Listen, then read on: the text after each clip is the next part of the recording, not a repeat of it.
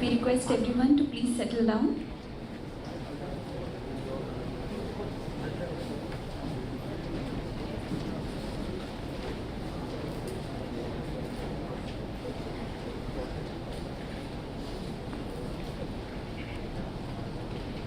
First comes thought, then organization of that thought into ideas and plans, then transformation of those plans into reality. The beginning, as you will observe, is in your imagination. So let us start with imagining today a warm beginning and an exhilarating culmination. A very pleasant morning to all the distinguished guests and invitees. It's my privilege to start the day's event with a brief outline of Estuary. As many of you are aware, the Indian Maritime University was incepted in 2008 and it's a unique B school. The School of Maritime Management was established in 2009. The year 2013 saw the genesis of an all-Indian Management Fest, which was received well by the industry and the student communities. Since then, every year, School of Maritime Management has been organizing Estuary, which takes the form of 2 days national seminar and an intercollegiate management fest. I, Kiran Mishra. I, Anupam Panikia. We, the students of MBA, will be your hosts of the day. The national seminar has become an annual conclave of industry experts and think tanks, which add immense learning to budding managers of SMM. The Management Fest on day 2 is a great opportunity to test their organizing skills as it attracts participation from leading B schools and universities from all over the country. This is the 10th edition of Estuary and we are fortunate to have you all here this year. I have great pride and pleasure in welcoming all of you to this inaugural function of Estuary 22, which is being graced by a well-known maritime professional, Ms. Vinita Venkatesh, Managing Director, Ocean to Door Private Limited, who is the chief guest, and the event will be presided over by Honorable Vice Chancellor of our university, Dr. Malini V. Shankar, IAS. May I now call upon the choir committee to deliver the invocation song.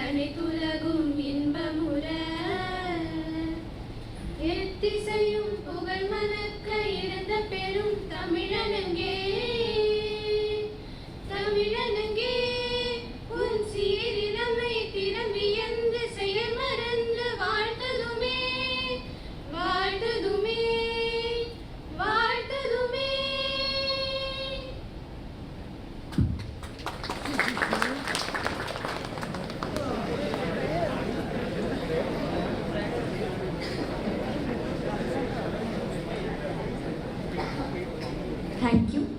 That was a beautiful song. And lighting a lamp to mark the beginning of an event is a time-honored Indian tradition. May I now request our chief guest, Ms. Vinita Venkatesh, to kindly light the lamp.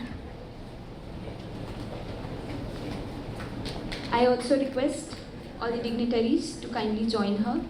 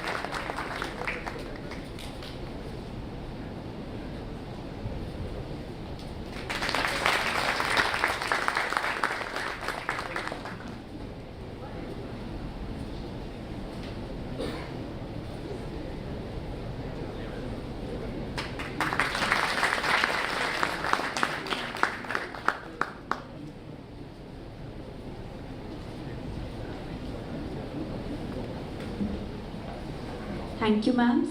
Thank you, sirs.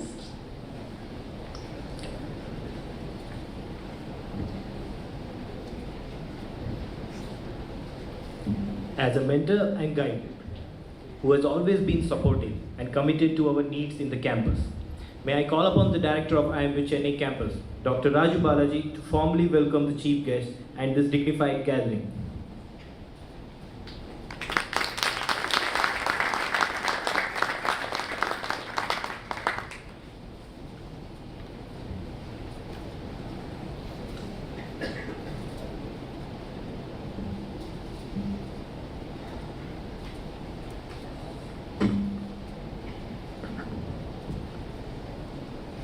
Srimati Vinita Venkatesh, Managing Director, Ocean 2 Door.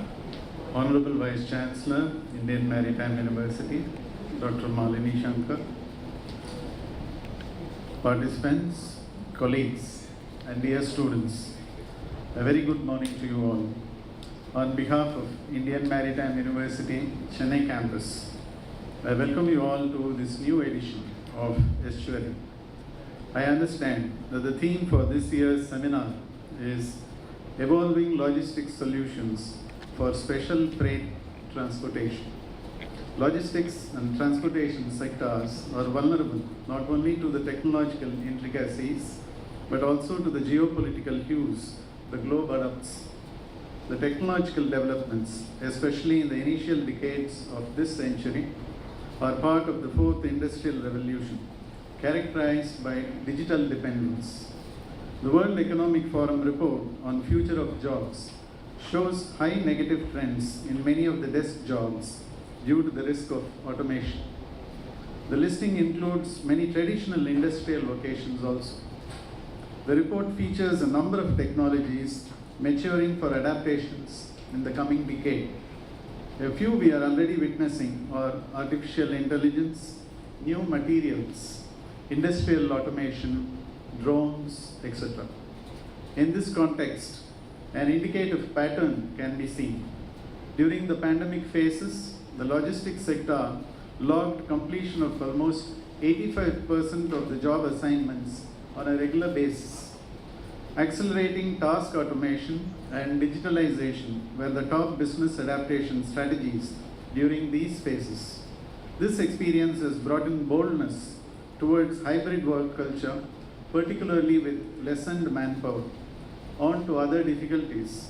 That stagflation apart, other major hurdles it prevailed. In the context of Indian subcontinent, hinterland connectivity, complex policies, availability of skilled workforce, and importantly, the import-dependent fuel prices would be the challenges to conquer. We are feeling the short-term shocks in the form of inflation. The trends in the long term have gotten murkier with the war in the East European theatre. So where do we go from here?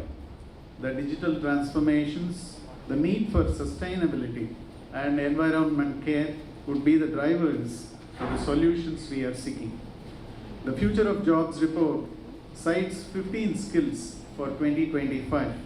The top 4 skills are analytical thinking and innovation, active learning and learning technologies, complex problem solving, critical thinking and analysis. We are all aware that the inculcation of these must start in our schools, institutions, universities. In these efforts, we look at forums like Estuary to make us wiser. Stephen Hawking said, "Intelligence is the ability to adapt to change." To talk more about this, we have an array of experts lined up for the first day's session so that we may cultivate the intelligence, harvest the abilities, adapt to the changes, and act towards the vision of a well-developed nation. On that note, I welcome you all once again to Estuary 22. Thank you.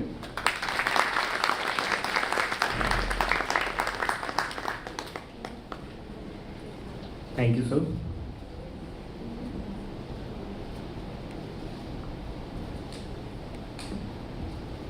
We at IMU take great pride in honoring the dignitaries who grace our campus. May I call upon our Vice Chancellor, Dr. Malini V. Shankar, to kindly felicitate our chief guest, Ms. Vinita Venkatesh.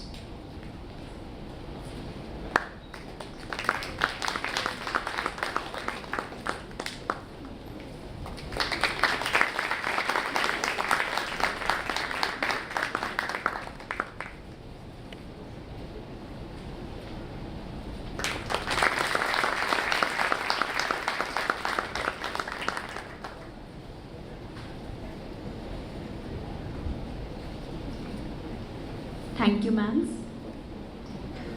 Now I request our director, Dr. Raju Balaji, to kindly felicitate our Vice Chancellor, Dr. Malini V. Shankar.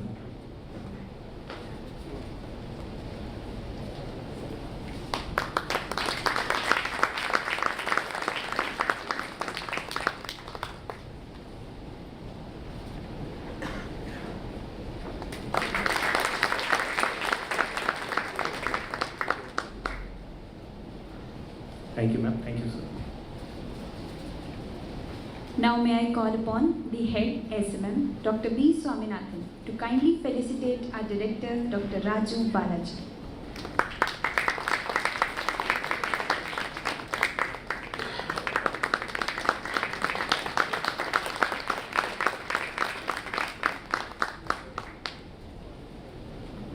Thank you, sirs.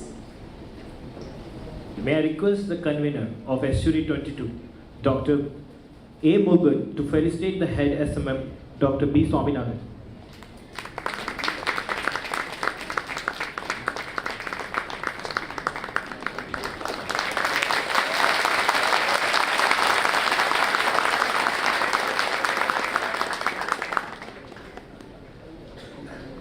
Thank you, sirs.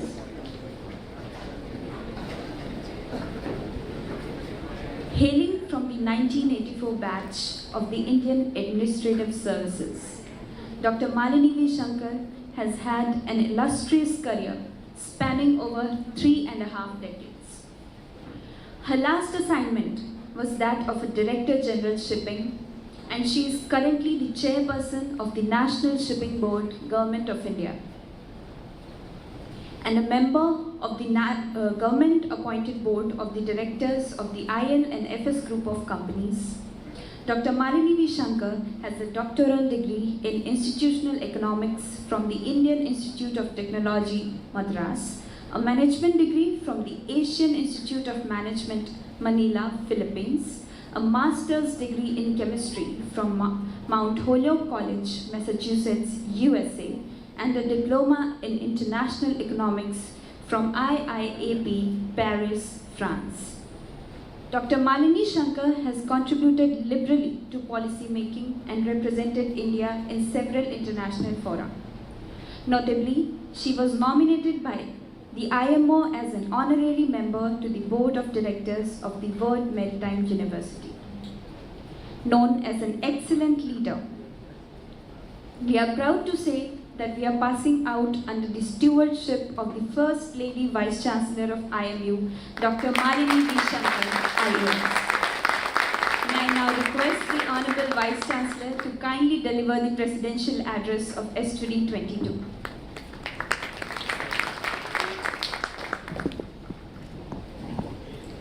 Good morning, and thank you very much for that kind introduction. Chief guest of today's program of Estuary, Vinita Venkatesh. Director of the IMU Chennai campus, Dr. Raju Balaji. Head of the department of the SMM, Dr. Swaminathan. Speakers who've been invited for today's program, people from the industry, faculty and students. It's indeed my pleasure to be here today to inaugurate the annual event Estuary. My felicitations to each one of you, the faculty, the students and the entire team for keeping this going for 10 years. You know, I have not been in front of students for a long time. In fact, since my college days or since my days in the district administrator. And the kind of ovation that Dr. Swaminathan got, it made the rest of us a little envious as to why he gets the maximum claps and we don't.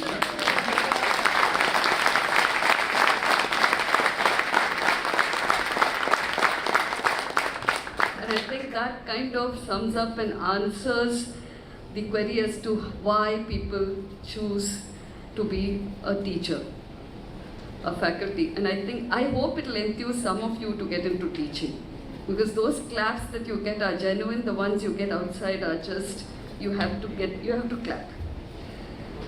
The last 2 years, as all of us know, has been a challenging time on the personal front, on the institutional front, on the national front. It has actually put paid to a lot of efforts, a lot of initiatives that have been taken by institutions, by government, by private sector. It has also led to a lot of rethinking in the industry, rethinking even in the government as to how to respond to the changing times.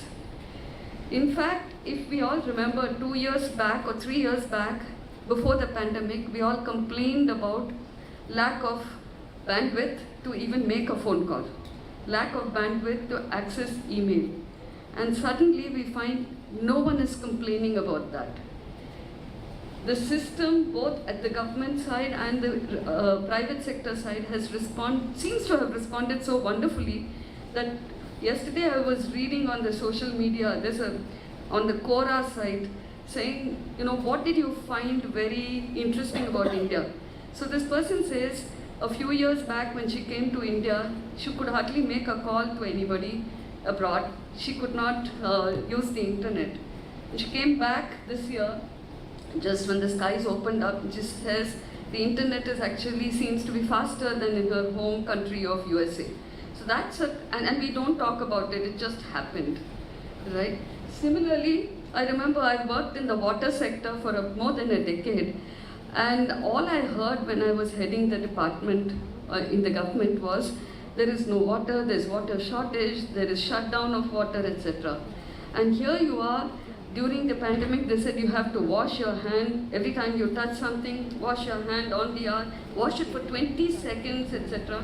And then I asked my colleagues in the government, what happened? No one's complaining about water shortage. I'm just elucidating these things, so kind of changes, not just physical changes, but also in the thinking. I mean, we don't think about water shortage, but we don't question the internet, but there are changes happening. So we live in a world with rapid changes in technology, rapid changes in communication. Look at the social media communication. And technology in turn forces systems to change in the world. The logistics systems is one classic example of supply chain is changing. It is affecting how you think about supply chain, delivery times. The entire number of players in the supply chain are getting recalibrated to respond to the situation. So these are things that we have to be aware of and students need to be aware of. On the technology side, on the shipping side, because this is a maritime university and we are dealing with ports, ships, waterways, there's decarbonization, there is digitalization, there is focus on inland and coastal water transport, and all these will bring about changes in the way the logistics section works, not just in terms of organizing, management and organizing, but also technological changes. If the ships are going to digitalize, so will the shore jobs have to be digitalized. So we have an array of speakers, as the director mentioned, and I'm sure they'll bring all these items, all the changes, they will share their experiences, and it is a great opportunity for the students to learn about these changes, to know how these systems work, what are the challenges, what is the environment in which you will be working as you leave the portals of this university, what are the new management approaches, because sometimes in a university system, the curriculum does not change as rapidly as the environment changes. So this is an occasion where the speakers will bring that to the fore, fill that gap between a curriculum which is not up to date and the changes that have been so rapid in the field that the curriculum hasn't kept pace with it.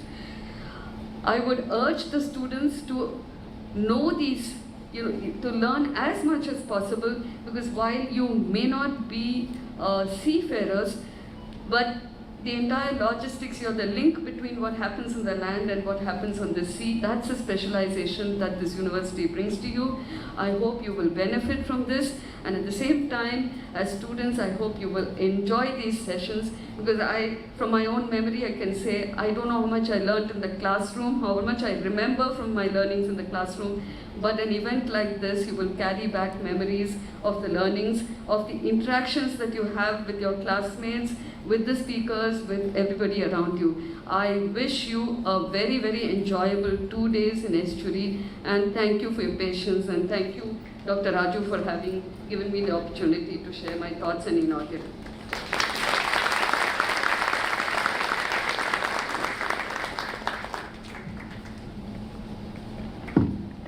Thank you, ma'am. We look up to you and seek your continuous guidance and support in all our endeavors. Ms. Vinita Venkatesh has an MBA degree from Indian Institute of Management, Ahmedabad, and is a member of Institute of Chartered Shipbroker, MISCS, UK. She has more than 25 years of work experience as a shipping, port and ocean cargo logistic professional.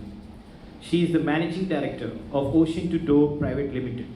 She is also working with Fuel Spec Combustion Catalyst and is a partner at Magic Hive Manpower Development Company.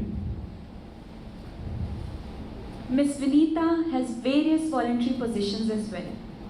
She is Secretary at Association of Maritime International Commercial Interests and Expertise, Chennai, Southern Regional Coordinator at Association of Multimodal Transport Operations of India, Member at Environmental, Social and Governance Committee, Executive Committee Member at Women's International Shipping and Trading Organization. Last but not the least, she is an advisor at Women Empowerment Team, Rotary International District 3232, Chennai. May I now call upon the Chief Guest of the Day, Ms. Vinita Venkatesh, to kindly deliver the inaugural address.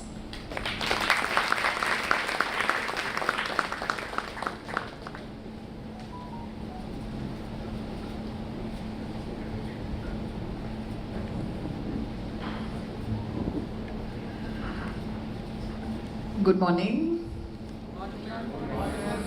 For sure, I know that IMU is a great proponent of diversity, and the first and most enjoyable indication of this for me is this little platform here.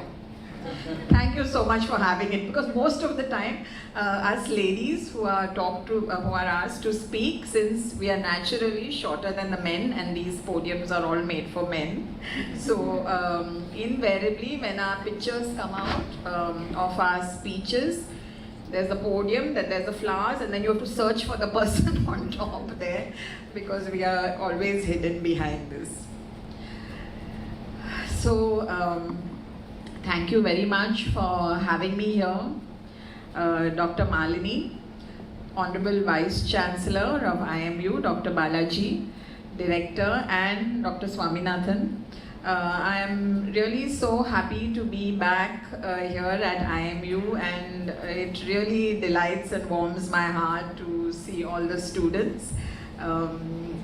You guys are the future of our industry, and you are the future of our country, and you know, it's really emotional to know that I'm looking here at this team who is part of the future of what will make India's maritime industry great. So Dr. Malini Shankar has been one of the torch bearers for the shipping industry. I know and I have experienced firsthand that during her tenure, she has been able to make a critical difference in the way that our industry functions. Before her tenure as Director General of Shipping, there used to be the governance and there used to be the industry. And the governance would always be talking about policies, and somehow there was never a meeting point. And we would talk and discuss about policies, but the practical aspect never got connected in till during her tenure, when there was extensive dialogue between the industry and governance, and that is what we have today now, that policies of the government are in sync with and in dialogue with the private maritime industry in India. And I think that is one of the biggest contributions and very very important contribution that she has made and she pioneered when she was DG Shipping. So thank you very much, ma'am, for that.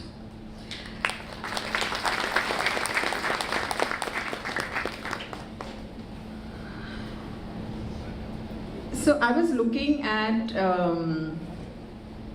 the format and the different technical sessions of your Estuary program, and I found them so different, so refreshing, and so relevant to today's day. And I must congratulate and commend Dr. Swaminathan and the team, whoever has put this whole program together. Because we are not talking again about the old simple principles, but we are addressing here niche areas and areas of tomorrow, like supply chain and LNG, environment, and project cargoes, which are really great niche areas that all of you should get into for your careers. So, you know, you are today entering the industry at, I believe, a historic time, right? Because in our lifetimes, and even for a generation before us, there has never been a pandemic. And so you are entering the industry at a post-pandemic era, which is traditionally and historically an era of huge growth. So when the COVID pandemic struck, you know, the first phase of the COVID pandemic, all of us in the industry were in a shock. Because the industry had taken, the shipping industry had already taken so much financial stress and so much loss.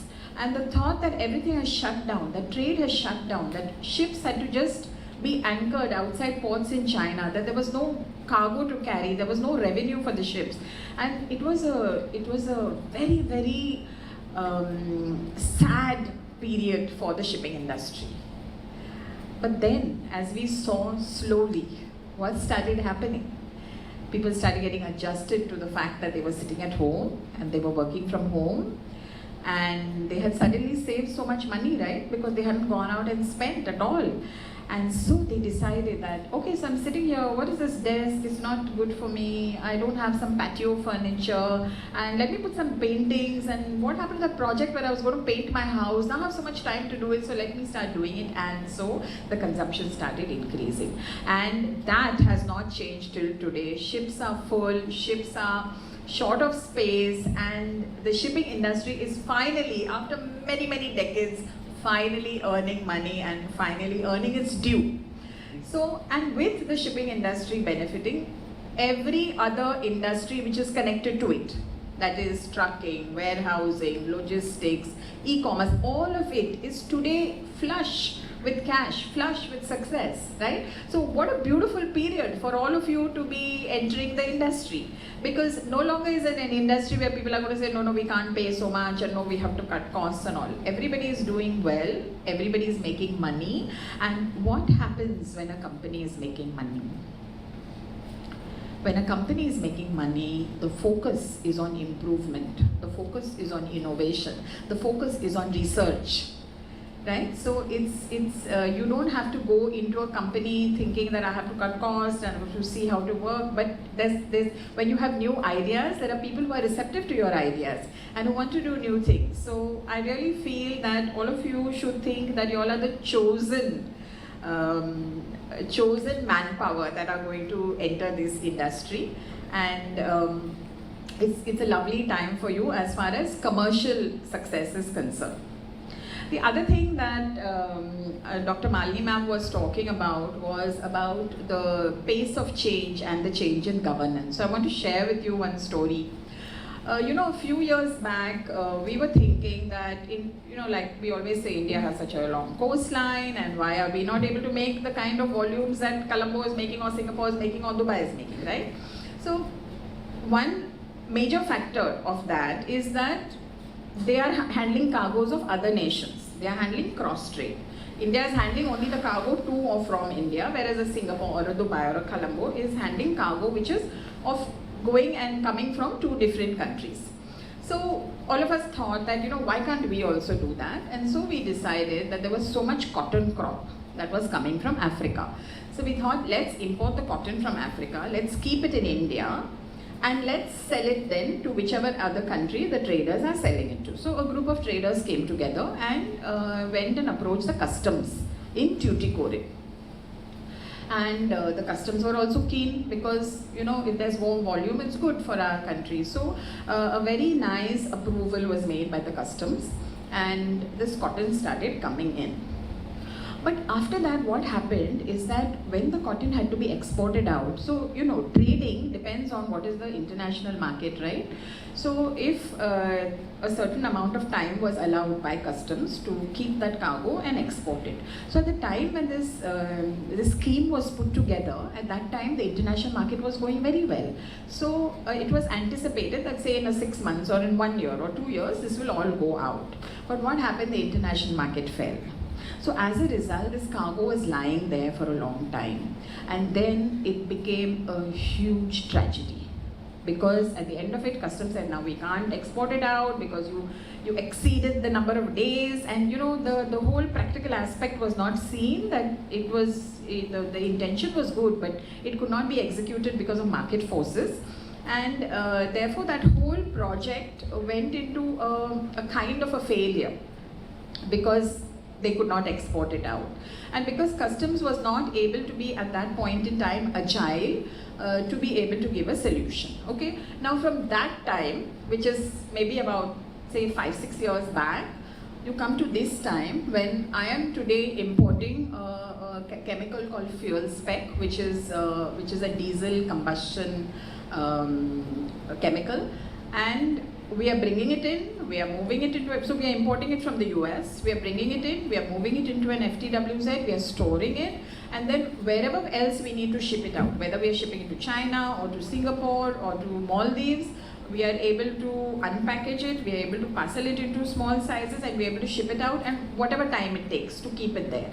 So I feel that there is a huge improvement in the whole statutory approach towards our trade, and things are going very well, things are moving very fast. Like Dr. Malini ma'am said, the developments are so fast that all of us have to be really agile and move very fast and take advantage of this. So going forward, I would like to leave 3 messages with you, with all of you students, for your future and for things that you should be mindful of in your future careers in this industry. So number 1 is of course e-commerce and digitization, and Dr. Malini also mentioned this. But what I want to say to you is that, we have always worked in the traditional model of bottom line, right? Any enterprise that we run, the bottom line has to make sense. But today, if you see the shipping industry, there are many, many successful firms which are nothing about bottom line. It's only about top line. So they're getting venture capitalist funding, they're getting so much funding. There's so much funding available today in the world for any logistics companies, and they don't care what your bottom line is. They only want to see your top line. How much cargo are you booking? How many customers do you have? What is your revenue? And the whole model has shifted, not for all companies of course, but this whole new possibility has today opened up of a valuation based company. So no longer you have to think only about the bottom line, but there are also many options available now where you young people of today are thinking more about how to value your companies and how to sell them off at a good profit. So that is one area which I think you have to be alive to. I don't know how much of it is there in your curriculum, but please read up on this, and it's a huge area of possibility for you. The second one is environment. So the IMO regulations coming up now about net zero by 20. By 20, which year? Net zero shipping? Does anyone know? 2050. And also our Prime Minister has announced net zero by 2070 in India, right? So this is an irrevocable part of our careers and our working lives going forward. So be mindful of this all the time in every business decision that you take. How can you reduce the impact on environment? How can you bring down the carbon footprint of your company? And third, but not the least, is DEI, diversity, equity and inclusion. If any of you are looking to have international careers, this is a very, very important part of any company abroad, where I don't know how many of you know, but my daughter, for example, she's in the US, and she cannot, on any CV that she sends or any CV that she receives, the gender is not to be mentioned, the photograph is not to be put. So it is totally about creating a orientation in your mind of an individual. Doesn't matter whether the individual is tall, short, dark, fat, which race they belong to, which caste it's a long way for us to go, because we are still thinking in terms of caste, right, here in India. So this is a very, very important area, and I would like to say to all of you students here, and this is a personal message from me to all of you, that in your minds, in your companies, please de-genderize yourselves. So ladies, girls, the way you perform in your workplaces should be a way that nobody thinks of you as a woman, but thinks of you as a buddy, right? So your dressing, your talking, giggling, all of that can be kept outside the workplace. Similarly to the boys here, I would like to say that your co-workers who are ladies, they are here for a different function. Whatever images we have from our home about traditional roles of women, our sisters, our mothers, our aunts, those roles need not be juxtaposed into the workplace, because if you are able to separate the role of a lady in your personal life, and if you are able to separate the role of a co-worker who's a lady, I promise you, you will have the best team and you will be able to really progress in your companies. I want to share with you one story before I go. Many years back, I was working in a company called Shipping Corporation of India. All of you know Shipping Corporation of India. I was in their Chennai office. And I was told one day I was promoted, and then the boss called me and said, so at that time I was looking after some business development, marketing, something, documentation, something like that. And the boss called me and said, Vinita, I'm going to make you head of operations. I was shocked. I said, what, sir, operations? He said, yeah, you're going to be head of operations. You got a promotion, right? Now you have to take more responsibility. So I'm going to make you head of operations.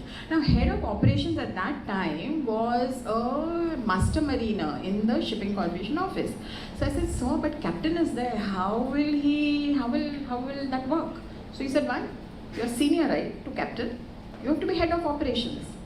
So I was full of a lot of confusion in my mind and said, oh my God, what is going to happen? I was feeling bad. I was feeling bad to tell captain that I'm going to be heading his department, you know, because in my mind and in my head, he was at a more, I won't say senior, but more experienced than me in operations. Anyway, things were quiet, and then my first challenge came when a vessel was coming to Ennore, and she had suffered some leakage. So we needed to supply lube oil to the vessel. And so at Ennore. And so I went to captain and I said, Captain, we need to supply lube oil to the vessel. He said, I'm sorry, I'm on leave. I will not be able to help you. I said, but can't you manage it before you go on leave? He said, no, sorry, I'm not going to help you. So, you know, he was, of course, not very happy at the idea that I was heading the department, and he thought this was a test, let me see what she will do. So I went back to my boss and I said, you know, so captain is saying this. And he said, don't come to me with your problems, you're head of the department, find out how you're going to manage it. And, you know, to all of you here, I will say with all humility, I was so scared. I was so scared. I was like, it was no longer about whether I'll be able to do it or not. It was about this vessel is going to come. If I don't supply her, what is going to happen? And how much money is she going to lose? And how much money is my company going to lose? And then, you know, I started calling all the people that I knew in the industry for help. I started reaching out, and they guided me, captains from outside the industry, not from within my company. They guided me how to order with Indian Oil, how to get the supply to Ennore, how much will the cranes reach be able to pick it up, because there are pipelines along the berth at Ennore. And you know, I was there on the berth while this happened, and it took me about 2-3 days of severe stress, but finally the lube oil was on board. And at that point, that was the turning point in my career in this industry. At that point I knew there is nothing that I can't achieve as a woman in this industry.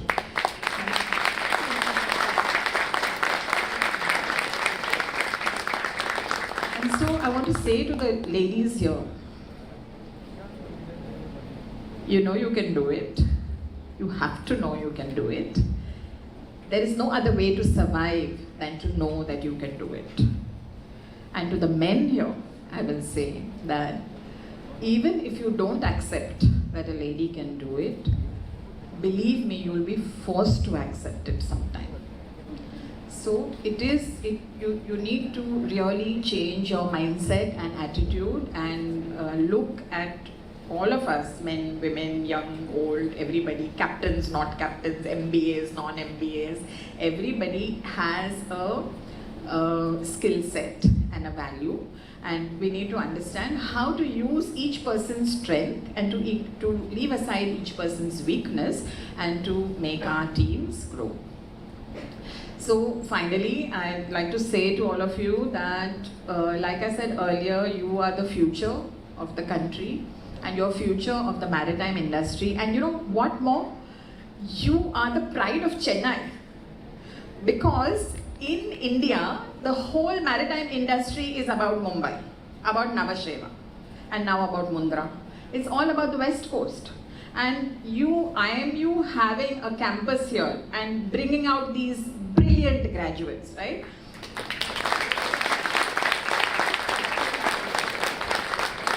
You are our pride, and you have a responsibility not to let us down. So go there, chest out, shoulders back, stomachs in, stride into this industry, be successful, and give us all an opportunity to celebrate all of you. Thank you.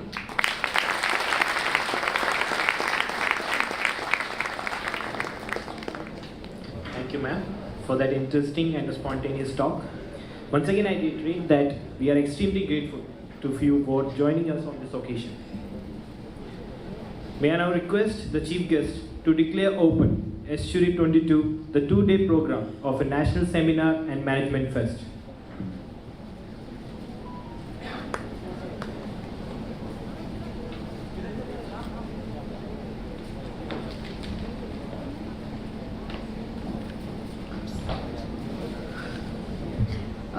I'm very happy to declare open Estuary 2022 with the tagline Challenge, Compete and Conquer. And I wish the program all the very best.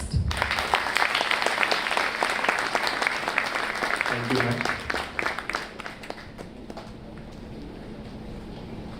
ma'am. May I now request the digital team to please play the launch video of Estuary 22.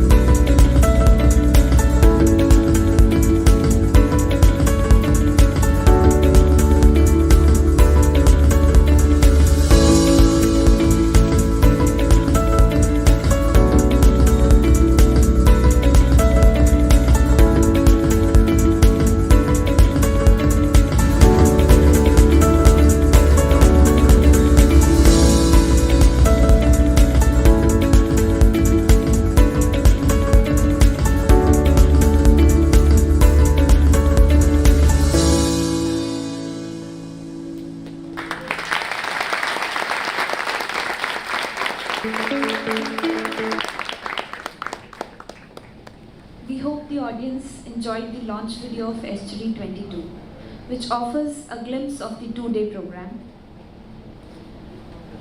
Now that Estuary has been formally inaugurated, we draw towards the end of this session.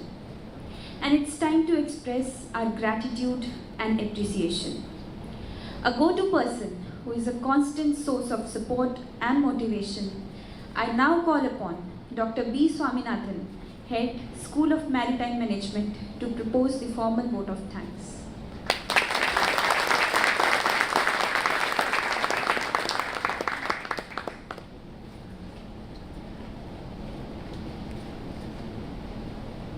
A very good morning to all of you. I am glad to be standing here to express my vote of thanks on behalf of Estuary committee. Whatever the clap I got it is not for the individual, it is a team of SMM. At the outset, I would like to express my profound gratitude to our chief guest, Mrs. Vinitha Venkatesh, Managing Director, Ocean to Door, to sparing her valuable time and delivering the inaugural address. We are greatly encouraged by your gracious presence and immensely benefited by your inspiring and thought-provoking inaugural speech. Thank you, Madam. I would like to express my profuse thanks to our Vice Chancellor for her kind guidance and encouragement for the successful conduct of the event and delivering the energizing presidential address. Thank you, ma'am. I wish to express my gratitude to Dr. Raju Balaji, the director, for his gracious presence and the welcome address. My thanks are due to Dr. A. Murugan, the convener of Estuary 22,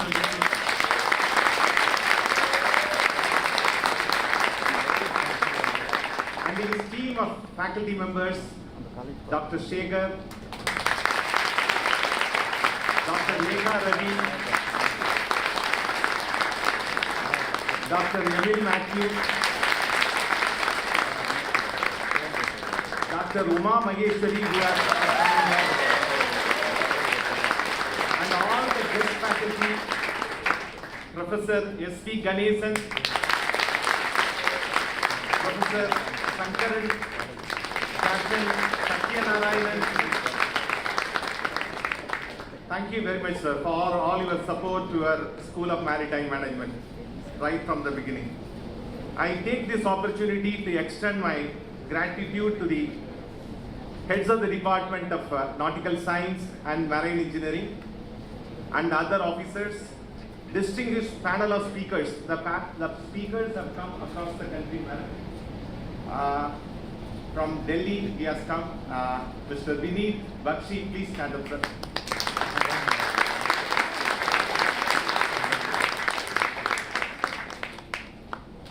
And we have speaker, Mr. Satish Kumar Singh from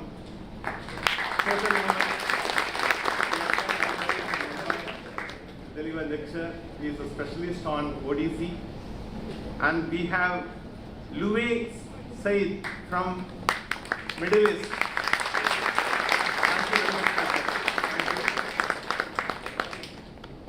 And our strong supporter, Mr. Vinod Sambat, Brewhead Logistics, a great employer, has been supporting us for the last 5 years for the placement, internship, everything, madam. And we have Vineet Bakshi, I mentioned earlier, is from Delhi, is a management consultant firm. He will be talking about the technology aspects of ODC. So thank you once again. We look forward to your extremely productive 2-day events. I am so grateful for this opportunity. Thank you very much.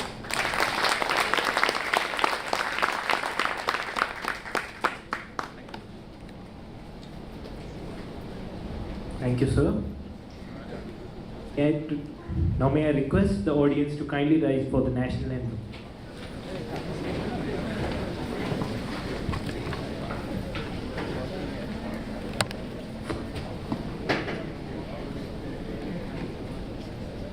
जनगण मन अधिनायक जय हे भारत भाग्य विधाता पंजाब सिंध गुजरात मराठा द्राविड उत्कल गंगा विंध्य हिमाचल यमुना गंगा उच्चल जलधि तरंगा तव शुभ नामे जागे तव शुभ आशीष मांगे गाहे तव जय गाथा जनगण मंगलदायक जय हे भारत भाग्य विधाता जय हे जय हे जय हे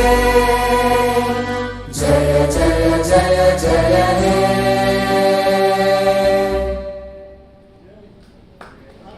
जनगण मन अधिनायक जय हे भारत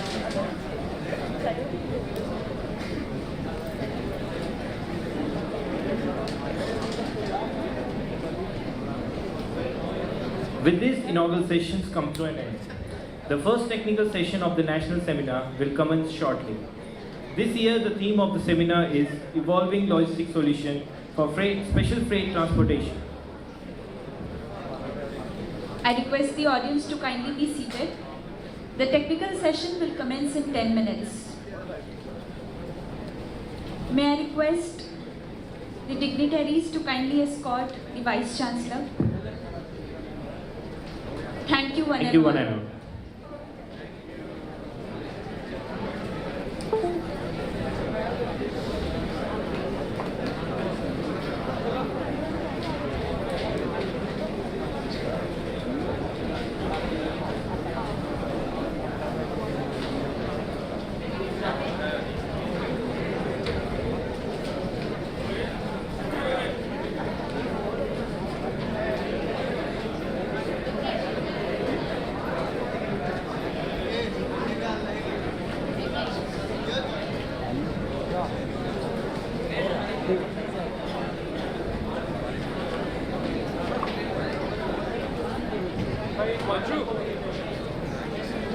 ஆஃப் பண்ணுறவா கேமரா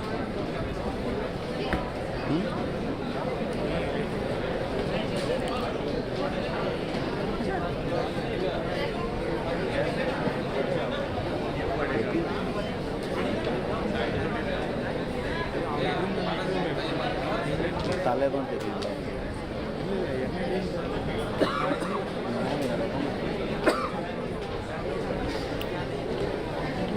அப்போ எடுத்துருக்குறேன் எல்லாத்தையும்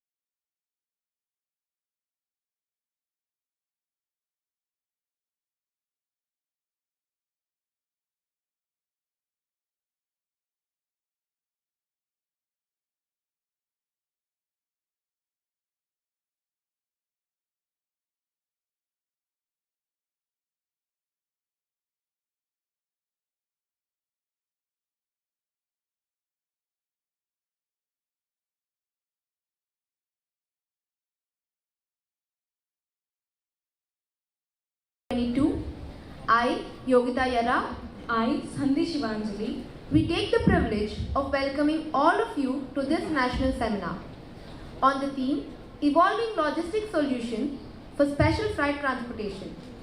May I add that as students of shipping and logistics, we are extremely privileged to witness and listen to an exposition on the above contemporary theme by eminent speakers who have joined us from the industry. May I now call upon Dr. B. Swaminathan, Head, School of Maritime Management, to kindly introduce the theme and brief us on the flow of the 3 sessions of the national seminar. Over to you, sir.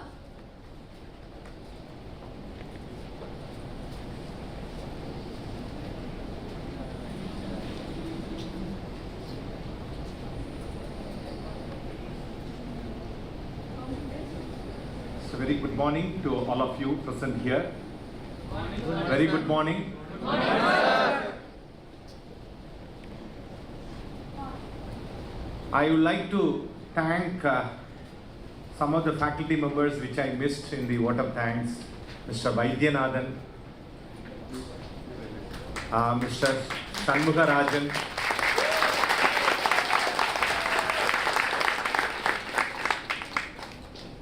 Mrs. Chitra Mohandan, and my beloved students. We have conceived this concept of Benny sir. Yeah.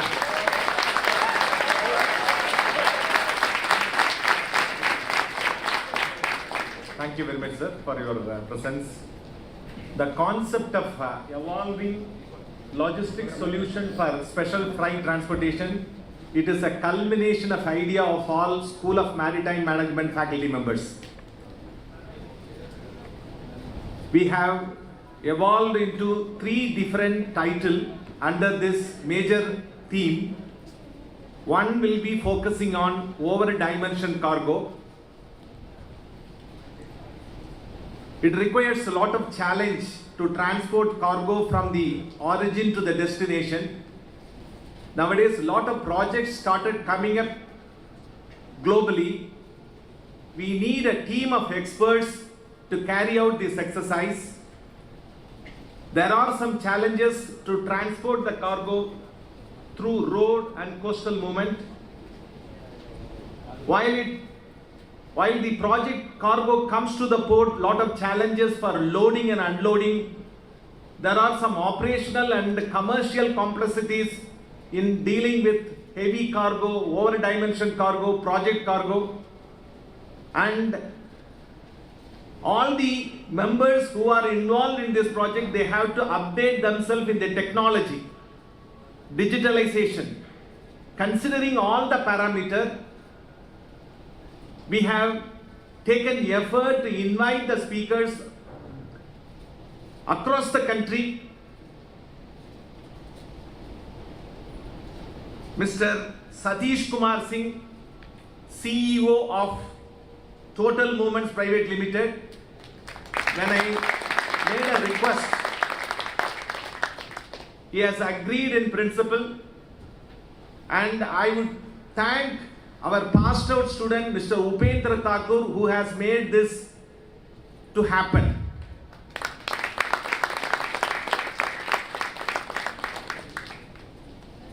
And also, we invited Captain Louvet, Country Manager Bahri Logistics, who has come all the way from Harrington Road to travel, and he has been associating with this organization from 2020 as far as India is concerned. He has a vast knowledge in transporting over-dimension cargo, heavy lift cargo, ro-ro at loading and discharging port. And also we invited Mr. Vinod Sambat, Brewhead Logistics, who has been associating with us for the last 5 to 6 years and supporting our students for both for placement and internship. Thank you very much, sir.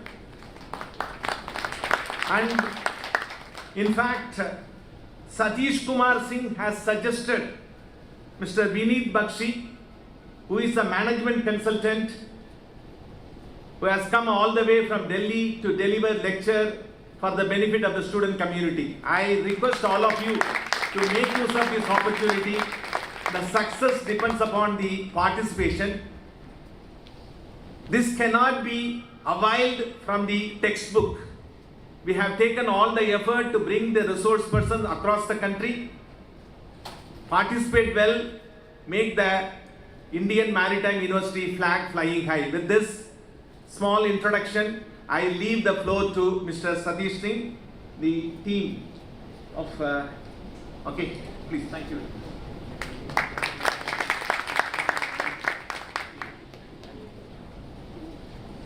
Thank you very much, sir, for that briefing.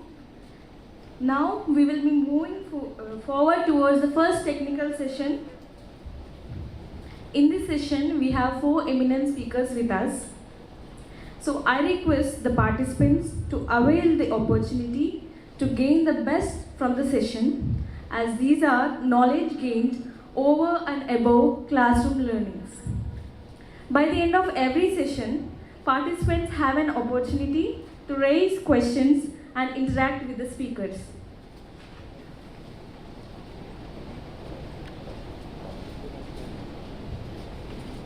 We welcome you all to Technical Session 1 of the National Seminar. Let us begin the event on the topic Understanding and Managing Project Cargo Complexities in the Road and Coastal Movement. With this, it is my great honor and privilege to call upon the first speaker of the session, Shri Satish Kumar Singh, CEO Total Movements Private Limited, to the dais, please. We welcome you, sir.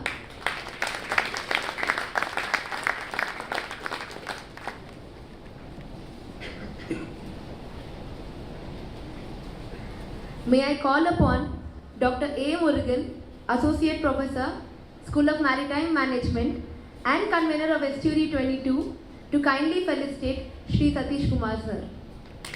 Sir, please.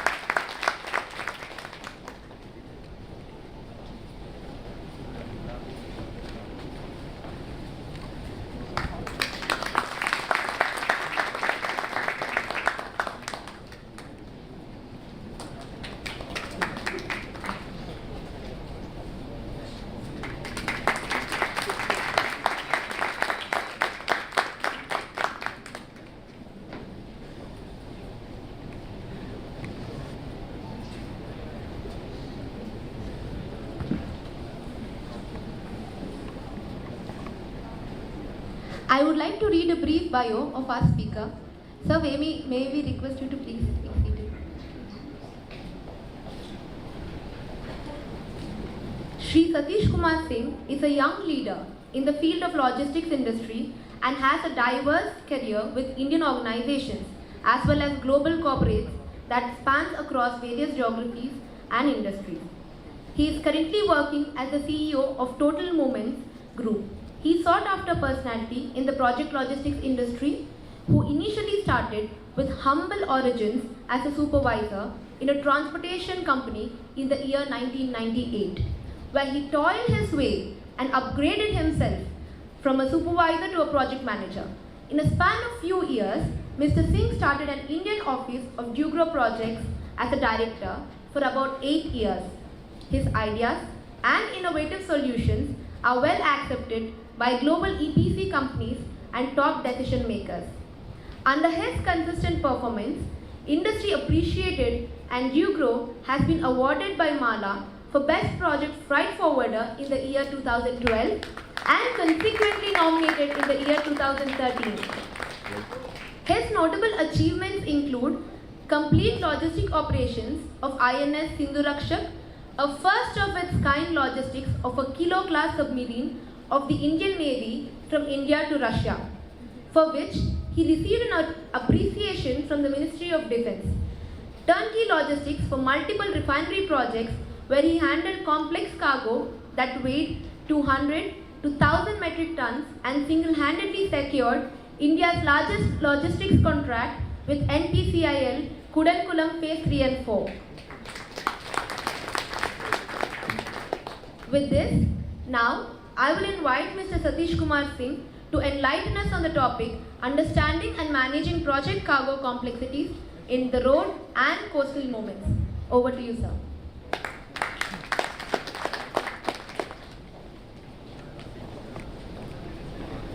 Thank you so much for giving these opportunities to me.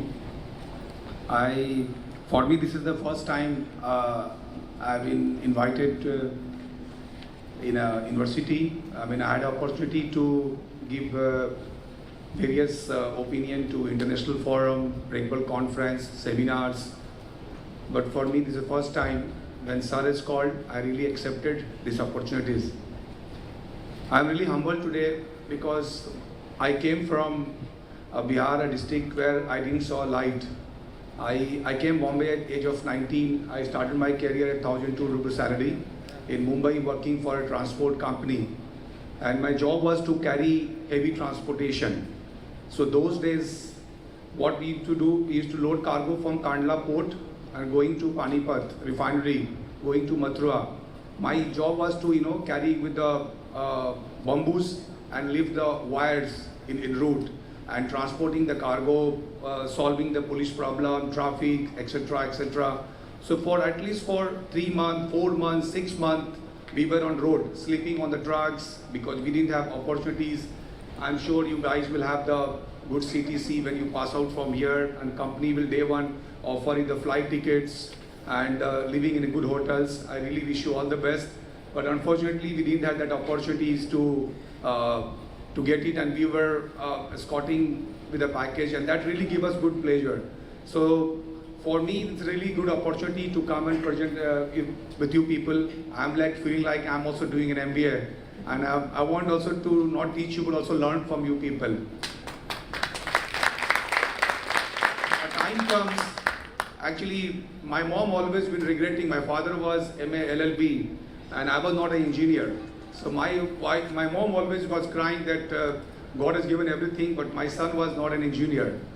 When I was working for Doiguru, I thought it's time to change and get more technology, more lead with allied people, educated people.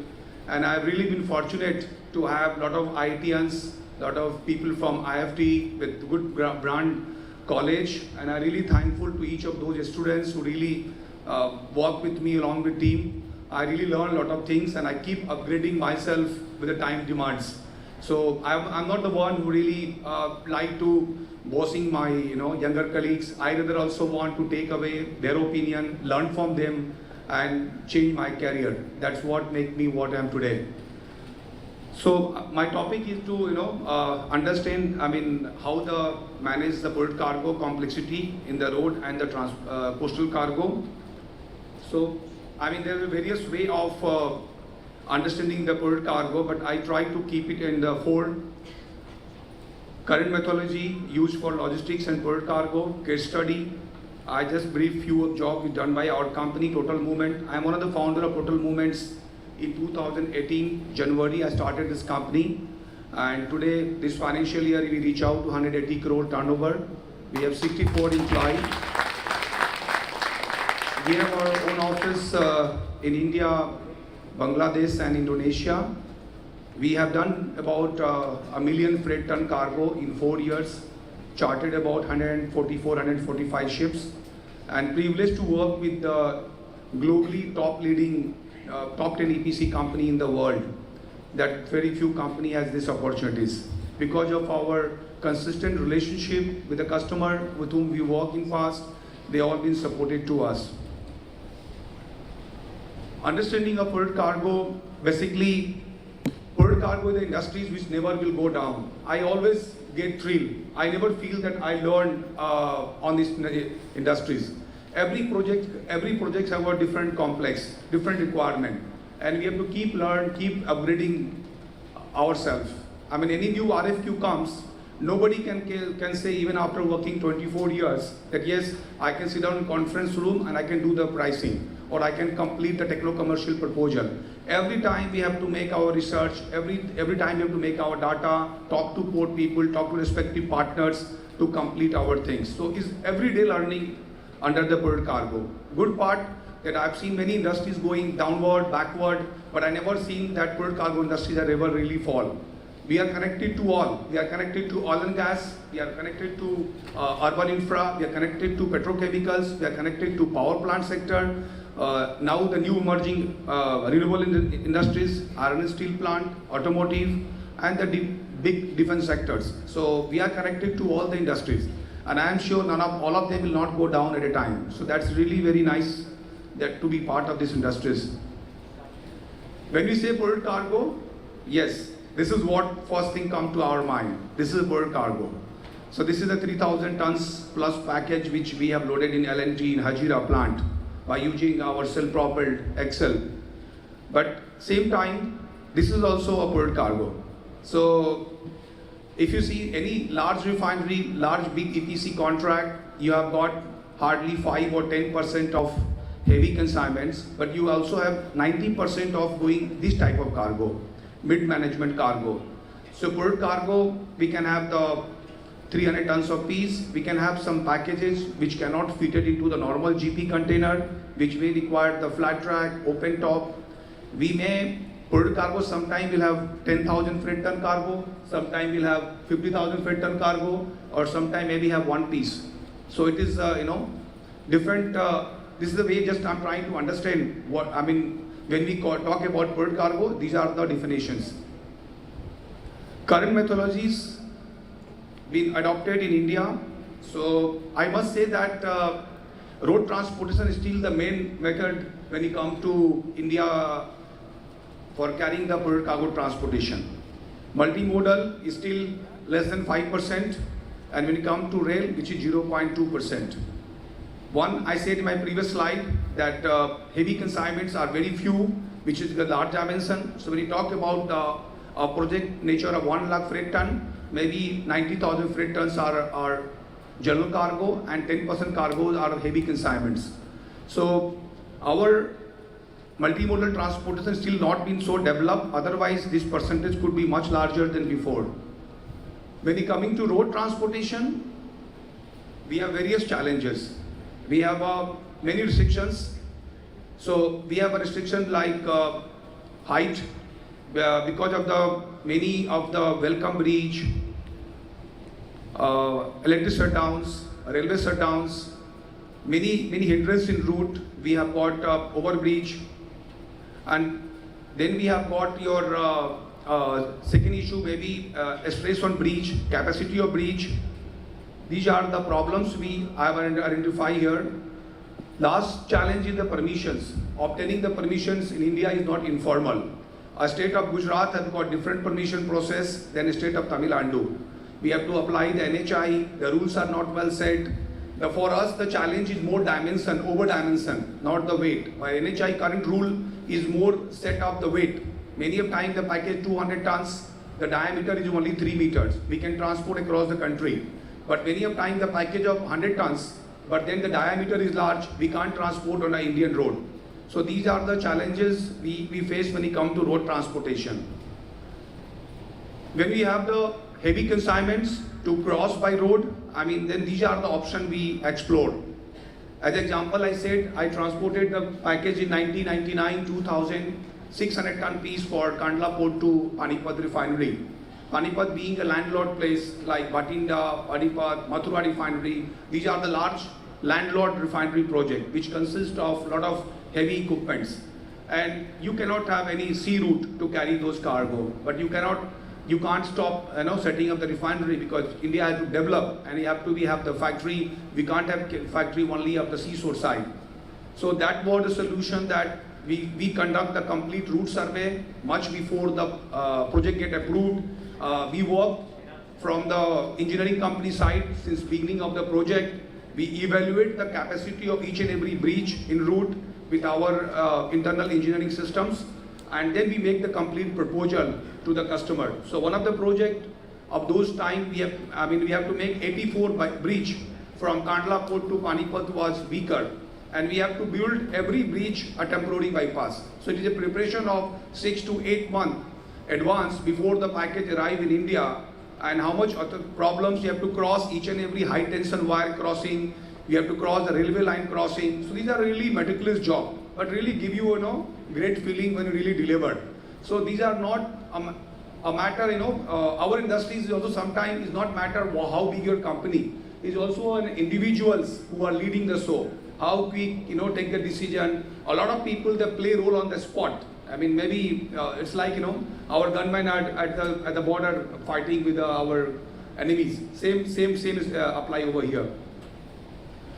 So when we have the coastal facility like Haldia Refinery, Barauni, Numaligarh, in our country we have a lot of inland waterways facility. The Prime Minister is developing those sectors. So fortunately, most of the large heavy engineering companies are located in west coast of India.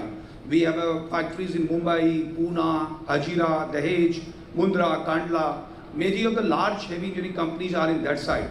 So good part that whatever the project cargo goes to, let's say Kochi Refinery, Paradeep Refinery or power plant to the East Coast sector, we use this kind of barging operation. So these called a dump barge. So we have a dump barge with a tug capacity.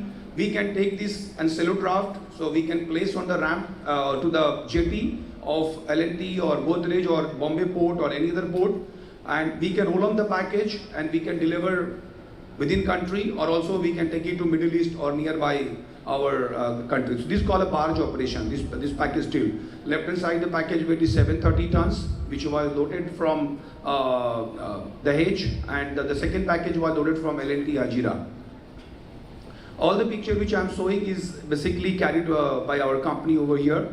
This is you must be knowing Chabar. Chabar is the Prime Minister important project in Iran, which is actually the government of India has put up. Because of sanction, these are the big barge which we brought from UAE, and we have rolled on this package in Mumbai port and we take it to Chabar in Iran. So this was completely, we call how a dump barge can be used for this kind of over-dimensional cargo. We can roll on the package, last, secure and towed to anywhere, wherever you wanted. So these are a tug support, and right hand side you can see here. And substitute of dump barge, there is this called SPV, self-propelled vessel. So this is also a dump barge, which is the combined engine. This has got the self engine, and this has got the blastable tanks. So with automatic blastable pumps are inside. So you can adjust the height of the barge with level of the jetty. So left hand side the package shows loading the package at L&T Hajira, and right hand side this 118-meter column at the Reliance Jamnagar Refinery jetty. That's where 180-meter package, this was carried from Korea and roll off. So you can see underneath there is a SPMT trailer. This is called self-propelled modular trailer, made in Germany. It has got the automatic engine inside. So you can pull in the package themselves without a prime mover. So these are some method. If you see the previous one was a dump barge. It did not carry any prime engines in the vessel. These are the barges similar to this, but have got articulated own engines inside with a lot of new technology. I don't want to go in detail. This is another challenging job done by our group at Katupalli. This is 6,000 ton package again on barges. So I've shown you some challenges of heavy transportation. So how we can do the roll-on operation of such large equipments.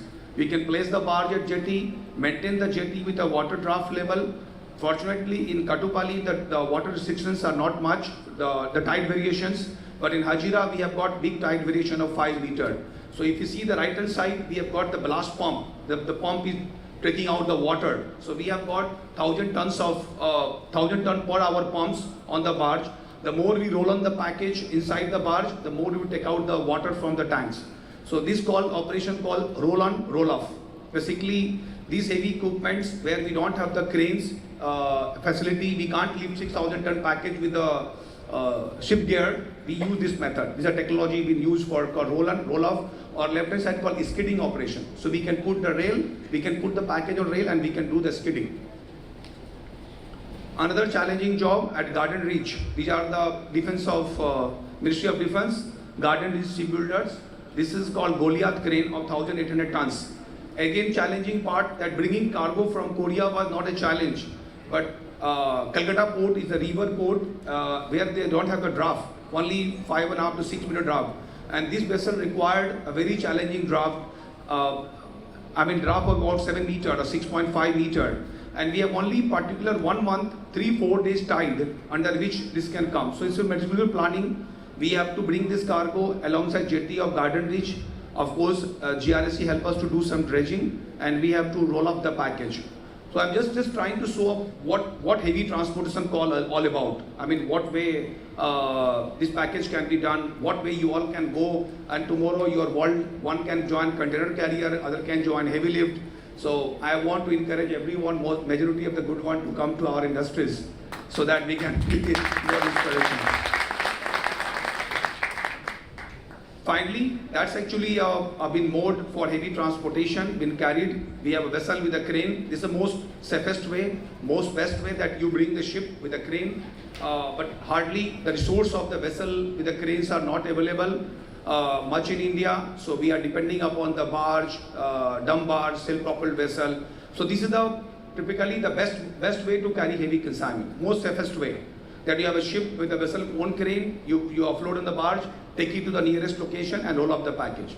So this operation called mid-sea discharge, anchorage discharge. So we are basically, you see black side is our barge, and this is the operation pictures at Reliance Jamnagar, where we are discharging the heavy consignments from the big lift ship to dumb barge. Maybe Coach and Sir, you are feel free to ask me any questions if you have. So how the geared vessel can add value? So this was the Dhamra LNG project. As many people must be knowing that India is affected with the monsoon. So west coast of India, we can't do operation from 15 May to 15 September.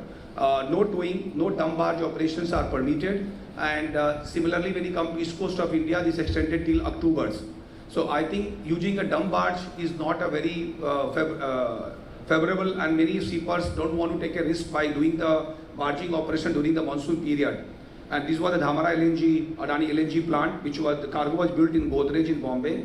And due to diameter, we can't go by road. So we loaded the cargo on a barge on Bombay port, in Godrej jetty near Mumbai in Vikhroli, taken to Mumbai port, chartered the foreign flag vessel, converted to local status, and taken to Dhamra LNG.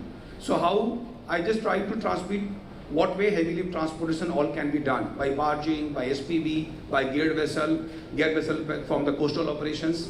I'll also take a unique chapter, water link to our industries, and how a foreign flag vessel, what are the challenges we are facing in India. So, I mean, these are the many challenges we can talk for hours and hours, but I try to summarize into the 4 challenges. Basically, cargo complexity. Our industries, the project approval takes time, people take time for the environment permission, people take time in engineering, people take times into procurement, production, change of technology, COVID, non-COVID. But when the cargo is ready, they want it on tomorrow basis. So our life is always difficult. I never saw in my 24-year my career that, okay, somebody said, okay, you take relax, our site is not ready. The moment cargo is ready, the Prime Minister want to inaugurate, Chief Minister want to inaugurate, the CMD is monitoring the cargo. We become very important. We are less paid, but we become very, very important. Everybody monitored with the camera and this. So basically the complexity of this, that we are the last mile delivery. When the equipment is ready, we have to deliver the cargo in shortest possible time. Delivery obligations, we want to deliver it on tomorrow basis, but then we are depending upon a lot of restriction. Like we have to go through the permissions of customs, when you come to road transport, RTO, many authority we have to depend upon. So we have got delivery obligations of the clients. We have then in-route obstacles and the poor infra. I just said that many of bridges are not capable to take the load, so we have to make the bypasses, we have to make the in-route permissions. So these are the 4 challenges. We have in-route obstacle and infrastructures, and 4th one was the availability of resources. Yes, India is a large country, 1.3 billion populations. We have many factories. So COVID, 1 year everything was stopped. And 6 months everybody want to complete the backlog. So in general, our Indian style, can you do it? Answer is yes. Do you have capacity? Answer is 0. Yes, we don't have. So people promise, but then we come to real availability of assets, equipments. India still we are very late behind. Many of times we face the challenges that we overpromise ourselves, we take the commitment, but we don't deliver. So my observations, personal observation, is still there lack of good technological equipment. Latest equipments are very limited, not much maintained equipment. So We can elaborate in personal level, but these are the 4 challenges I feel major challenges to my eyes into the cargo transportation. One of my last slide that India, coastal transportation on heavy consignments are bare minimum, I just say 5%, which government tried to encourage. Before the COVID, we could have taken the cargo unloading Bari vessel at $100 to US, but loading to Haldia was the double freight. So the freight for USA was much cheaper than taking cargo from Bombay to Haldia, because we don't have the government much support.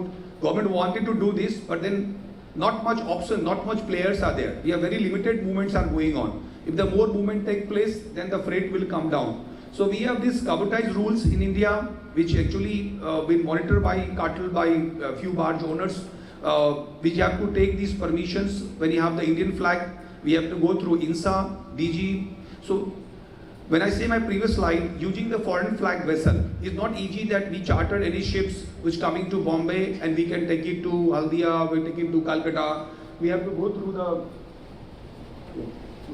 so we have to get through all the permissions with all this concerned authority. We have to apply for the INSA permissions, and these are the 4 major challenges if you can read out. But INSA, foreign flag, using the foreign flag vessel is not that easy, and we have to go through a lot of permission to carry out. Otherwise, using the geared vessels to coastal transportation was the best made to moving heavy consignment. I think that's my last slide, if I'm not wrong. Yeah. Thank you so much. I'm looking forward having some question and answer later stage. I think the time permit. Really appreciate, and I wish you all the best. As Madam says, my last line, that shipping market is booming, shipping market is really growing. Definitely they are very easy to get the job. I wish you all the best. But again, you have to also feel that you have to work, when you go to any company, try to get on ground reality. This is a time to get the practical knowledge. This will tomorrow to take you to some sea level in future in 10-15 years. In me, if I see any packing list or any product requirement from the client, the way we work in our career, I can see a turbine moving from my eyes. I can see heavy consignments going from my mind. So this is a really time when you go out of any college, try to get a hands-on experience. Don't carry away one big CTC or big name of the company. Get the practical knowledge. I'm sure this will help you a lot to grow in your career. Thank you so much once again.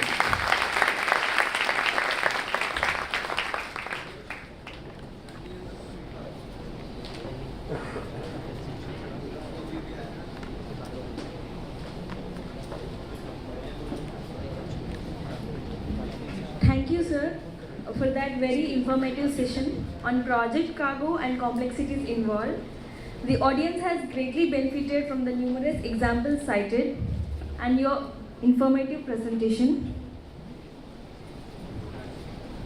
We humbly request all the speakers to adhere to the 20 minutes timeline because we're running out of time. Thank you so much.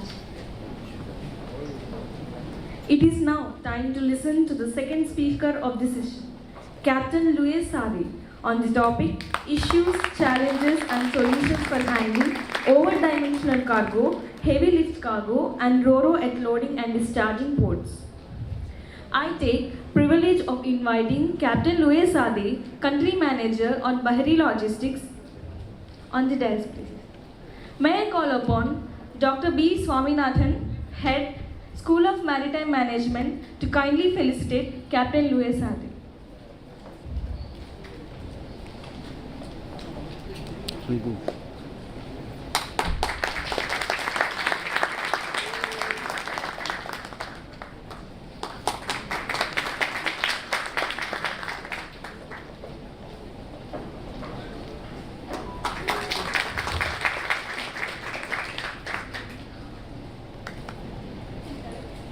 Sir, kindly be seated.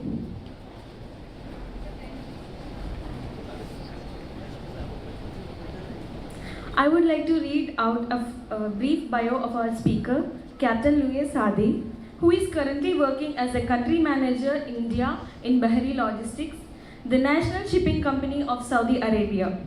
He did his Master Mariner course from the Faculty of Maritime Studies, University of Rijeka, Croatia.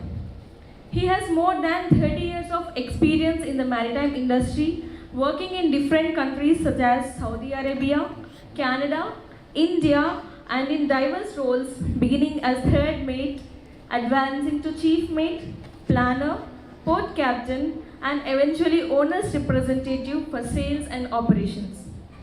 Now I invite Captain Louis Sade to share his insight on the subject of issues, challenges, and solutions for handling over-dimensional cargo, heavy lift cargo, and RoRo at loading and discharging ports.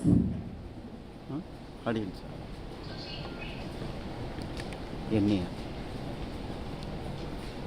அந்த link அனுப்பாங்க சரி ஸ்ட்ரீமிங்கோட link அனுப்பு. Good afternoon, ladies and gentlemen.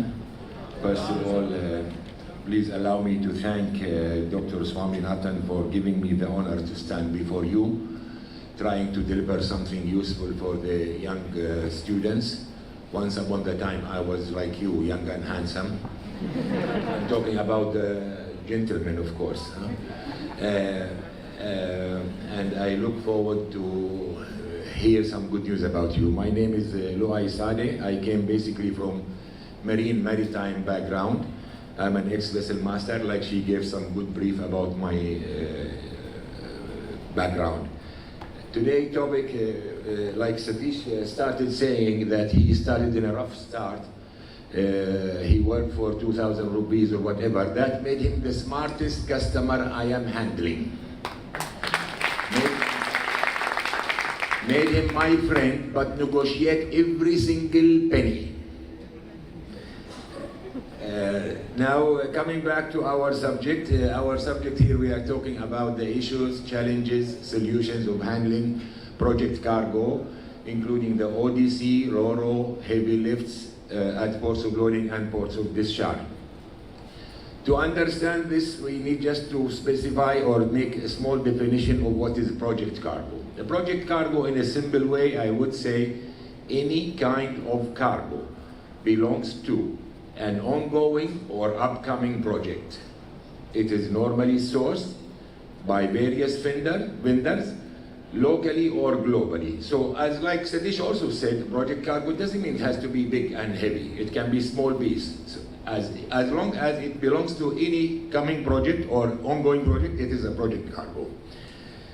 It is one of the most complex cargo to handle in the shipping and logistic industry, and we will come to that in a short line why it is the most complex. It is time bound, it has to reach on time. There is no compromise on time for project cargo. That's why they were rushing him all the time. When they are delayed, the OEMs delayed, he is okay, but when he is ready, he is pushing the line to make sure that his cargo arrive on time. So now talking about what is the most common known project to us. I'm sorry if my sound is coming. The most common project, we know about it, all of us, including you, is the oil and gas, is the renewable energy power, is the infrastructure, including metros, trains, railways, road construction, and the military project. Of course, there will be some other projects which we cannot list everything, but this is the main ones we know. This slide shows simply how is the project cargo. It is normally, which I forgot to say in the previous slide, it is normally of a high value. It is time bound, it has to reach on time, it has to reach the buyer site on time. It can be of any kind of cargo, it can be self-propelled vehicles, RoRo, containers, or just a normal break bulk. It can be out of dimensional, heavy lifts, high and heavy, delicate and or ordinary cargo. This is a sample of project cargo which came into India. It belongs to the Indian railway, so it's belonging to the railway industry. It is train bogies and compartments which were loaded and discharged in the form of a Lolo. These are rail bogies and compartments. What Lolo means, it was loaded and discharged Lolo. Lolo means load on, load off, i.e. you have to take a crane assistant, whether it is the ship's crane or outside cranes. That is Lolo. Another example, also for the railway industry, but this time it's not a train cars, it's metro cars.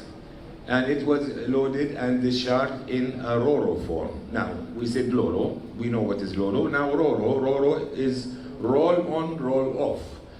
And this cargo, as you can see, it is loaded on a Mafis, which we will see their picture of the Mafis later, and driven inside the ship through its ramp, and got stored together with the Mafi.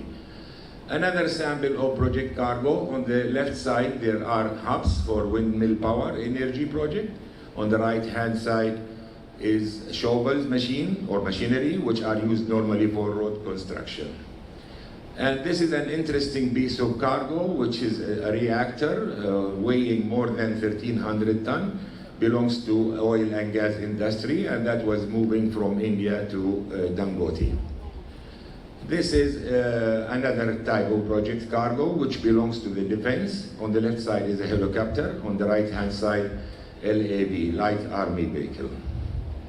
And this is a moment of pride for us as Bahri. We carried, during the second wave of COVID-19 in India, we carried on one of our ships more than 450 ton equivalent of oxygen tanks. This is a picture of Inor port for a Rokon vessel showing various type of cargo. Part of it is cars, the rest of it is all project cargo, like the dump trucks, wheel loaders, windmill energy related items. So why the project cargo is one of the most complex to handle? Basically because the main reason because it consists of many different but connected parts. Many different and connected parts. I will give a small example. A windmill project going in USA. 5 of the main components for a windmill project will be the windmill towers, the blades, the hubs, the gearboxes, and the nacelles. And in that project, these 5 different components were sourced from different countries. The towers were sourced from India. The towers were sourced from Spain. The blades were sourced from China and India. The hubs were from China and India, as well as the gearboxes, and the nacelles were from China. All these 5 different components have to arrive in the right time. Any delay of any arrival of any part of the project is likely to delay the whole project completing and result on heavy fines and penalties. Now, we always also need to bear in mind that the vessel can never be held waiting for the cargo to arrive port of loading or for the equipment to arrive port of discharge, which is an important part he mentioned for road transportation. We said the project can have ODC cargo. ODC cargo is out of dimensional cargo basically, and it is defined as any cargo which is having dimensions more than the normal container dimensions. So if the cargo is bigger than a container, that can be considered OTC as well. It is normally loaded on a flat racks, platforms, Mafis, or as a static. It can be loaded in a form of Lolo, load on, load off, or it can be loaded also in a form of Ro-Ro. This picture showing some of OTC cargo at the left side, a 72-meter long windmill blade, that's on OTC, loaded in a Lolo form.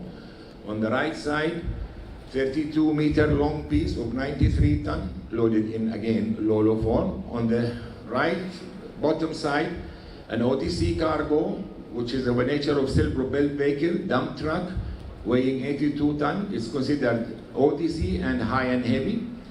On the right side, some cryogenic tanks, which they are loaded on a flat racks, and it can be seen from the picture that they are well over height the limit of the flat rack. Project cargo can be also of a heavy cargo. What is heavy lift cargo? In the old days, a heavy lift cargo used to be defined as any single piece weighing 5 ton or more. But then it became 20 ton or more. And in today's scenario, the heavy lifts is categorized mainly to 4 groups, Group A, B, C, and D. In a Group A is under 200 ton, and there is the largest group of heavy lift cargo falling under Group B. The second largest group falls under Group C, which is weighing from 200 to 499 ton. And the third one is 500 to 1600 ton, like the reactor we have seen, which was weighing 1300 ton.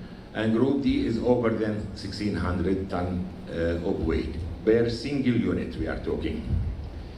Now, the largest number of the ships, or there is a large number of the ships actually can handle Group A. There is a reasonable number of ships can handle Group B, but with some more difficulties on the outreach. And Ro-Ro ships, normal Ro-Ro ships can handle reasonable part of Group B, but not the whole Group B. C and D normally is handled by specialized heavy lift carriers. I would like to see Satish's reaction to the slide. Can you look at the slide? I did not know Satish was coming to the presentation. I made my presentation and I put a heavy lift piece as an example, and that was his cargo. And I can tell you, he's my friend. Over this cargo, I think we made more than 50 calls, all of it angry calls. Now this is a sample for heavy lift cargo, which is consisting of two transformers, 165 ton each. It is loaded on one of our ships in a form of Lolo, i.e. using crane, and the cranes were 200 ton each, were used in tandem operation. In the first picture you can see the lifting gear, including the lifting spreader, the spreader bars, and the slings are getting connected to the cranes. In the middle picture, or second picture, sorry, you can see a soft sling, and the lifting gear is now connected to the cargo in the lifting polars. You have to make sure you connect it in the right place to lift it. And in the third picture, the 165 ton, which is looking from the picture that it is so easy to handle, is lifted from the trailer, and trailer started moving. And on the fourth picture, it reached the swinging level. It reached the level that the cargo will be swung by the crane and put inside the ship. On this slide, you will see the first transformer was loaded on the ship, and it is loaded near the center line, and that is for stability reasons. Normally advisable to put the heavy lifts on near the center line as much as possible. And the last picture, two transformers already loaded safely. This is another sample of piece. It is not for Satish. 28 meter, 120 ton pressure vessel loaded also in a form of Lolo. What is Ro-Ro cargo? Ro-Ro cargo, Ro-Ro is a short form for roll on, roll off. So for us, any cargo that is loaded via the ship's ramp by means of self-driving, towing, pushing, putting on the Mafi trailer and loaded together with the Mafi trailer, or loaded by means of a jack-up trailer but through the ship ramp, that is a Ro-Ro cargo.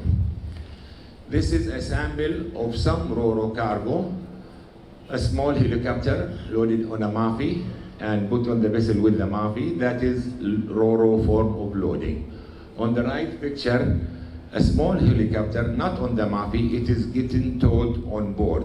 And the driver here is a very good driver. That was way back in 2007 or 8. And the driver here was me, myself. I'm the one who drove.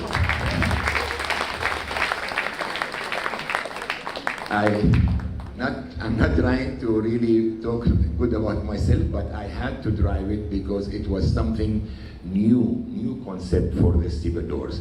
So you cannot take a chance. I had to drive it, and after that they started driving it much better than me. On the last picture is a Mafi getting loaded via the vessel ramp, and that's again Ro-Ro cargo considered, as long as it is going through the ramp. And this picture, wonderful dump truck, huge. You can see how big it is, also loaded in a Ro-Ro form. On the green unit and the yellow units these are road making equipment loaded in a Ro-Ro form, and the cars also loaded, of course, in a Ro-Ro form. Now, general points just to take care of during loading, discharging a project cargo. Actually, it is any cargo, but especially project cargo. You need definitely to select the right vessel, the suitable vessel for your specific cargo. You need to make sure to select also the right port of loading and port of discharge. Like Satish said, if the draft, for example, if the depth of the water 5 meters, you cannot bring a ship with 10-meter draft. So you have to select the right port of loading and right port of discharge. You have to ensure, and this happened with us one time, you have to ensure that the port gate is having enough dimension to allow this cargo to pass through. There is no point to bring all your cargo all the way from the factory and then get stuck at the gate. And in one example, the port was cooperative. In Namashiba, they had to remove the gate and then to rebuild the gate. But that is not the right exercise. So you have also to make sure that the port gate or terminal is sufficient dimensions to let the cargo pass through. The other thing, you have to make sure that when you are using equipment for loading this cargo, you have to make sure that the cargo is made well fast on the equipment, whether it is flat rack, platform, mappy, before you lift it and or before you drive it. And you have to select, of course, the right equipment and to be in good condition. In addition to that, if the cargo having, and that's very important point, if the cargo having any part of it in hazardous nature, this cargo has to be declared in advance and to be in accordance with the IMDG code. If the cargo having any kind of hazardous, it has to be declared.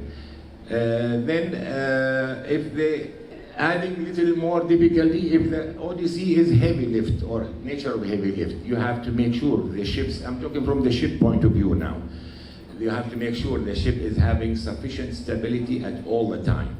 You have to make sure that the cargo hold or the cargo decks are having also sufficient strength to take this cargo. You have to make sure that a condition and measurement survey taking place before you load the cargo and discharge the cargo. You have to make sure to take all the weights into account before you start handling the cargo. You have to have a signaling man to give the right signal and coordinate between the team, including the drivers and the operators. You have to ensure to have always a clear passage to the loading point and discharging point. And then also another important thing is never engage an unlicensed driver. Always make sure you engage a licensed and experienced certified driver. Make sure there is no rush in handling the cargo. Don't rush to speed up loading or to speed up discharge. Other point is you can place some suitable material as under the cargo as the case may need. Always stow the cargo in fore and aft direction, or normally stowed in a fore and aft direction. If the cargo is getting loaded or discharged into a barge, then make sure that barge team is part of the team in charge of the whole operation. When you stow the cargo, always have a safe passage to any point of the vessel, just in case of fire or emergency. Do not stow the cargo and block the access to the other points of the vessel. Ensure of using the right number and method of securing the cargo on board after the cargo is stowed. If the cargo is not secured well during the sea passage, the cargo is likely to shift, to move, to fall, to get damaged, and maybe to damage the vessel or do a personal energy. So securing the cargo after loading is very important.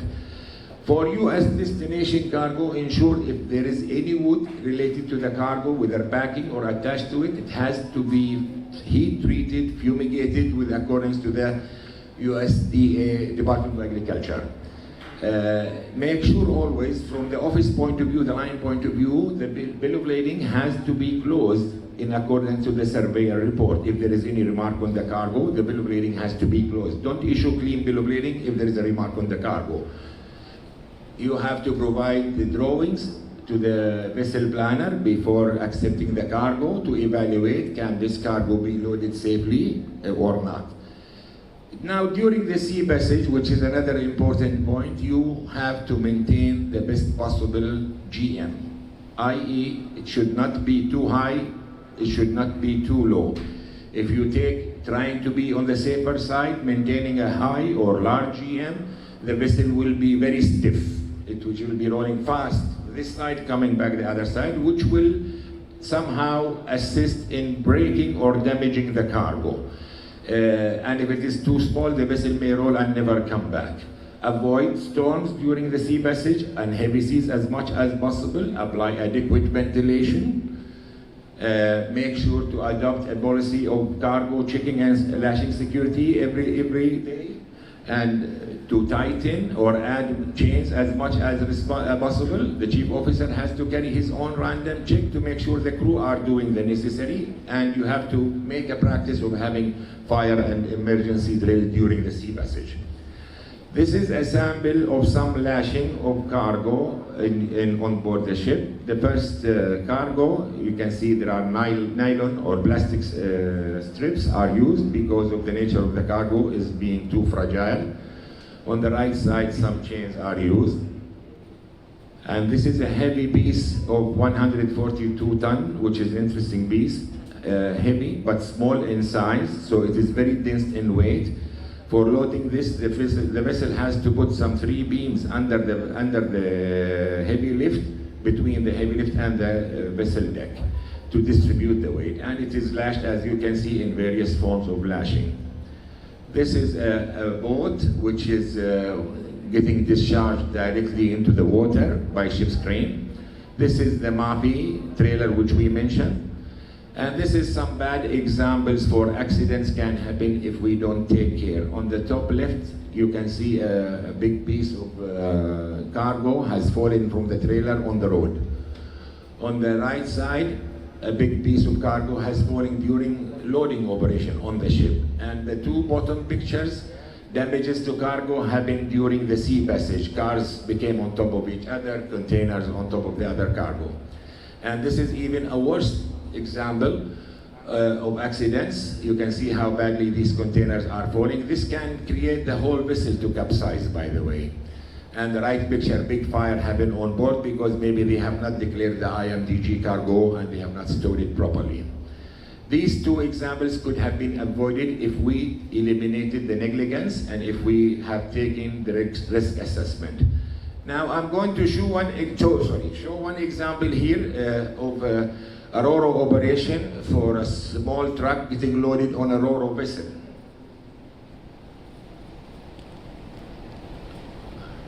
They are trying to load this truck.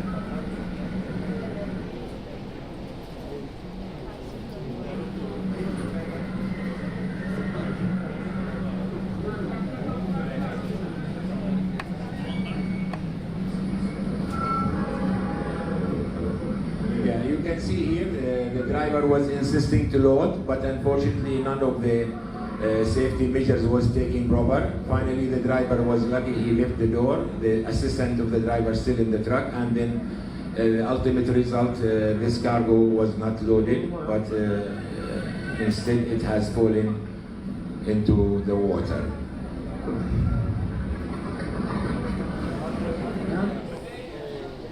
Now, the slide here is showing that the vessel has written on the stern door, safety first. Oh, thank you very much for writing this, but they never applied it. They are pushing me, and I don't want Dr. Swaminathan not invite me second time. They are pushing me to finish. I'm going to just put this video clip showing, I think, a good example of handling an ODC cargo.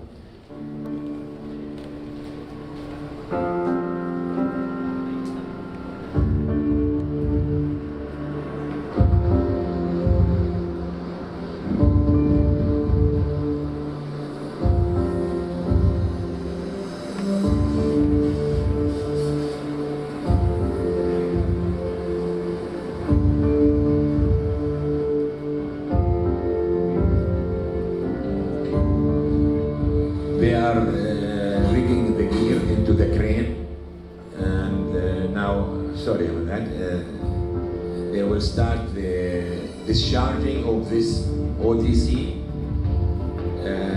I'm sorry, it might take another 2 minutes, this video clip, but I think it is worth watching.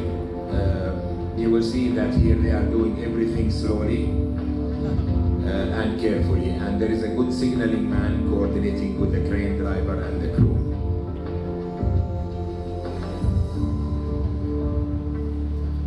We can speed up this.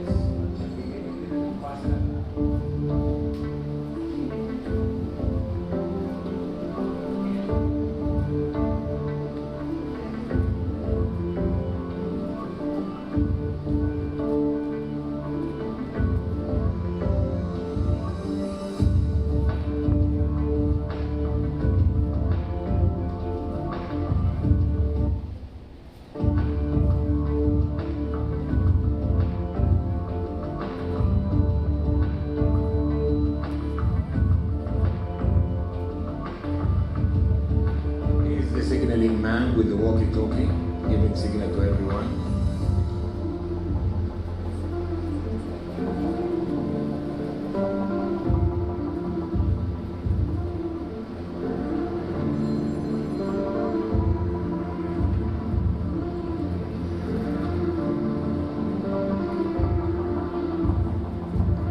And the beast just got lifted. And I think I will go to next slide to save time. On this one. This is just a photo to show the harsh weather condition the sea crew worked under, and we have to appreciate it. This is a 50 seconds clip showing during a rough sea, the pilot has to be disembarked from the vessel using helicopter instead of boat. Thank you very much, and I will be sitting and I will be back or available for any session.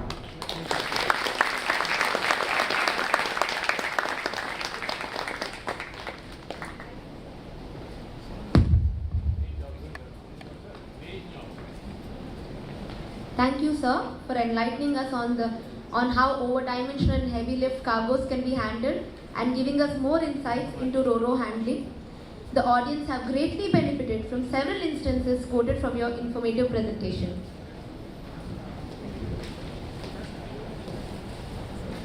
It is time to have a monologue by Mr. Vinod Sampath, CMD Bruhat Project Cargo Logistics, on the topic Commercial and Operational Risk in Handling Project Cargo and Heavy Lift Cargo Transportation in India.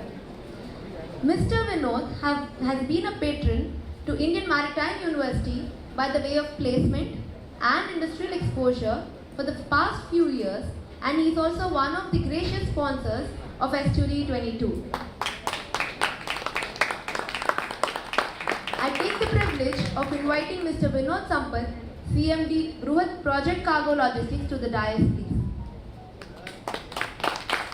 Now, may I call upon Dr. Lekha Ravi, Assistant Professor, School of Maritime Management, to kindly felicitate Shri Vinod Sampath, sir.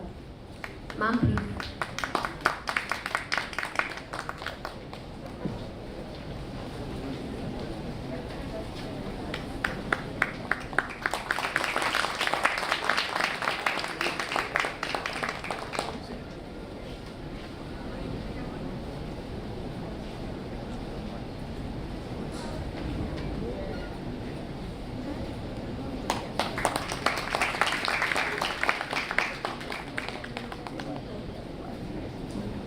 Thank you, ma'am. Thank you, sir. Sir, we request you to please be seated for a minute.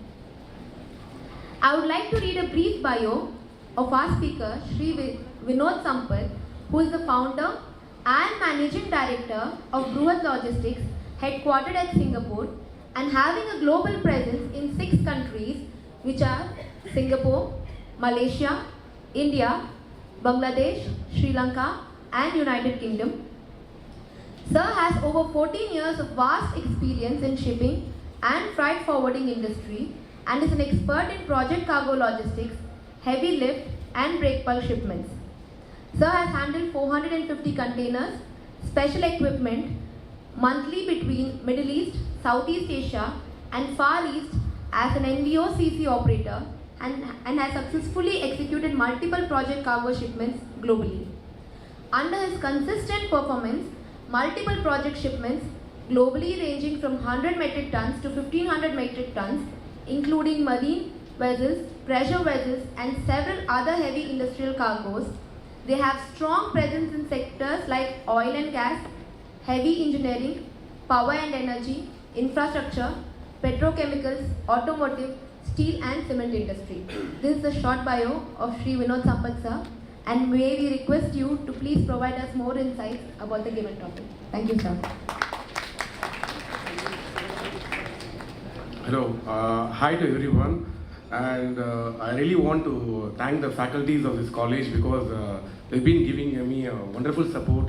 I've been visiting this college from 2011, and that was the second batch after this college has started. I've been keep recruiting, and this college has given me good products to develop this career all along. And the 2011 batch, the student Uday Prasanna is still our director of Malaysia for Brewer Logistics. So I really want to thank all the faculty and Swaminathan sir, Dr. Swaminathan and Dr. Murugan sir for giving this wonderful support. And now I've been given the topic of commercial and operation risk and project and relief transportation in India. So let me just give you a small introduction about what we do. Like Brewer is, as she told, like it's a project forwarding company. We do wide range of services, right from chartering, pilotage, vessel agency, transshipment services, and industrial relocation, warehousing, air freight. And we have a presence already, she explained, at Indian subcontinent and Singapore, Malaysia, and in UK and Sri Lanka. And the basic view of this industry is like project cargo is like it's a very risky industry because it's very complex in nature. The business is really complex in nature because every cargo will have an unique challenges, and which is like I could say that uncertainty is the only certainty. We cannot expect that this is the problem will come, next shipment new problem will come. So we cannot, the more and more experience is there, we can minimize it, we can mitigate those risks, but still the nature of the business is like very high risk. So as you all know that risk is directly proportional, so the returns are very high, and it's a very highly complex scope, and it's a solution business. Basically project cargo is a solution business because every cargo will give unique challenges, and it needs an application of minds, and we can arrive at the different solutions for every cargo. And it's very niche market. Of course, less volume when compared to any other freight market. This has got very less competition. So the major thing I would like to touch about here is about commercial and operational risk. Like basically it always happens due to commercial and operational risk. Mostly will be on internal factors and external factors. External factors is like about congestion in the port, berth congestion, and then like this COVID scenarios, space tight, equipment tight, all these things which is beyond our control. There are certain parameters which can be controlled, which is like normally this happens misdeclaration of cargo, and which is very very crucial. I have one case study which is currently a current shipment which is going on due to misdeclaration of dimensions, weight, number of packages, technical aspects like COGs and lifting points. All these things will lead into very complicated problem. It could be very small problem, it could be a small error, but it might lead into different complications. Like this all will factor into like terminal restrictions. Every terminal will have restrictions like payload capacity, how much of weight they can lift. So again, stowage planning. Every vessel will have a container ship. They have a stowage planning. So they will do the stowage planning based on the declaration we make it. So any change, any deviation on this will lead to huge amount of complications. Like central planners, we do the stowage planning. So road transportation restrictions, like if you talk about Singapore, like basically I've been there for last 10 years. 4.5 meters is called, no police is called required in Singapore roads. If the cargo reaches 4.6 meters, then it needs police escort. So 0.1 meter makes a difference here. So if a shipper declares 4.6, I load the cargo on a flat track and a truck, and if I take it to the road, then I'll get cement, I'll miss the ship. So 0.1 meter is also very important in project cargo industries. And vessel lifting restrictions, every vessel has got own crane, like it has got some restrictions. If you misdeclare it, it has leads to a lot of problem. Again, based on the cargo, whatever the GE provide, they will plan the lashing, stowage, tonnage. So all these deviations will lead into complex problems. So I have a small case study which is like a current shipment which is we are planning. The shipment is on execution. Currently it's in Singapore. So this is about chassis. We is moving this cargo from Shanghai to Galveston in US. Okay. The problem with the shipment is that, see, initially this was 5 chassis has been rolled over. Rolled as one single pack, loaded in one single flat rack, 40 flat rack. So basically, this is about 440 flat rack. Cargo need to be moved from Shanghai to Port Klang. So the shipper has declared the weight, the dimension of the cargo is 13 meter into 2.53 into 3.96. So the width of the cargo is declared as 2.43 meter. Okay, but actually, the actual declaration of the cargo is 2.43. For a 40-foot flat rack, 2.43 is called engage and 1.96 is called engage in terms of height.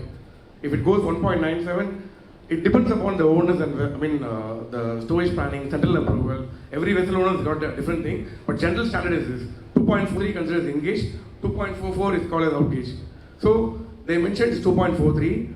The owner is given as only override cargo. It's only a override cargo with this engage. But after loading, the cargo appears to be 2.53, which is about 0.10 meter more, which is like 4 inches. The width is 4 inches high. I just want to explain what another problem we faced. Then we missed up the ship, and 2 weeks it took for us to roll over the cargo into next ship. And then initial freight is about $7,000. Now the freight is shooted up into $9,800 for one single flat rack. So it's about $12,000 gone on the freight. Then the first leg was planned via Port Klang to Galveston. Because of this delay, we missed out the ship in Port Klang. Now the cargo we have planned via Singapore. So we applied for a special permit in Port Klang. We are bringing it by road, which needs road permit, clearance, ID permit, and then transportation, bringing all the way to Port Klang. Then again we have to reconnect into another ship, and we have to take it to Galveston. So all the increase in cost, deviation, which has been given in the right side. Blue color is the initial cost, which is $77,000. Now it's $130,000. So it's about $52,000 is increased in cost, which is about 40 lakhs, close to 40 lakhs, just for the deviation of 0.10 meters. See the dimension highlighted in the yellow color, 2.43 is became 2.53. So that is the kind of complexities. Declaration of cargoes and dimensions is one of the biggest commercial risks, and shipper always think that they can save some money here. If they would have declared 2.53, the actual shoot of cost could be another $10,000 for over it. Now they have to pay $52,000. So it's like penny wise and pound foolish. Often they will misdeclare, they will not only commercial loss, sometimes this leads to a lot of accident and human loss, a lot of things are happening. That's why they brought VGM, like verified gross mass. So this is a small case study, like it's currently going on. Hopefully we'll get connected from Singapore to Galveston. But it's a huge loss. So this is the fighter flight vessels loaded from Singapore to Takardia, Ghana for Israel Navy. So I'll just explain after this. This is basically a security ship required for safeguarding the naval coast. It's about 200 tons of boat, each boat. It's about 4 boats. We carried from Singapore to Takardia, Ghana for Israel shipyard. This is we have to bring the cargo all the way from the water, from the shipyard, and we need to plan the,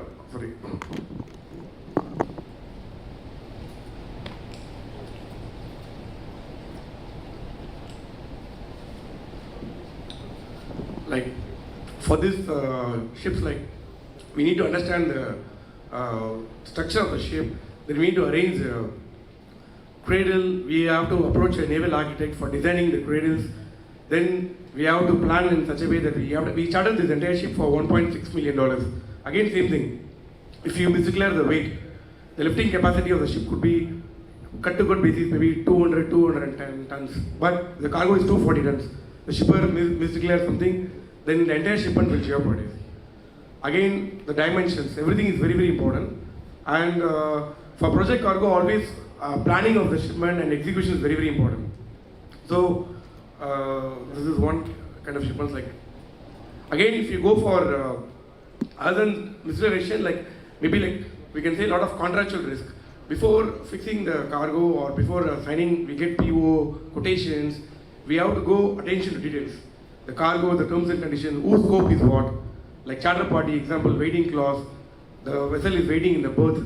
Like, is it the owner's responsibility or the charter's responsibility? If it's a liner term, like for chartering, like chartering is a huge subject. Just basic, major things I cover, like liner terms, like full liner terms, liner in, free in, liner out, whatever the lot of terms is there. So it's all about risk and responsibilities. Who shares the risk and who shares the responsibility? So that has to be really, really clear before signing a contract. So any disputes comes, only we will speak out, and this is what the writing is very important. So this is another case study. Like, this is an LPG tank. We carried from LPG tank and one barge. We carried from Mumbai to Suva, Fiji Island. So please play the video. Sorry.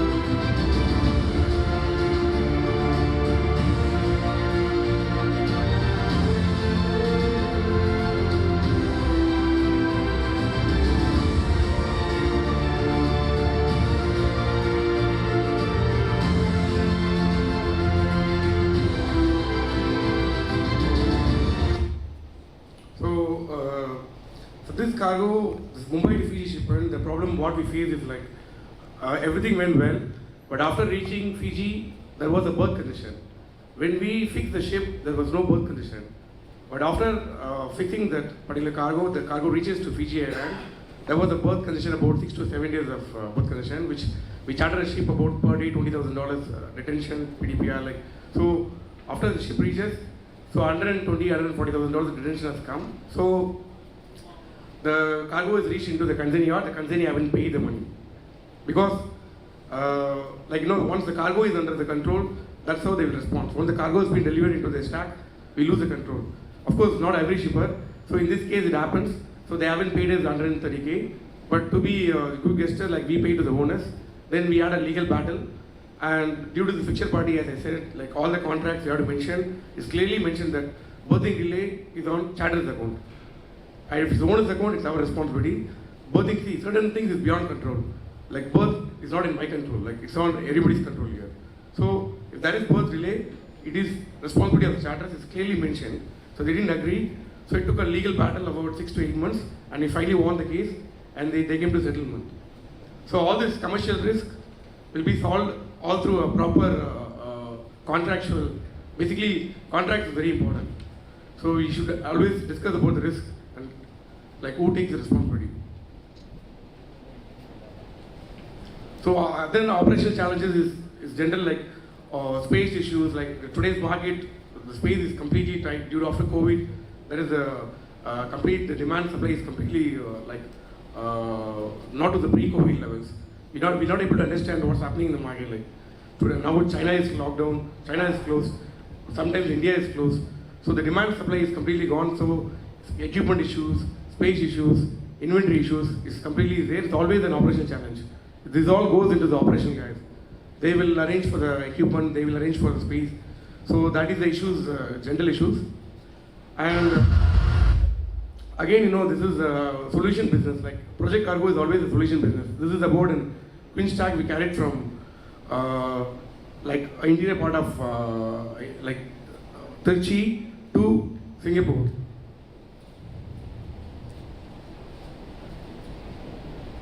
Can you please?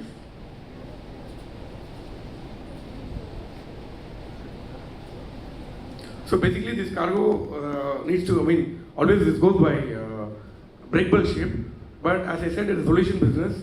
We gave a solution by carrying this in a container ship. Like we bring this cargo all the way to Chennai port, and when you take approvals from the Chennai port, then we can do the same cargo in a container ship, where we can save a lot of freight. Example, for a brake bulk, if it comes 140k or 130k, we did this in 90k. But the solution is different. Instead of brake bulk, we did it in special equipments, which is flat racks. Again, the challenge what we face in this cargo has to go to Jurong Island, and we need to remove some lampposts in Singapore port and some special kind of arrangements to be made. So this all been done. So if you do this kind of, see, this is the container ship. This cargo traditionally goes in a breakable ship. Like if you we can just put a flatbed, like 7 flatbeds in a container ship.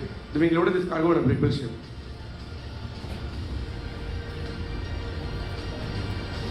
Again, going to Singapore, we had a problem that you can see the cargo ground clearance only 20 centimeters on the track. So there is only one track in Singapore, and we need to remove some lampposts, which is very difficult in Singapore. So we did this. Then only the container ship is possible. If not, only breakable ship is possible. So basically, every cargo is very complex in nature. Every cargo has got a lot of solutions. It's all up to you. Like you all going to join in the shipping industry. So Project Cargo is a very, very fascinating industry. And unlike any other market like GP boxes or LCL, like this is something like very complex in nature. Every day you will have different challenges, which is what keeping us alive. So I really thank the college for giving me an opportunity, and I really want to wish you all the best to have a wonderful career in the shipping industry. Thank you. Thank you, sir, for the insights you have provided on commercial and operational risk in handling and transporting cargo in India.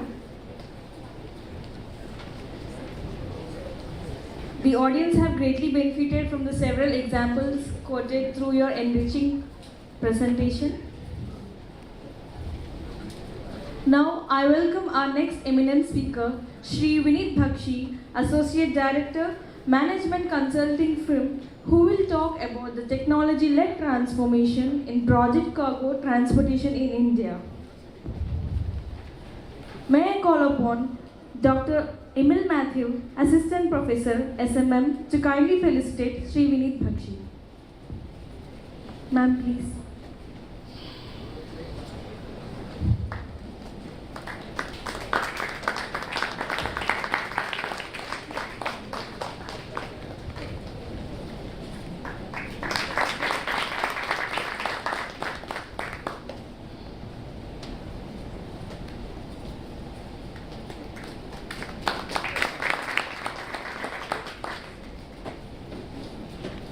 Sir, kindly be seated. I would like to read a brief bio about Shri Vinit Bakshi, who is currently working as an Associate Director of Digital Advisory Department with Global Consulting Firm. Sir Did his post-graduation in MBA International Business from Indian Institute of Foreign Trade and Masters in Supply Chain and Logistics from Clemson University, USA, through distance learning program. He has work experience of 10 years in sectors involving energy, oil and gas, chemicals, real estate, manufacturing and industrial sector, capital projects and infrastructure, metals and mining. Sir has 10 years experience in the industry in international supply chain, logistics, trading with various global MNCs. Sir, the stage is all yours. Hi, good afternoon. I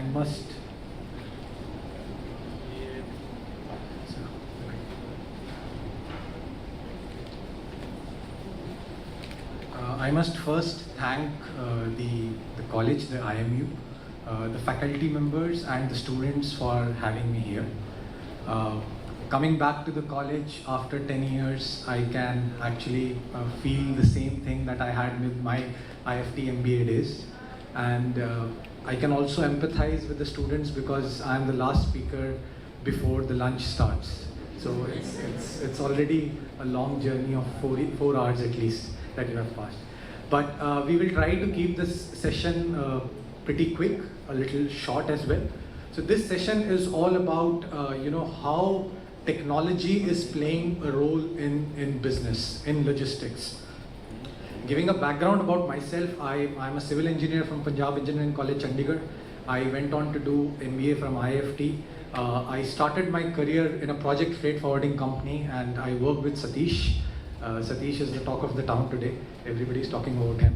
And then I went on to different industry. I worked in an oil and gas industry in the logistics sector. And currently I am part of a digital advisory team wherein it's technology implementation that we do for customers. It does not mean that I don't know IT coding, but yes, I do understand how technology can improve businesses, operations, business processes, both in supply chain and logistics. And this presentation is all about it. So let me begin this presentation. Yeah. So this is a quote, very famous quote. It talks about how IT and businesses are today linked together. We have had 3 speakers already, and you must have heard a lot of things that they have spoken, how businesses are challenging, how they have to bring cargo on time when it comes to delivery for projects. There were risk assessments that were showed by Mr. Vinod, and then we had Bahari Logistics showing how shipping is so complicated. But there is one binding factor that can improve how businesses can perform well, and that is technology in today's age. Because technology is the core of every business, whether it is maybe e-commerce, whether it is education, whether it is logistics, and specifically even project cargo logistics can be benefited when it comes to technology. These are some of the challenges that have already been discussed. I'll not go in detail. There are complex global challenges. Every project has a challenge. There are COVID, non-COVID times. There are multiple stakeholders that have to be taken care of. You have shippers, you have shipping lines, you have clients, you have custom clearance agents, you have brokers, everybody. And then there are manual processes that are happening these days. Even today, I would still say that most of the industry works on emails, phone calls. It's the level of digitalization in the logistics industry is still nascent. We have started going towards it, but there is a lot of scope that can be done. And that is why I have mentioned about manual processes. And with manual processes, you have multiple challenges. You do not get that efficiencies in your business. Your businesses cannot be efficient. You cannot make your businesses sustainable if you do not adopt technology and digitalization in your businesses. And the last topic is information gaps. This is one piece, because you do not have technology, the right data might not be reaching to the top level. the CEOs, the CXOs might not be seeing what is happening at the ground level because they don't have the right visualization of data. They don't know what is happening at the port. They are sitting in cabins. They might be sitting in offices, but there is technology that can give the right information at the top level as well. So we would quickly look at what are the key technology trends when it comes to logistics today. Okay, so the first trend that I'm mentioning is marketplace. Okay, we all have heard about a marketplace, I'm sure.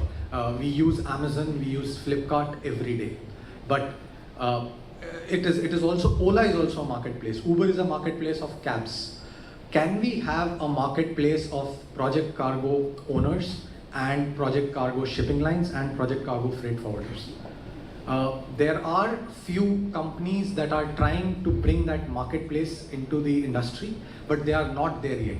There are a couple of companies that are bringing this concept of marketplace, which I'll show you in the next slide.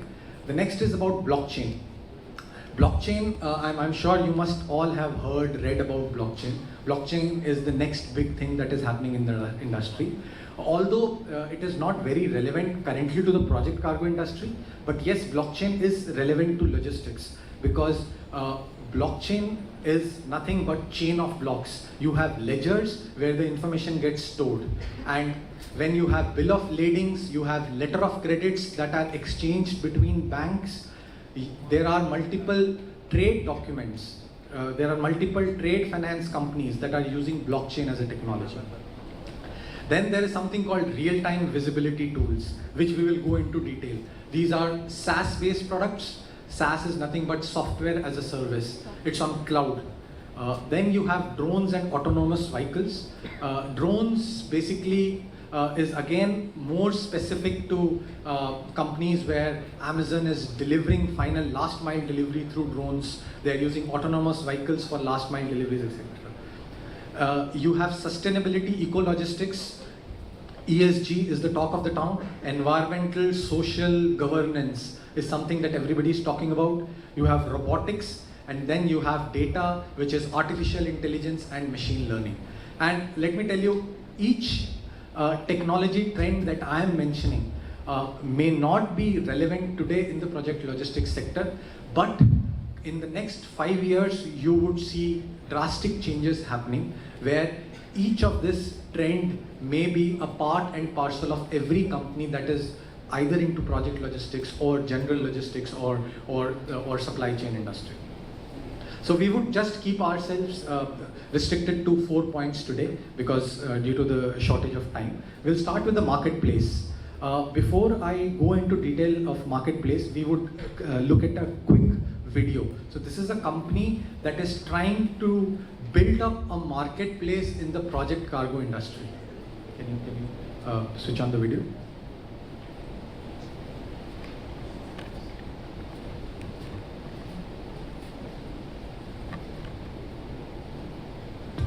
Every day, millions of different cargoes move around the globe. But how would you know you've chosen the most efficient way to move it? Daily communication channels are mixed and slow, which makes the search for optimal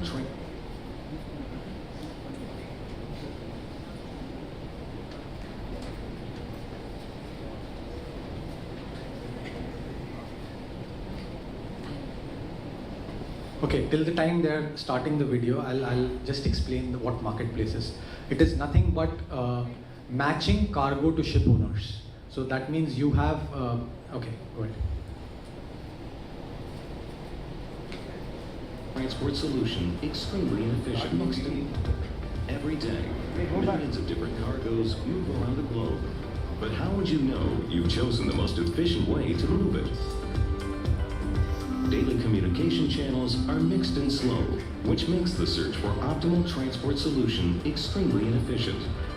Even though shipping accounts for over 80% of global trade, it still remains the least transparent mode of transport. To set it right is the primary aim of ShipNext. Natural language processing, machine learning, as well as AI and linear programming help process shipping related data for instant cargo to ship matching and freight negotiations. But what is most important is that ShipNext can be used both as a data and email processing solution, as well as a solution to help manage your supply chain and transportation. Initially, ShipNext was made to instantly match one or more cargo to a ship based on 80 and more different and real-time databases, thus digitizing the sea transportation, which allows further integration with door-to-door logistics. Now, shippers and receivers can optimize their cooperation and planning of cargo delivery. ShipNext is a blockchain-driven solution that facilitates the use of electronic bills of lading and smart contracts to provide a reliable documentation flow and secure freight transactions. A common algorithm builds a trustworthy and optimized real-time logistics ecosystem. As a result, all the stakeholders benefit from time and cost-efficient cargo delivery. ShipNext can be used to manage individual supply chains as well as help all its users to work in a more secure and reliable transportation ecosystem. So this is, you can stop it. So this is an example how ShipNext is trying to bring the buyers and sellers. So it could be shipping lines, as well as the cargo owners and the freight forwarders all on one platform. And you could look what is the next cargo that is available. Based on that, you can have the location of the ships, you can have the freight of the ships, everything on a marketplace, just like Ola, Uber, or Amazon, or a similar kind of a method. So this is the next thing that might happen with a lot of shipping, logistics industry, and this is the talk of the town. This is a new technology that is coming up. The next technology that I want to specifically mention is visibility tools control tower. So visibility of materials have always been challenging when it comes to the overall supply chain. Even in Project Cargo Logistics, we have been talking in the last 3 presentations that everybody is pushing for on-time delivery. And when it comes to on-time delivery for Project Cargo, you need to have visibility at each step of your supply chain. You should know when the cargo has left the factory, when did it reach the customs, when was it custom cleared, when did it reach to the next step, and these are software as a service based tools. So these are tools that can be implemented easily. There are freight forwarders who have inbuilt these tools within their organization, and they sell these tools as part of their service. Plus, there are standalone companies who are helping customers by giving this tool on a paper service kind of a basis model. So you have multiple users, so you can pay on per user basis. So these are the kind of methodologies that are being used for these SaaS based tools. The best part of this tool is that it can integrate with your ERP system, which is your enterprise resource planning system. You have SAP, Oracle. You can implement the tool with your ERP system. It can give you a complete visibility of your logistics. This is one more video we will play, which will show you how one of the freight forwarding companies is using a supply chain visibility tool. And when I mention feasibility to integrate, this is all about integrating with your systems that you have currently in your organization. You might have a procurement system, you might have a supply chain system. You can integrate this visibility, logistics control tower visibility tool with that system as well.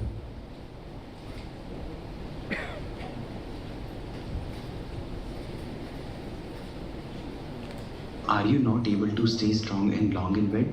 Do you want to prolong your joy and finish with a bang? This is not supply chain visibility. Everybody wants it, but depending on what problem you're trying to solve. If it's not coming, then we can skip it also.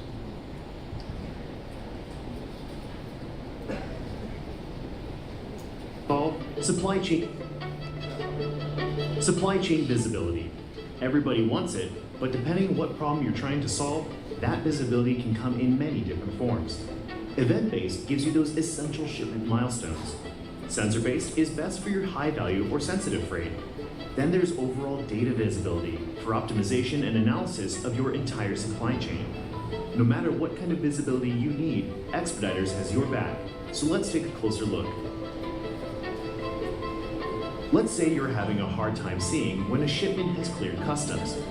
Every time your goods get to a border, there is a vacuum of information, and it makes your production planning extremely reactionary.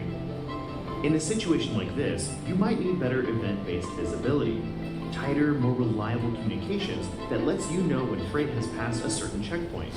Expeditors Expo Now visibility ensures that every event is uniformly documented and reported, no matter where in the world you do business. Even in the best supply chains, human error can happen.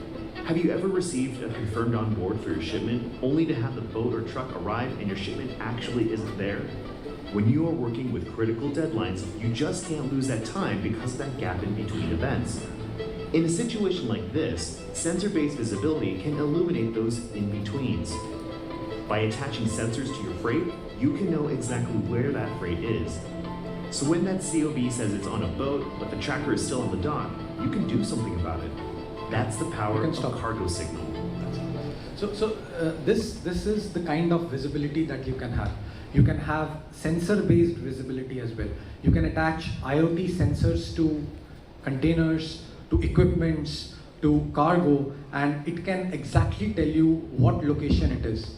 I remember in our last project, we used to have RFID tags. So RFID tagging also gives you similar kind of visibility. You can just scan the barcode and it would, in the system, tell you where that material is. Has it left the port or is it still at the port? So this kind of visibility is important at a project level. The top management would always want to know what is the cargo that is arriving in the times to come. And okay, the next key technology point that I want to talk is about sustainability eco-logistics. Now, in the morning, we had Miss Vinita, and she was mentioning a lot about environment. And she also spoke about DE&I, diversity, equality, inclusion. So ESG is part of that. It is environmental, social governance. And this is becoming the talk of towns when it comes to CXOs. Sustainability, why is sustainability important? Because everybody has net zero targets. Companies would not get investments from venture funds if they are not able to complete the net zero targets that they have planned for. And obviously, when it comes to shipping is also a carbon emitter. When you ship material, there is carbon emission that is happening. So there are multiple technology tools that help you track how much carbon have you spent when you have moved your cargo from one place to the another place. And these kind of tools help larger organizations. For example, tomorrow there's an organization or to the level of Shell or Exxon or Reliance, these oil and gas majors, they would want to know how much amount of carbon am I emitting when it comes to logistics. So these tools help you to track that level of carbon emission. And then if you can also have, again, in this thing, IoT sensors attached to your vehicles, to your asset levels, which can tell you how much carbon has been emitted on every route of logistics that this cargo has moved. So there are multiple dashboards that are available. You must look into those dashboards that help you calculate the carbon footprint. The last topic that I wanted to talk about is data analytics. Data analytics is again a technology trend that is fast pacing and that is changing how industry works. Everybody wants to know how much every pricing, in fact every shipping pricing is done using data. So they look at past data, they look at historical benchmarks, they look at multiple factors and they predict prices for future. So every shipping or logistics price is built on data. Data analytics, that is why whether you have capabilities of AI, artificial intelligence, machine learning, or that is one level of data analytics, and then you could have visualization. So there are multiple tools like Tableau, Microsoft Power BI that gives you bar charts, which I am showing on this diagram. A top level management would always want to know how many shipments have been shipped, what is the cost that you have spent on this shipment, what is the cost you are spending on per metric ton. Multiple analysis that can be done using data analytics. Reactive, you become more proactive in taking business decisions, and you do not remain reactive. Today's industry, I've seen a lot of things happen reactive. Only when you come to know that the freight has gone up, you take a decision. But can data help you to be proactive, and you can start predicting that maybe this freight would be higher in next 6 months? Should I mold my business challenges in that manner or not? So yes, that's it about the major technology points that I wanted to highlight. And the key takeaways from this presentation that I wanted to share is, everybody should build a technological mindset, okay? You start ideating and conceptualizing technological innovations to solve business problems. You should look at thinking how each challenge in the logistics industry could be solved by utilizing technology. Okay, what implementations could improve processes, efficiencies, effectiveness of the businesses. Change management is all about, everybody, it is very difficult to change people. People are not tech savvy within the organizations. So change management has to go on. It's a long process that has been going on, and it will continue to go on, because the moment that the technology is changing so fast that people are not able to adapt to that changes. So you need to have that change management process in the organizations, in the businesses going on. And the last point is, future is metaverse.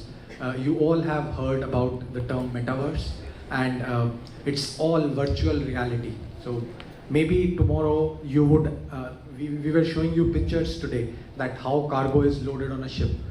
Maybe 5 years down the line or 10 years down the line, we would be seeing all this in a virtual reality metaverse, wherein you put on your Google Lens or 3D glasses, and you would actually feel that you are standing at the port and you are seeing the actual loading of a reactor or a vessel onto the ship. So these things are today looking that it might not be possible, but I tell you, within the next 5 to 10 years, the technology is going to change how businesses operate, and that's the future. So, thank you. And one last, I know there are students who are passing out this year as well. So, all the best for your placements. Some of you may have already got your dream jobs. Some of you may not get your dream jobs.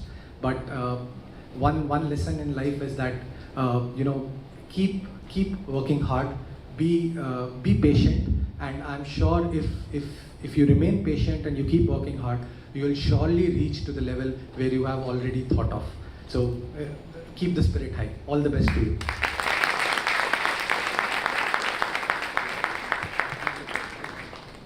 Thank you, sir, for the wonderful exposition on how IT and business are linked together and the importance of adopting technology in the present day scenario. The 4 key trends mentioned have been very informative. The audience have greatly benefited from the numerous examples cited and the visual presentation as well. May I call upon Dr. Lekha Ravi, Assistant Professor SMM, to conclude and summarize the session. Over to you, ma'am.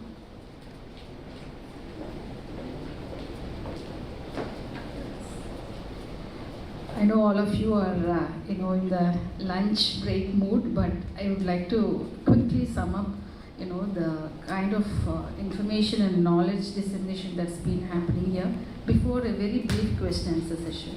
So I request the audience to be a little more, patient and raise the questions that many of you have actually been wanting to ask as a panel of speakers. I think the speakers may kindly take the dais. I request the speakers of the first session to kindly take the dais. So Mr. Satish, he had a very candid talk. He explained a lot about Project Cargo, just like, as it were a classroom. And I'm sure it reached many of you students. So he touched upon current methodologies, he touched upon the challenges faced, and he explained very well through case studies. And he also touched upon the kind of diverse industries that the ODC caters to. So, and it was, the slides were full of information. Thank you so much, sir. Thank you so much, sir. Mr. Liu, you have been very entertaining, sir, right from the time you have joined us. A detailed explanation about Project Cargo. In fact, the entire process of movement of ODC. And he's thrown in a very fair amount of his experiences, which made it very interesting. And the well thought out inclusion of videos, which has actually made it a very delightful session. Thank you, sir. Thank you so much for joining us. Mr. Vinod is almost like, one of our alumni, basically, because he's been very closely associated with us. And he actually gave us a very wonderful exposition on how Bruhat has grown in its presence in the sector of Project Cargo. But what he touched upon was very important. He touched upon the consequences of misdeclaration of this cargo dimension. And this type of information is something which you don't get to learn in classrooms. So I'm sure all the students of logistics and shipping and other disciplines who are here have benefited greatly from this entire, the discourse. Thank you so much, Mr. Vinod. And the last speaker of the day, Mr. Vinay Bakshi, I'm sorry. So he brought in very well the role of technology in handling Project Cargo. This role of technology, as all the speakers have been telling you, this is the age where technology is going to rule the day. And he very clearly laid out, the role of real-time visibility and the role of, autonomous vehicles in Project Cargo. So I'm sure you could find the link between, what he says and, this entire theme is about Project Cargo. I'm sure you are able to link the information, the slides, and whatever you have been learning in classrooms.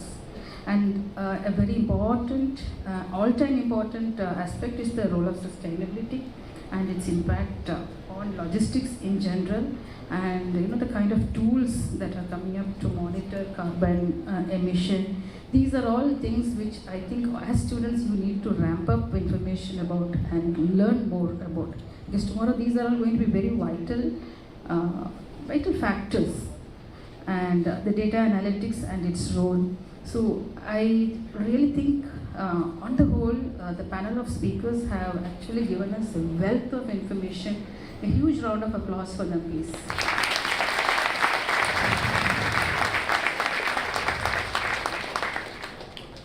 Thank you so much, sirs. Each of you have spent so much time to be here with us.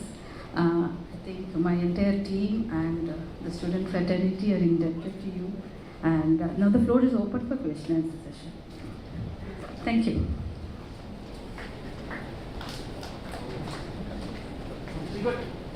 We logistics provider with ODC Cargo.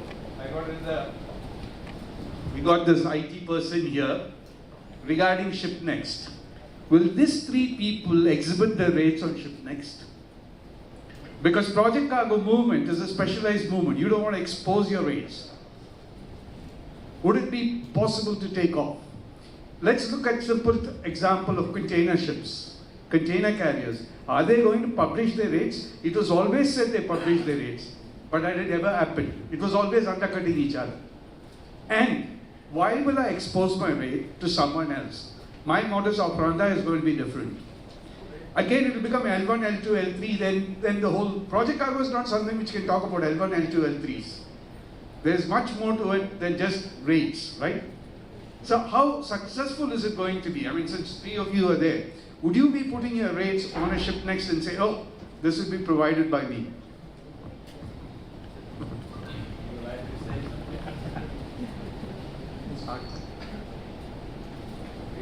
The mic is not working. We cannot answer.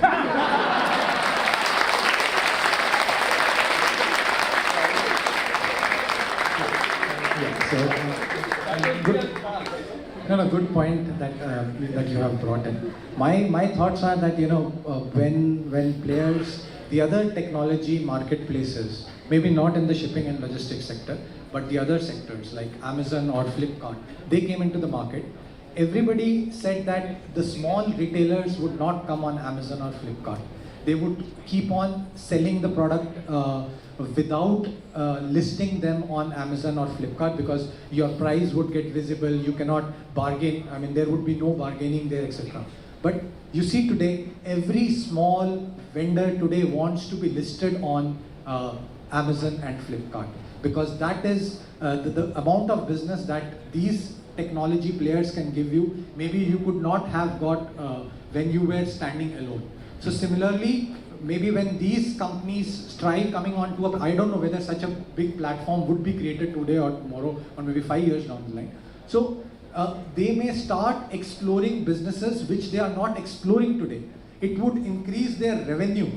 It might obviously bring down their margins that they are doing today, but obviously you have to look at the top line. The top line can go to any extent when you have players like these listed on a marketplace. Because today you might not be able to tap every market, but with a marketplace you may be able to tap market which what is happening in Philippines or US can be tapped by sitting in India. So that's the power of technology. See, rightly, digitalization, if I see in most of the mega projects we are building through Ariba tools. SAP has got Ariba, and most of our large customer, LNT, Siemens, they put all their RFQ after the technical binding, they put it on Ariba, and we 5, 6, 7 company participate openly on the platform, and we secure the job. Coming back to freight component prospect, maybe Captain can add more. We are a freight forwarder, but what Vineet said that today we are based in, our offices cannot be around 120 country. So let's say as example, carrier sitting in India, there are shipper control in Philippines.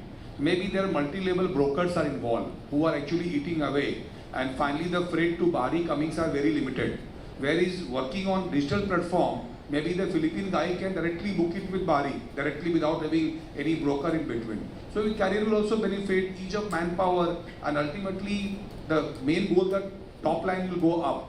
So I think we are not afraid. We are even encouraging to go more on a digital platform, and even all the top container carrier today they are booking containers on online only. We are booking 50% rates are spot rate today, and everybody booking the cargo mainly on not on breakable side but on container side on online only. Yeah, it's actually a very good question, and it's not easy to implement, I would say. But if we talk about publishing your tariff or your rates for a project cargo for the public, for everyone, as a general rate idea, it's not easy to do it. But for a specific project, yes, you might be able to apply it, because if I quote him this rate, I will be quoting him the same rate, regardless. He's my friend, and of course, you're not exactly my friend, but he will have to be treated the same from the freight aspects. So if I can share with him the same rate and he's saying the same rate, he will be sharing also my rate with his customer, and his customer will share the rate with the all other orders. So it can be applied for a specific spot shipments, I should say, but maybe not as a general tariff for a project. That's my opinion. Yeah, basically this is inevitable. Like all the big boys like MSC, Maersk Line, they are trendsetters. If they opt to do that, all the forwarders will follow that. So it is more possible for the containers, but when it comes to projects, the nature of the complexity is very difficult to bring it online. As I said, how much of problems, like Satish saying all this, told that every project has have unique challenges. It's very difficult to go online. But GP boxes, they are just more trying to promote this, and it's technology driven. Shipping is kind of very primitive in this. When compared to airline, there was some time there is a lot of brokers there in Chennai. Now all Make My Trip, Yatra has completely taken over. So down the line, definitely these online portals will control over this market, and main lanes are into that.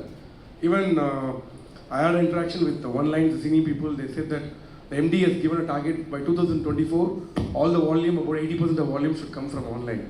And I think that a guy can book a credit card and fly from place to one destination to another destination. Why can't they book the flight through online? So the main lanes are trendsetters, so the market will set the same way. So that's my opinion. Yeah, thanks.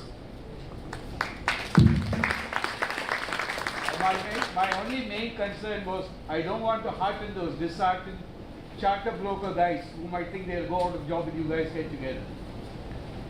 Possible. The charter brokers were edging for chartering broking. They'll find no prospect now. You having said that you're going to cut out the brokers. I quite agree with you boys. Can we have the next question? Yeah. This is to Vinit Bakshi. I'm here. Right. Today that sustainability logistics is the talks of the day. I think you stepped into that. Everyone we speak that sustainability and carbon footprint and everything. Unless otherwise you fix the responsibility to individual, we cannot come down, we cannot do this. In so many technology like artificial intelligence, machine language, so many things are there. Why don't you fix that responsibility to particular vehicle or particular driver, particular guy who is responsible for this to reduce this. But instead of that, we are talking so many things here and there, and so many data are coming, data figure is giving, but we are not reducing that. If you say that, for example, if you take a vehicle, like taking, cargo, so he knows, the driver, he knows the speed of the vehicle, the consumption of fuel, and all the facilities he knows. But he doesn't know how much he is spoiling the environment by way of carbon footprint. Why don't you introduce, why don't we introduce something to measure it and pick the responsibility to the guy to reduce this? What is the technology going to contribute for that? Just small thing. So the answer that I can give to that is there was a recent environmental summit that happened. That was a global summit, and there was a picture that came in The Economist, and it showed that this is the world, and the world is fighting in the ring, fighting with coronavirus, and outside the ring there is climate change sitting.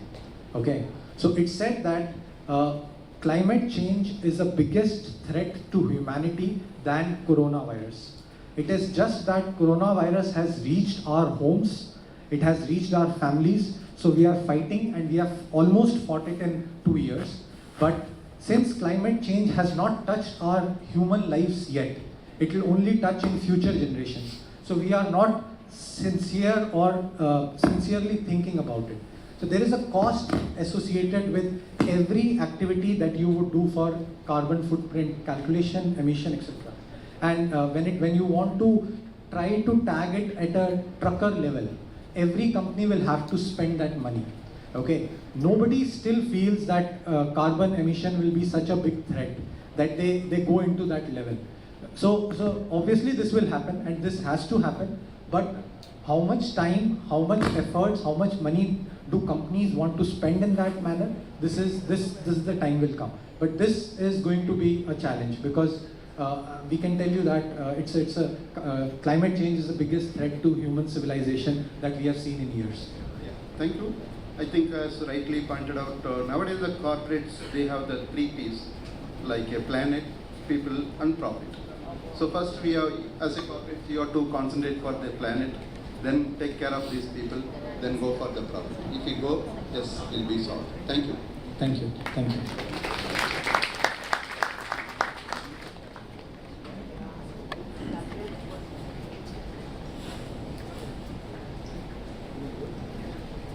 Hello, good afternoon. My name is Chitra. I'm a visiting faculty for human resource. So obviously my question is focused on human resource subject.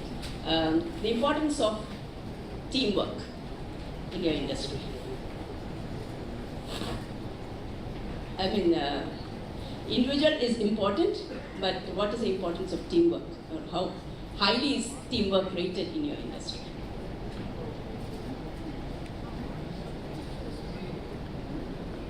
Hello. Especially we are into service industries, and service industries, I mean, people is most important part. And when we integrate, when we offer a service, and we claim as a good company, mitigating of all combat of service like in securing any projects. We have pricing team, we have a chartering team, we have an engineering team, we have execution team, marketing, finance, all put together. Then only we are able to complete the successful project. Otherwise, later sometimes sales go and secure the job, operations are not able to do it. So teamwork is, very well known. Teamwork is really important in our service industries. Maybe certain company, Bari shipping will have 20 ships. Today, even you don't pick up my phone call, I still have to chase and book the cargo. But in service industries, if you don't pick up the phone of the client, salesman promising something and your customer service not able to deliver it next time, they won't give it inquiry. So I think teamwork is very, very important. Without the teamwork, one leg, it's like 4 tires of the one car. One tire is punctured, you can't run the vehicle. So teamwork is really very, very important point for any organization.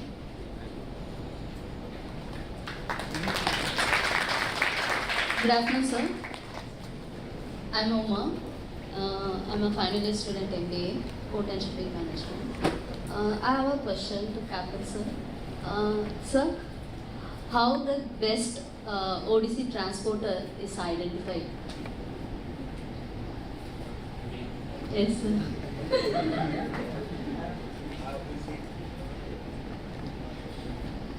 How is he identified before the experience or after?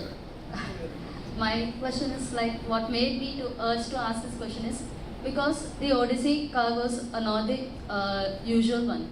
Every time there will be different cargoes, Right. different kinds of specialization we need to work on it. So how we can identify our best Odyssey transporter? We have listened to the presentation. There are some operation experience we needed. We are supposed to have some technology knowledge also. So how we can find them? Well, you can find that. Sorry, go ahead. Once we find, if we find something, what these are the parameters that the ODC transporter should have, so we can also be able to develop. Thanks. Thank you. I would really say maybe Sadish would have been better to answer it, but definitely you should go for the reputed transporters.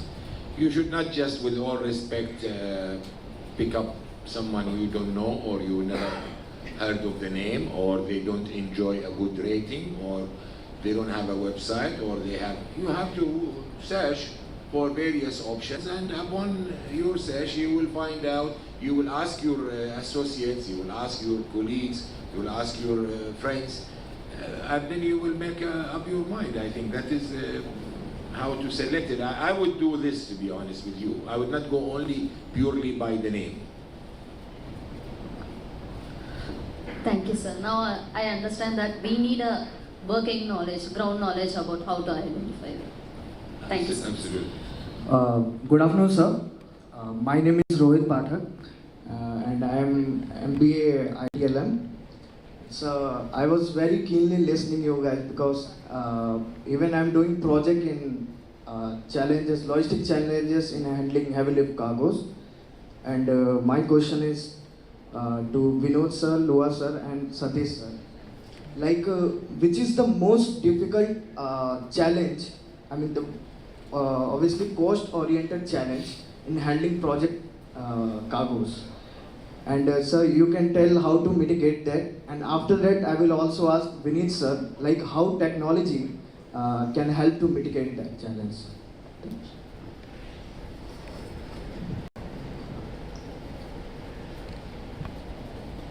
Question is not bit clear, but mitigate the challenge. Sir, which is the most difficult challenge in handling project cargo, sir? Depend upon the project to project. If you are moving cargo to Africa, the inland transportation will be the most difficult challenge. Let's say you move cargo from Hajira to Mali, Ghana, or some other else. Moving cargo up to the destination in Africa is a piece of cake. Anybody can do it because that's open trade. You just normal you book a ship and you take the cargo there. But trucking the cargo inside Africa will be a great challenge. But I can say today market, finding a ship to right vessel, because let's say you carry a cargo from, as example, from City to, let's say, Dar es Salaam or maybe delivery site. So major component costs come with the ocean freight these days. So I think we will more focus how ocean freight can be transported. If the ocean freight are, many a time, maybe cargo origin from Chennai, and we can have vessel going from Visakhapatnam is much better. So many of the mindset of the shipper, oh, my factory close to Chennai port, I will ship out the cargo from Chennai directly to Dar es Salaam. But nobody explored, okay, why can't we can track down at $1,000 and ship out the cargo from Visakhapatnam, which has got faster transit time, multiple option, and overall freight, if I consider freight from ocean freight, will be cheaper. So if I generalize your questions, not specific to any project, ocean freight is the main component. Maybe Didit can add on digital part. Yeah, so there are multiple challenges you said, but ocean freight you said was the biggest challenge. And I will again give that solution of marketplace, but the gentleman here would not like. So you can bring, if you have a system where you can bring the availability of ships at one portal, and you can come to know what cargo is ready. So there could be a digital tool that could guide you, and you could match cargo to the ships. This is the thought of marketplace, but obviously it's something that is still not there because the industry is fragmented. There are smaller players. Every project has its own challenge. So yes, but that is the solution for it. Digital also can add you, like let's say if you are shipping cargo from Sri City, let's say you book a hotel, you are finding a particular hotel name, Google give you the options, okay, similar hotel range or the price below. Similarly, there are digital platform, let's say you are booking cargo from Chennai to Dar es Salaam, they also give you the option, okay, why don't, if the freight are lower, they will give you option to book cargo from Visakhapatnam, or maybe many of cargo recently we have steel coils, typically been going from Calcutta to Mexico or South America from Calcutta port, but now no ships. What are we doing? We are moving cargo by rail from Calcutta to Mumbai, and we are shipping cargo from Mumbai to Mexico, which nobody have thought. So overall freight is cheaper. So there are a digital platform which give you also options, like one we were discussing. Yeah, that is data. If you have that data, it would keep giving you more insights. So your historical data, for last time if you have moved some cargo to Visakhapatnam and it was cheaper, so that artificial intelligence would come and tell you that no, last time you moved it via Visakhapatnam, it was cheaper and you should not move it via Kolkata or via Chennai. So these things can come through it. And sir, there are also various legal challenges, like if we take on account of inland transportation of project cargo, we need to take certain permission from government and local legal bodies. So what are your views about that, sir? So digitally, I don't think that this can be tackled. So how difficult it is, sir? Digitally also can be, once you have, let's say how digitally can, one is that I cover first my point, that permissions, I mean, we are now become used to. So with our experience, we could able to manage. And India still, I can say 70% works in a proper way, 30% jugaad works. So that way, we manage. Digitally, let's say today you are the logistics manager working for L&T, and you have a proper digital. You have on your IT backup, you have kept the full procedures. Maybe tomorrow you have been transferred, a new team has come. So once you have the digital backup, the full last record, how the system were managed, what are the permission was granted, all the copy of the permission copy. So next manager can easily take over from the data, and that your life become much easier. Maybe it will be fine tuning, but you can have the Bibles on your system, on your company backup, and the same can be followed. Right? Thank you very much.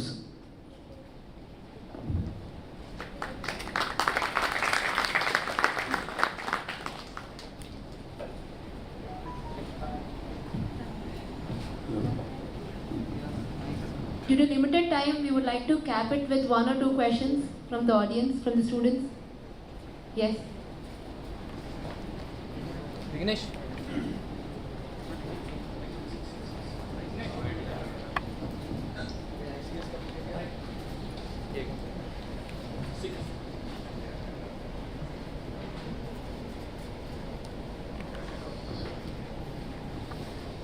Hello.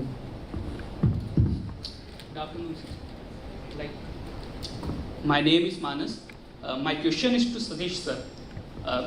Sir, as you have mentioned, that using of coastal like coastal movement for the transportation of ODs is coming into trend now. But we see that according to your presentation, like still the percentage contribution of coastal movement, 95% of which goes with the road and 5% goes with the railway on and most. So sir, what is the reason like we are lagging in this coastal movement, and how inlet waterways will help in dealing with this problem?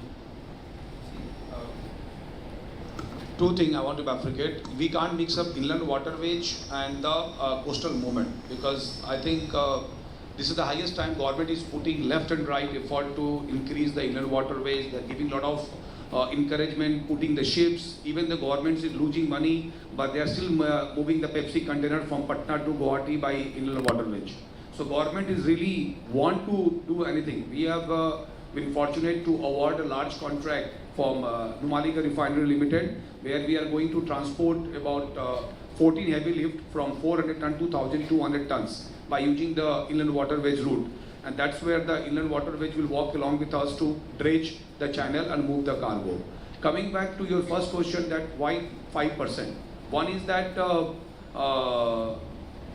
basically the ships are not available in India. These are the foreign flag vessels. So the costs are ultimately, very high. And Indian company, they don't want to pay higher cost. They try to obtain maximum, road transport feasibility.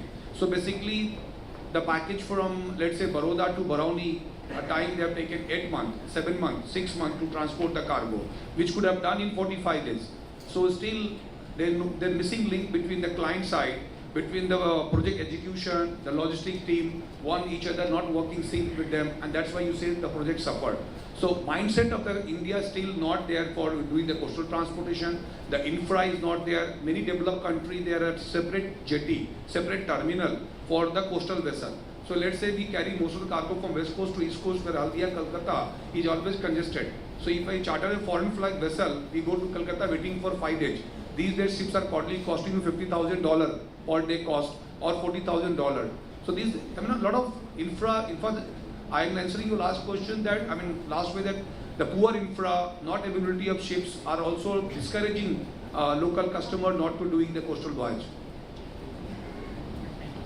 Can we have the last question from this side, please?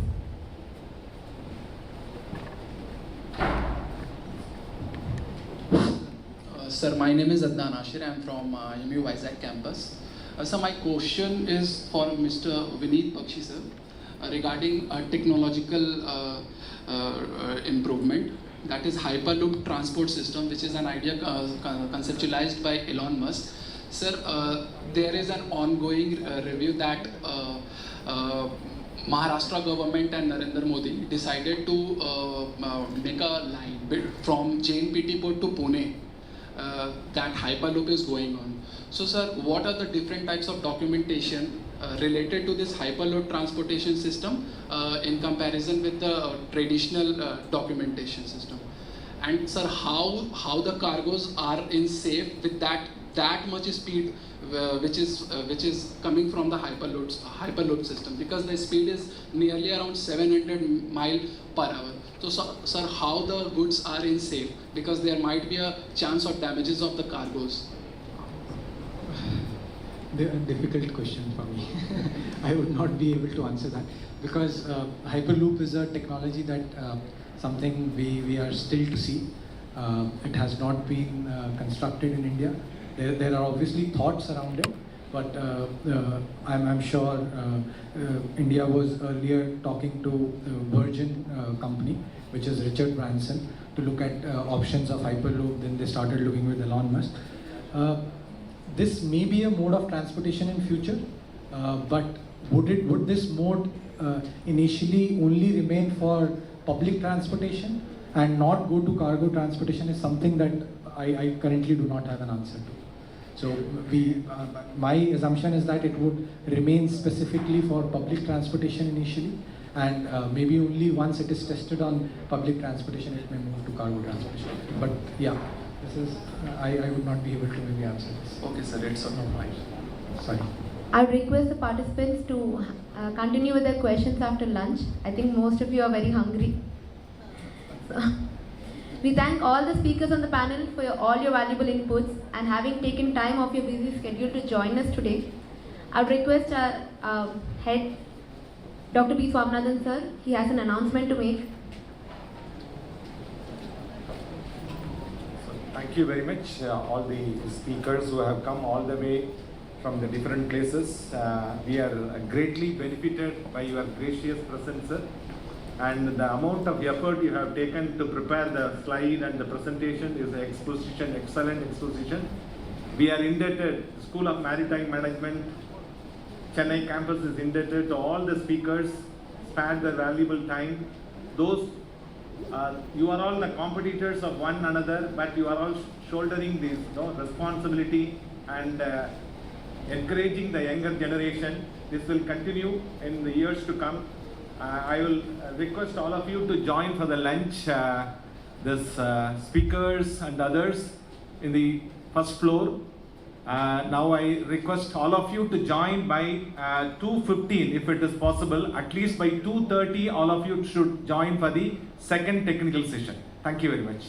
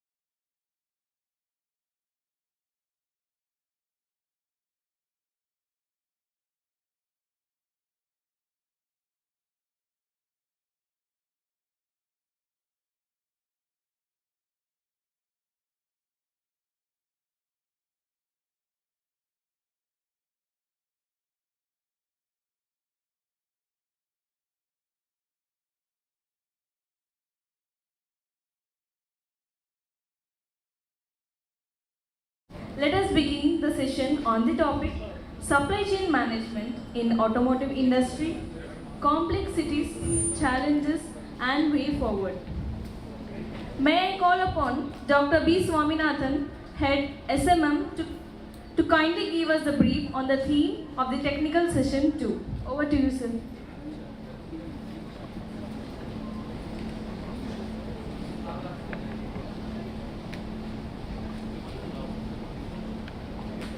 It's a very good afternoon to all of you. Good afternoon, sir. I hope some more students will be joining soon. We expect all the first year and second year students of both PSM and ITL to join immediately. Please send the message and see to that all the students will join another 5 minutes. We are supposed to start by 2:30. It is delayed by 15 minutes. It will have a cascading effect. See, in the afternoon, we have a session on supply chain management in automotive industry, complexities, challenges and way forward. It is a culmination of ideas put forth by all the faculty members of SMM, where we have 3 topics on opportunities and challenges in the supply chain components, and by Mr. Sanjay Kumar, General Manager Logistics Operation, Daimler India. Thanks to Mr. Sankaran sir for having identified Mr. Sanjay Kumar, General Manager. And supply chain opportunities in construction, earth moving and mining industry, Mr. Reggie Jose. This is the title given by Mr. Reggie Jose when I had an interaction with him over phone. So we go by his title, and he is from Caterpillar. Thank you very much, sir. And transformation in the supply chain management practices by Mr. Ramesh Dharmu. And in fact, Mr. Reggie Jose suggested Mr. Ramesh Dharmu, and we have interacted with him. He has agreed in principle. So this is the topic which we have not covered so far in the 12th year of our existence. The automotive industry has not been covered. We have been talking about, to some extent, ODC also. Last seminar, Estuary 21, we covered about the ODC. We had gained a lot of momentum from this presentation, Mr. Krishnan from NTC. Then we thought of having a separate session on ODC, and we have achieved our mission in the first technical session. So I would say the automotive industry has been called the industry of industries because it uses the products from almost all manufacturing industries such as mining, steel, plastics, electronics and petrochemical, etc. So universally, automotive industry has been accepted as an important driver of growth in the country's economy and a major contributor to the global economy. Having realized the importance of this automotive industry, as far as the two-wheeler is concerned, India stands first. As far as the four-wheeler is concerned, India stands 4th position. Commercial vehicle is concerned, India stands 7th position. And a lot of industries started coming up from 1991 after opening up an economy. So we thought that it would be more appropriate to talk about the automotive industry in the second technical session. So I request all of you to participate. There will be a question and answer session followed by the presentation. Thank you very much.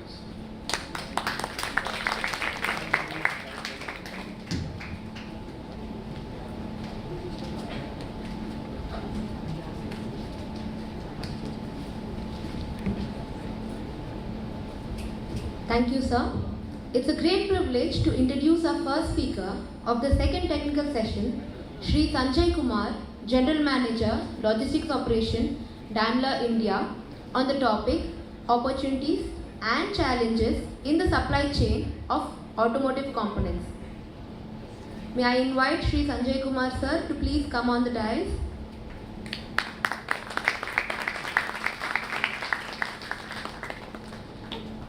May I call upon Dr. M. Shekhar, Associate Professor, SMM, to kindly felicitate Shri Sanjay Kumar, sir.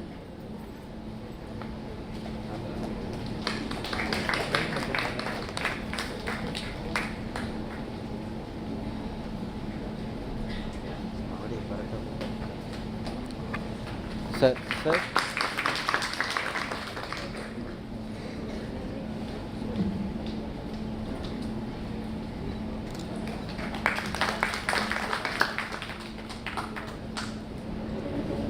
Link தானே ஒன்று அனுப்ப சொன்னேன். ஆ Sir, we request you to please be seated for a எங்கே I would like to read a brief bio about Sri Sanjay Kumar, who is currently the General Manager of Logistics and CKD Operations in Daimler India Commercial Vehicles Private Limited. He did his postgraduate diploma in Business Management from XLRI Jamshedpur and has ample work experience of 21 years in various areas of plant operations including TPM, Six Sigma, CapEx and indirect procurement. Prior to joining Daimler, he worked with Toshiba, Mitsubishi Electric Corporation, Cummins Group of Companies and Tata Cummins. May I now call upon Mr. Sanjay Kumar sir to enlighten us on the topic opportunities and challenges in the supply chain of automotive components. Over to you, sir.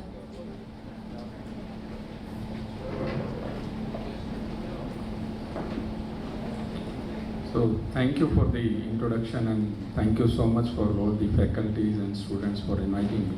I think this is my first session to interacting with students. Most of the session we used to attend with technical seminars where we used to talk about more on electrical, electronics and other things. So I'm not sure how much I connect with you guys, but I try to connect. I think I'm basically electrical engineer. I did my graduation in electrical and then post-graduation in operations management, and then started my career as a control engineer in one of the industry, Cummins Group of Companies. Then most of my career I spent in control, so basically the automation, where we used to design the line for the futuristic products, to take care of the carbon footprint, to take care of the processes, to take care of the all the process capabilities, where we used to talk about more on quality and technical parameters. But I think this is a different group of people where most of the guys belongs to shipping industry. My experience in shipping is very, very limited. So before 2 years only, the company nominated me as a head of the logistics in Daimler. So first let me talk about Daimler. Daimler is world's largest and one of the best company in automobile. I think we started our operation somewhere in 1800, and we used to make trucks, buses, vans and a car in the name of Mercedes-Benz. And in trucks, I think we are making more of a 5-6 world-renowned brand. So in India, we are selling the truck in name of Bharat-Benz.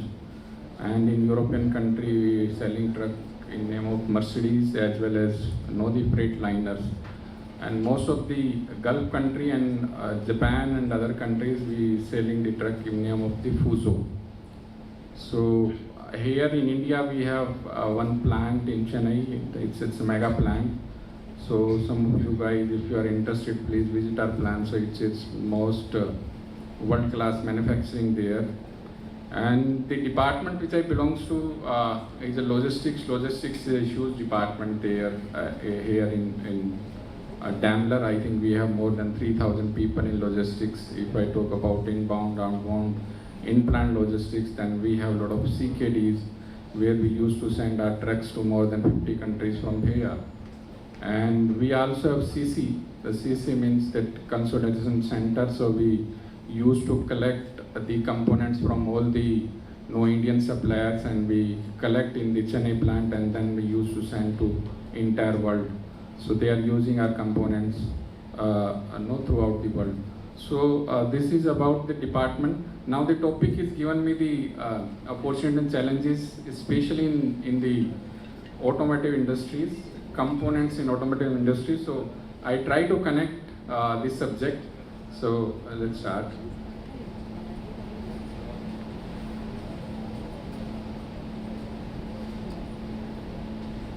Okay, so agenda is basically first I talk about the transformation of automobile industries, where now we talk about how the automobile industry is transforming from now to next milestones, and then I talk about the major challenges within the ecosystem in current scenario, where we talk about the COVID challenges, semiconductor issues which the world is facing now, and the global constraints which now emerging, a lot of global constraints.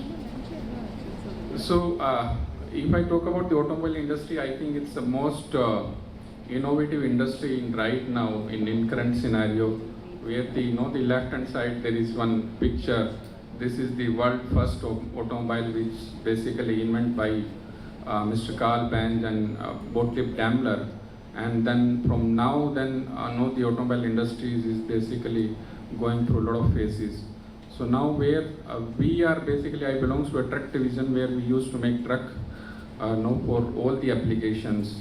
So now the truck industry also basically innovating in most of the ways. So we are now talking about the alternate propulsion, where we talk about the hydrogen, green hydrogen, electric propulsion, and then we also talking about how the vehicle should be autonomous to basically to match the drone requirement in future.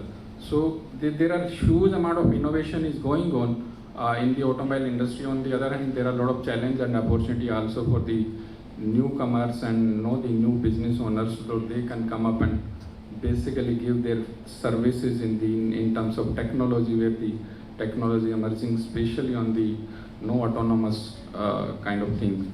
So this is where the entire automobile industry is moving from now IC engine to the green hydrogen and electric propulsion, with most are focused in the futuristic project in green and electric. Now the major challenge currently the automobile industry or all the component industry is facing, one is the COVID, and due to COVID there is huge amount of challenge in terms of human resources. So the first challenge where the people are not willing to work, although the companies are calling them, but due to life risk, especially now in current scenario, if you talk about China and some of the other countries.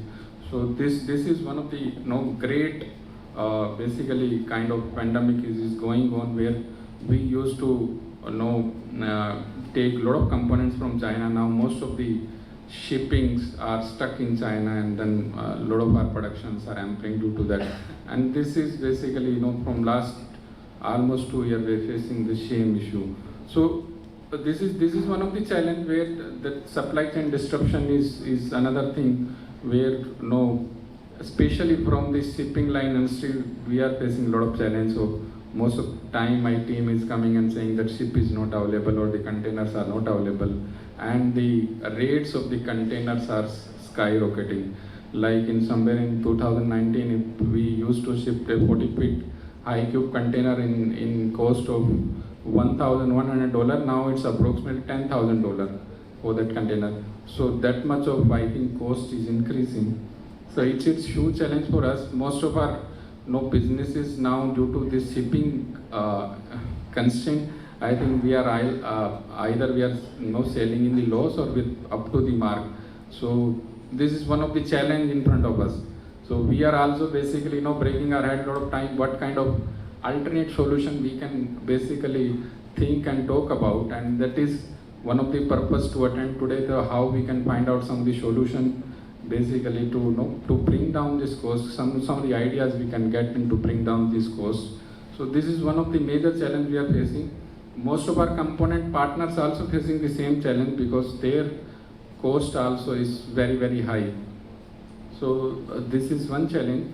And the next challenge, if I talk about, this is one of the great challenge, which chip shortage, which started somewhere 2019, where the chip basically demand is increased by 20%, and then 2020 due to the COVID lockdown, I think most of the automobile plants shut down, and then the chip basically industries, they convert their entire supply, or they basically make some kind of long-term agreement with all the electronics and other industries, and they are selling their chips to them. So it's very, very badly affecting to all the automobile industries.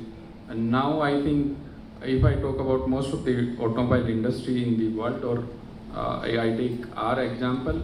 Our industry basically output is 40% less due to chip shortage. So that much of shortage in chips. And if I talk about now the cost of chipping, we used to, before COVID, we used to purchase one chip in 300 rupees. Now the costing is approximately 50,000 of that chip. So that much of cost is increased. So this is a really global crisis, especially in automobile industry where we used to face. So and due to that, I think now automobile industry is most basically advanced industry where they used to take all the chips in most of the component. But talk about engine have the engine control unit, then if I talk about the basically gear shifting mechanism, other mechanism, most of the things is controlled by electronics. So now, and this is one of the, I think, major challenge which we are facing. So what we did, we basically how we are mitigating this risk. So we basically set up a global call center or global task force where we're deciding all the rates and everything somewhere in Germany and Japan. And these teams are mitigating the risk. We are also part of the team and every day basically providing our inputs. So this is one. Another one, there are another global challenge which automobile industry is going through. One is the aluminum crisis. This is started somewhere in China where the most of the aluminum industry is basically they are producing a lot of pollutants, and then Chinese government tell them no, you have to shut down your plant for 8 hours in a day. And that's how this aluminum crisis started in the entire world. And most of the automobile components, their base material is now is aluminum. So that is also one of the great challenge which the world is going through. And now I think most of the country they are very, very conscious about the environmental things. So they are changing their norms, emission norms. Especially if I talk about just now, Indonesia have changed their environmental norms. So they are going from BS3 to BS4 or Euro 3 to Euro 4 in Indonesia. And now the Gulf country also talking about that.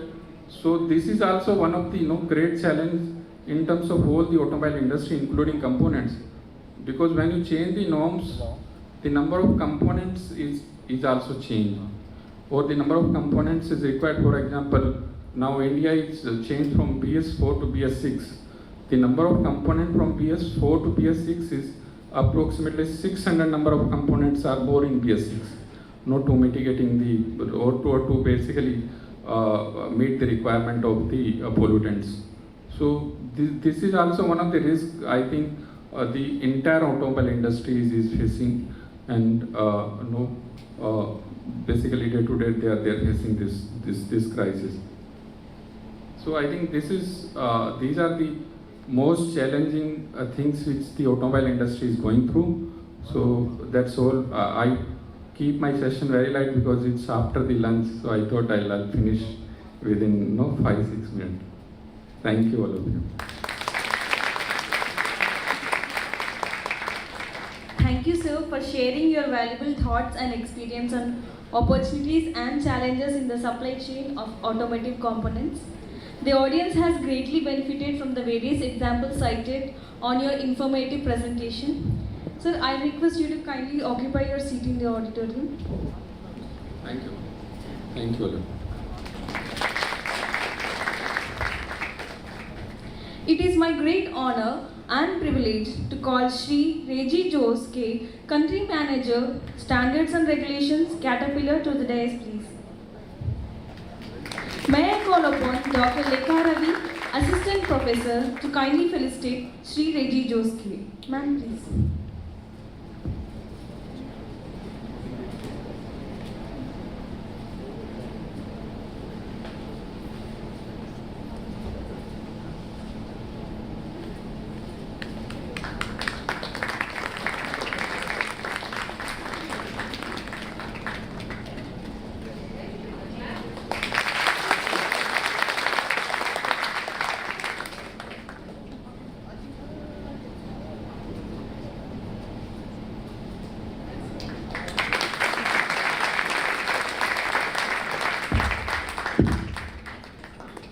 Thank you, ma'am. Thank you, sir.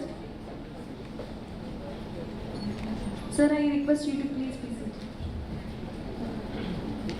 I would like to read out a bio of Sri Reggie Joske, who is presently the Country Manager, Standards and Regulations of Caterpillar India Private Limited, Chennai, and has over 24 years of work experience in Hindustan Motors and Caterpillar India.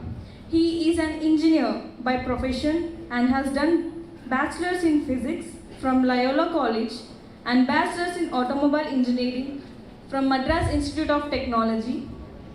Most of his career, he was into customer and dealer facing roles and was involved in after-sales support, product reliability, machine sales, and now into the product components. May I now invite Sri Reggie Joske to enlighten us on the topic supply chain opportunities in construction, earth moving, and mining industry.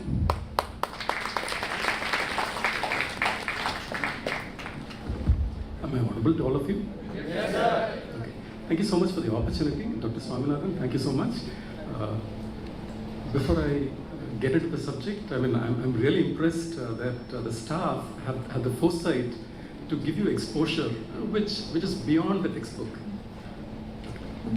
In a normal environment, they'll give you exposure to what is there in the textbook or a little beyond that. Now, I'm touched that they've thought about exposing you to the user industry, the kind of industries that you'll be working. That's not very usual in many of these institutions. So hats off to all your faculty who are giving you that opportunity to learn more and have that industry connect. So hats off to you, all of you, sir. Before I get into the topic, 24 years back, I was also pretty much sitting on the other side. Okay, so at that point in time, when I got placed in Caterpillar, I had no clue what earthmoving industry was, except that they make large machines. And I thought that it must be a subset of automotive industry. But much later, when I got in, I realized that that's a parallel industry in itself. How many of you know what earthmoving machinery is all about? What construction machinery is all about? What is a mining machine? Any exposure? Just to do a level set as to know how much exposure you have. Then I know from where to take on. Some random answers.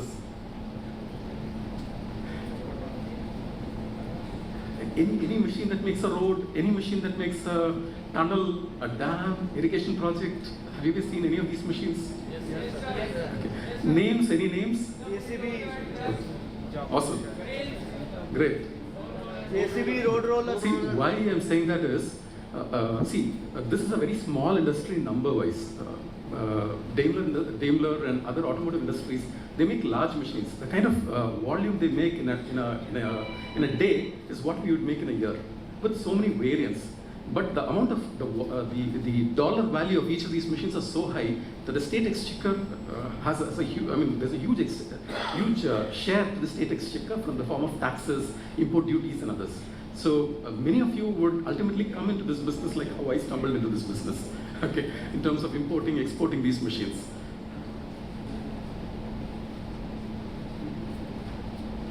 So, this is what I'm going to cover.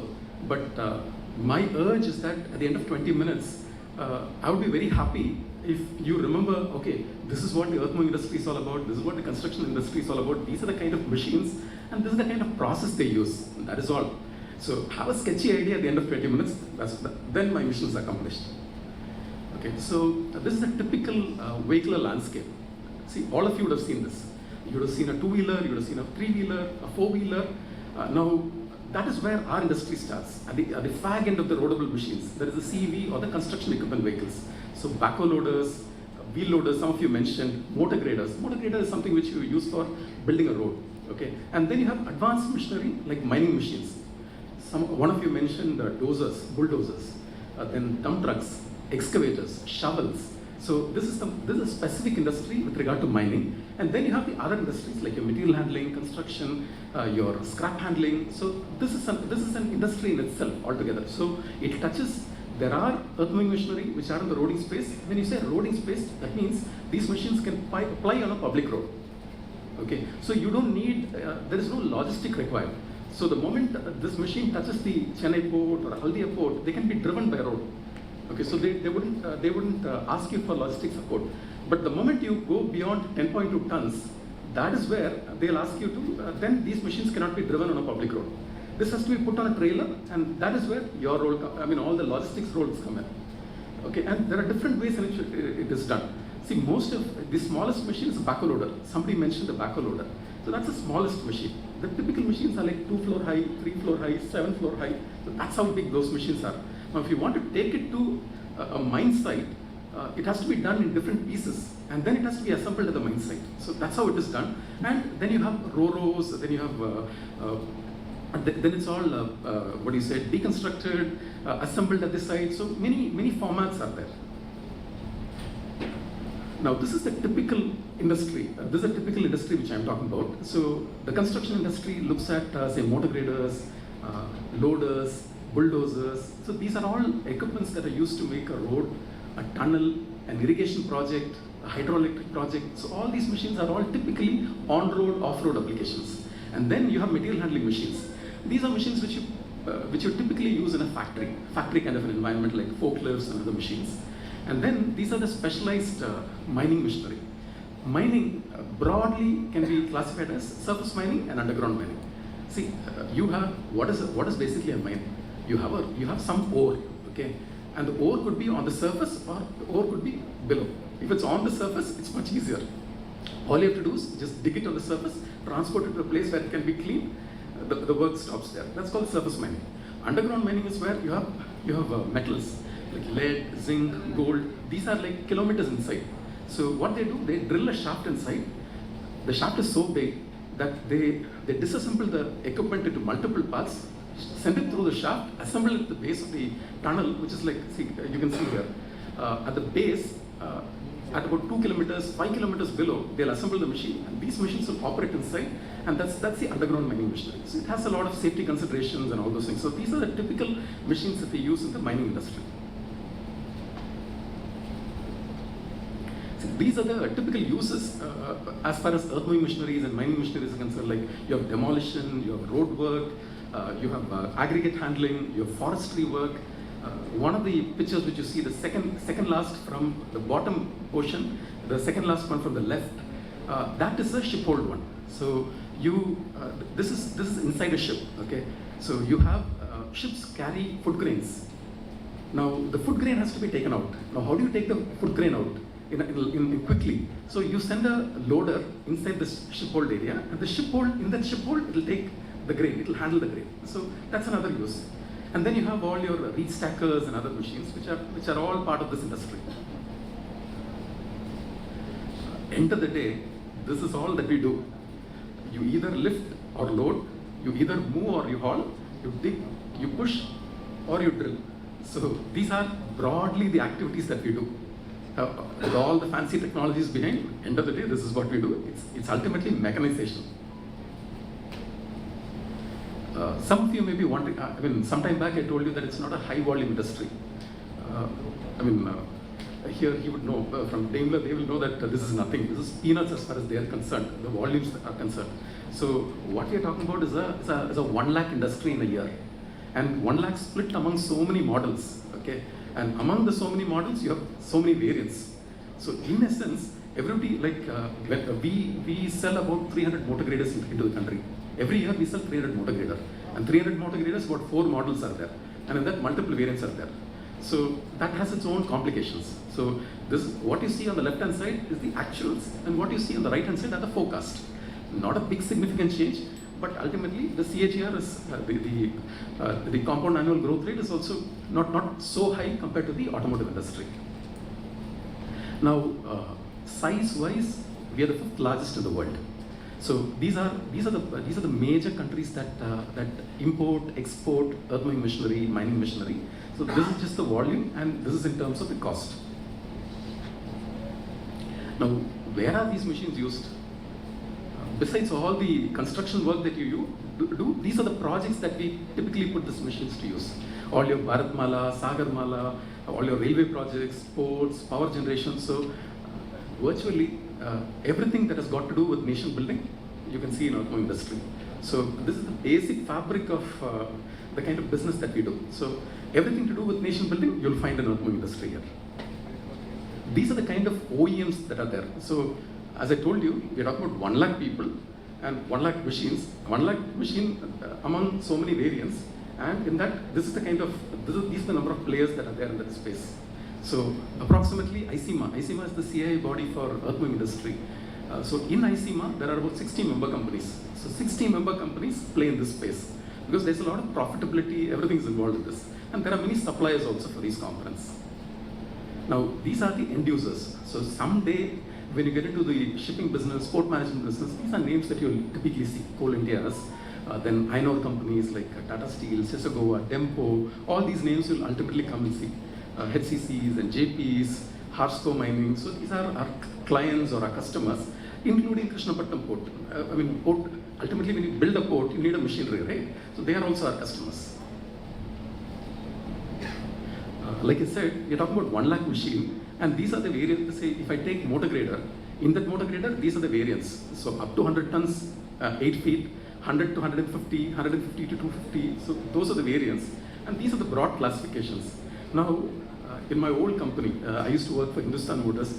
There we used to use a concept called runner, repeater, stranger. So runner is where you have a regular volume. So that is about 40,000 machines is what we are talking about, runner.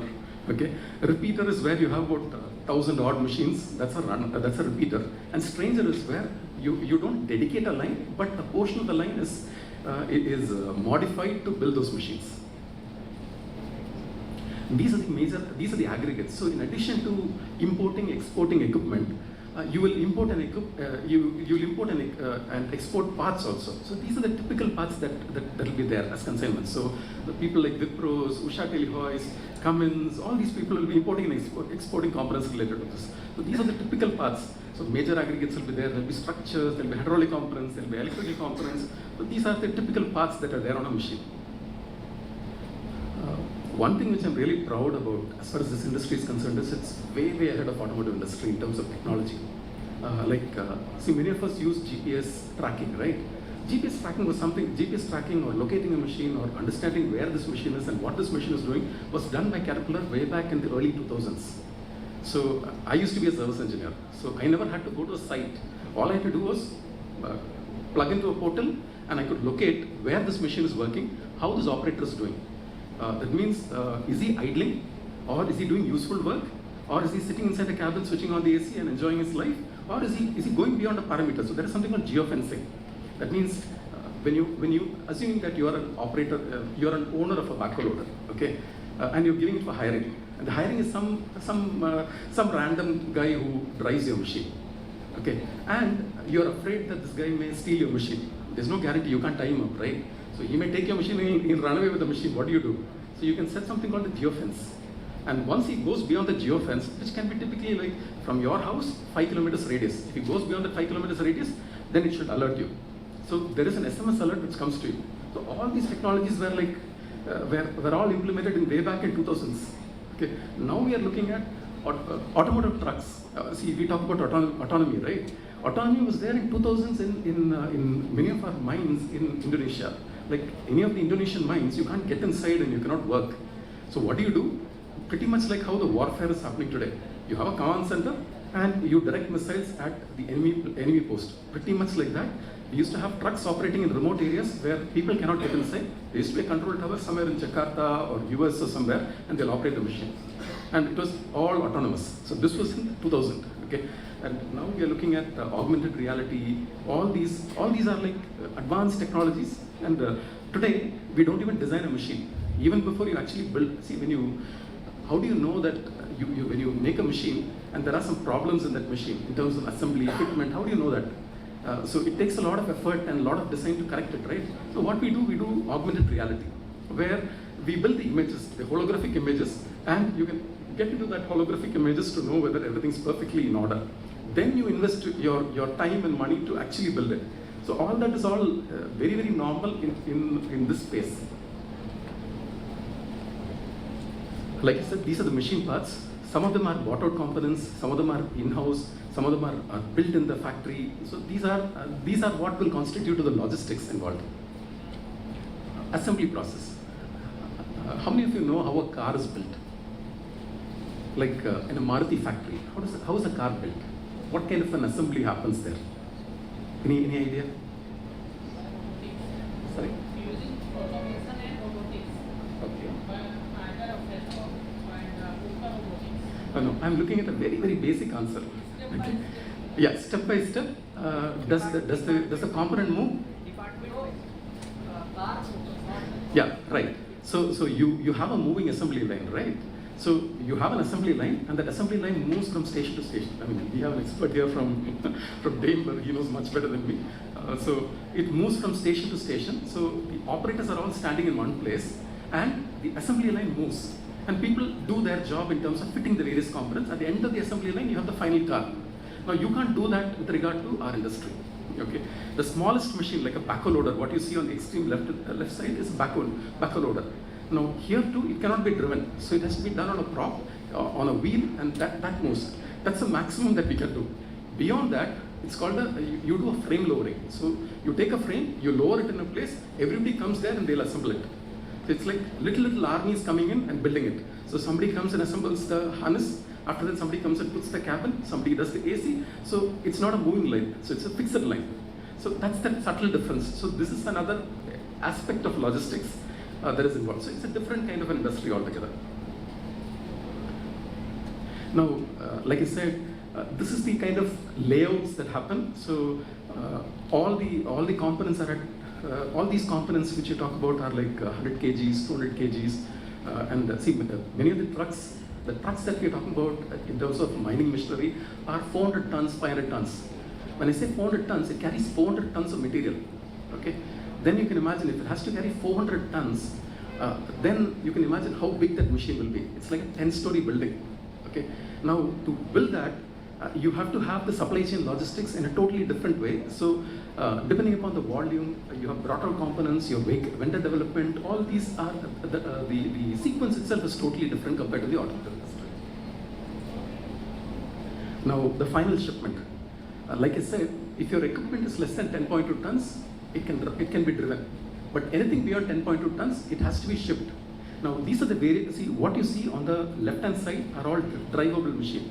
What you see as steel track machines, the excavators. The excavator is a steel track machine. Steel track machine can never be driven on a public road. So it has to be put on a trailer and it has to be transported. Then you have dozers. Somebody said bulldozer. Bulldozer also is a steel track machine. Steel track machine cannot be driven on a public road. It has to be transported through this one. Then you have ro-ro shipping. So that's how, can you see the size comparison? So this is like a medium truck, a medium-sized truck. So this will be in piece parts. So multiple trucks carry all these piece parts to the site. From there it's assembled. What happens we have a facility in Tiruvallur where we make the smallest of trucks. The smallest of trucks, when I say that, it's a 3-floor building. Okay, the height of it is a 3-floor building. That's the smallest of truck that we make in India. Now that machine has to be assembled in the factory, driven, checked for all the quality parameters, brought back, disassembled, put on a truck in different pieces. So your body, what you see on the left hand side, lower portion is called the body, which carries the earth or the dirt. Okay, so that has to be on a different trailer. The tires, the prime mover will be in a different trailer, and depending upon the size, other components will also be in a different trailer. So they'll all go in different carriers, and depending upon the size, whether it's an ODC consignment, I mean, sometimes when the dimensions exceed that, it becomes an ODC carrier. A dealer network is different, unlike your car industry. Here, this is a very specialized industry where you need operators, trained operators, because all these machines, I don't know how many of you know the cost of our machine. A typical backhoe loader will be about 15 lakhs to 20 lakhs. Okay, a typical motor grader will be 1 crore, and a dump truck will be 5 crore. Now, who are the people who are operating these? Typically 8 standard to 10 standard. Imagine you have assets of such high value, and the operators who are operating are barely literate. Imagine the plight of an owner who has put all his money into this, and if he makes an accident, what will happen? The entire asset is gone. So that is where the specialization comes in. Imagine this cannot be, these machines cannot be repaired by any lone guy in some place. It's a very specialized machine. Diagnostics will happen on a laptop. We have a laptop, we know which are the sensors, what is working, what is not working. It can be checked remotely. When I was a service engineer, I used to check it remotely. I never used to even go to the site. Many times from my remote data, I can find out, okay, this is the issue, let's fix this, let's get the parts. So it's a very specialized industry. And aftermarket, like I said, this is the kind of, we have some, Caterpillar has Vision Link. So different manufacturers, Caterpillar is one of the companies, there's Volvo, there's Kobelco, there's Komatsu, but there are different manufacturers. Everybody has a different way to look at things. So this is Caterpillar's way of doing it. So this is how we remotely monitor our machines.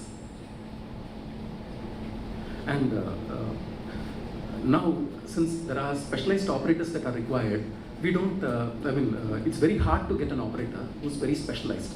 So as manufacturers, what we do is that, how do you embed technology into these machines in such a way that you don't require good operators? You just have an average operator, but the technology in the machine will take care of itself and it does an efficient job. So that is what we are trying now. So it's called Worksite, and so different companies have different names. So we have, one of the examples is Trimble. So what you do is that there is a basic operator. The basic operator gets into this machine. The machine, through its own intelligence, will learn and say, okay, this is what he wants. Okay, let's do it. So you don't need, like in the past, you don't need advanced operators or technically skilled or qualified operators. An average operator will do, but the machine electronics will take care of itself. So this is just to give you an overview of the industry. That is all I have from my side.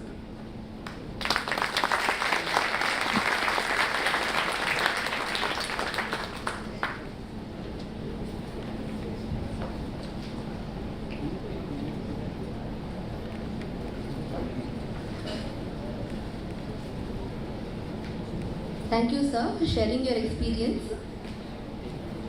and giving numerous examples and your detailed presentation. Let us begin the event on the topic Transformation in Supply Chain Management Practices. With this, it is my great honor and privilege to call upon Shri Ramesh Dharmu, Founder Director, GMB Cons, to the dais, please.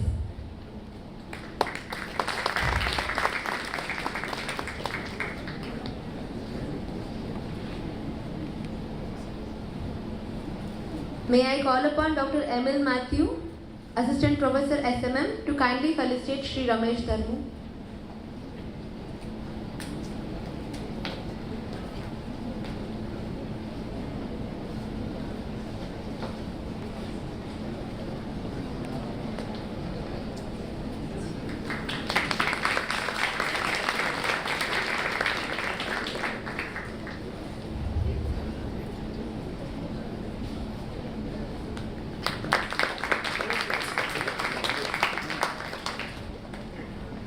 Thank you, ma'am. Thank you, sir.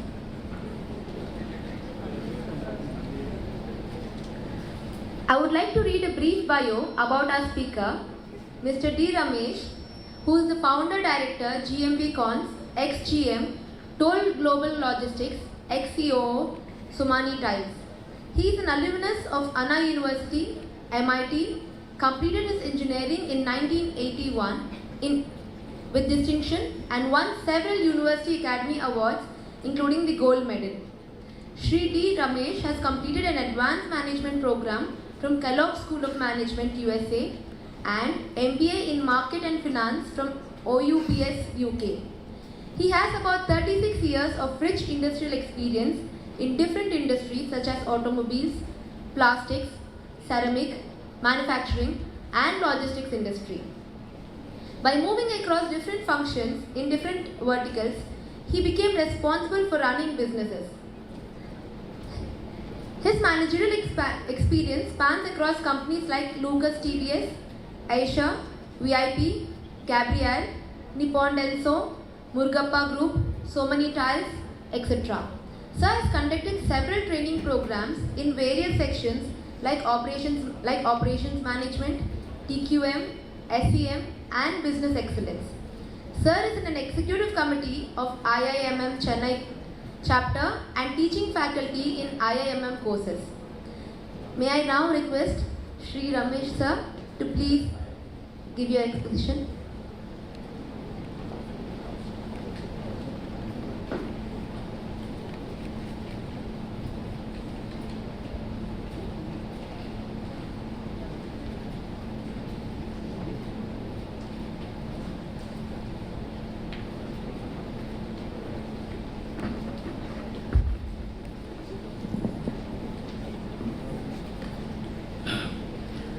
Good afternoon, friends. So thank you very much. Talking to students is nothing new to me. I really love it.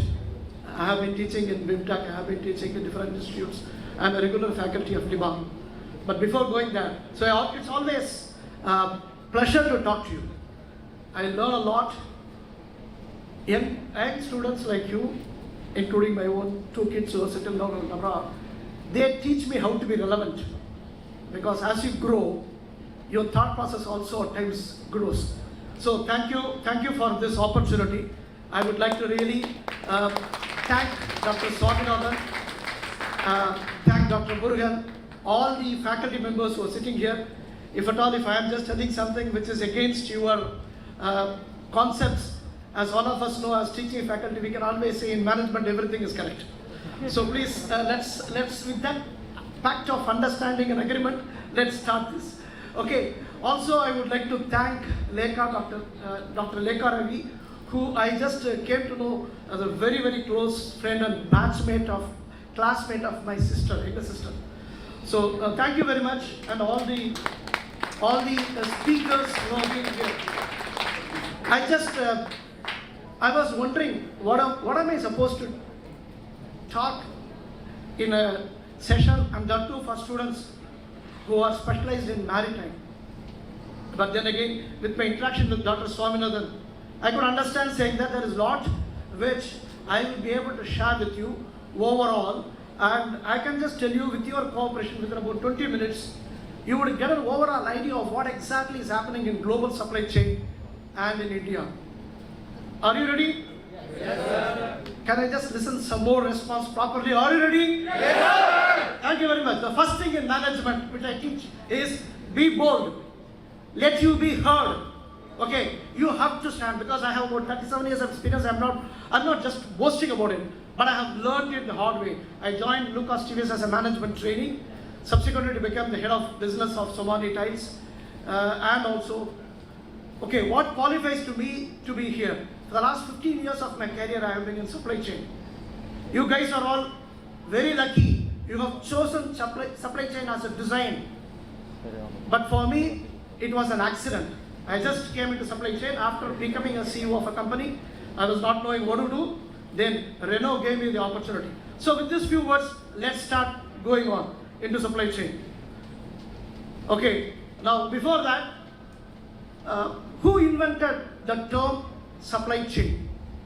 Any one of you? The term supply chain was invented by whom? Is it okay to ask questions? Is it okay to really, we are learning, is it okay? Or shall I have only a monologue? Okay, who's the person? No, not the faculty, sorry. We know very, very clearly. We have been teaching it several times, so even in the midnight, when you wake up at 12 o'clock, you will say. But the students, who's that? Keith Oliver. Actually, when I started my career, supply chain, the terminology itself was not there. So you guys are all very, very lucky. So let's start off first. Logistic global entire market is something like about 7 trillion. And it is supposed to reach almost about 12 trillion. That is the size of 12 trillion. That's the size of logistic industry, which is globally. And in India, we are moving towards something like about almost $380 billion. So this is only to tell you the fact saying that we are talking about a very big industry. And the growth of CAGR in India is 10 to 12%. Now what exactly is this graph says? Everyone talks about there is degrowth. This is World Bank data, which very clearly says the global GDP increase. The global GDP increase in 2020, this was minus. If my eyes very correctly cooperate with me, it is something like about minus 3.6%. So that is exactly how the global GDP had dipped during COVID. And in India, in 2020, it dipped to something like about minus 7.2. Any idea how much it is in 2021? GDP of 2021 of India? Any idea? Please just give some figures, throw some figures.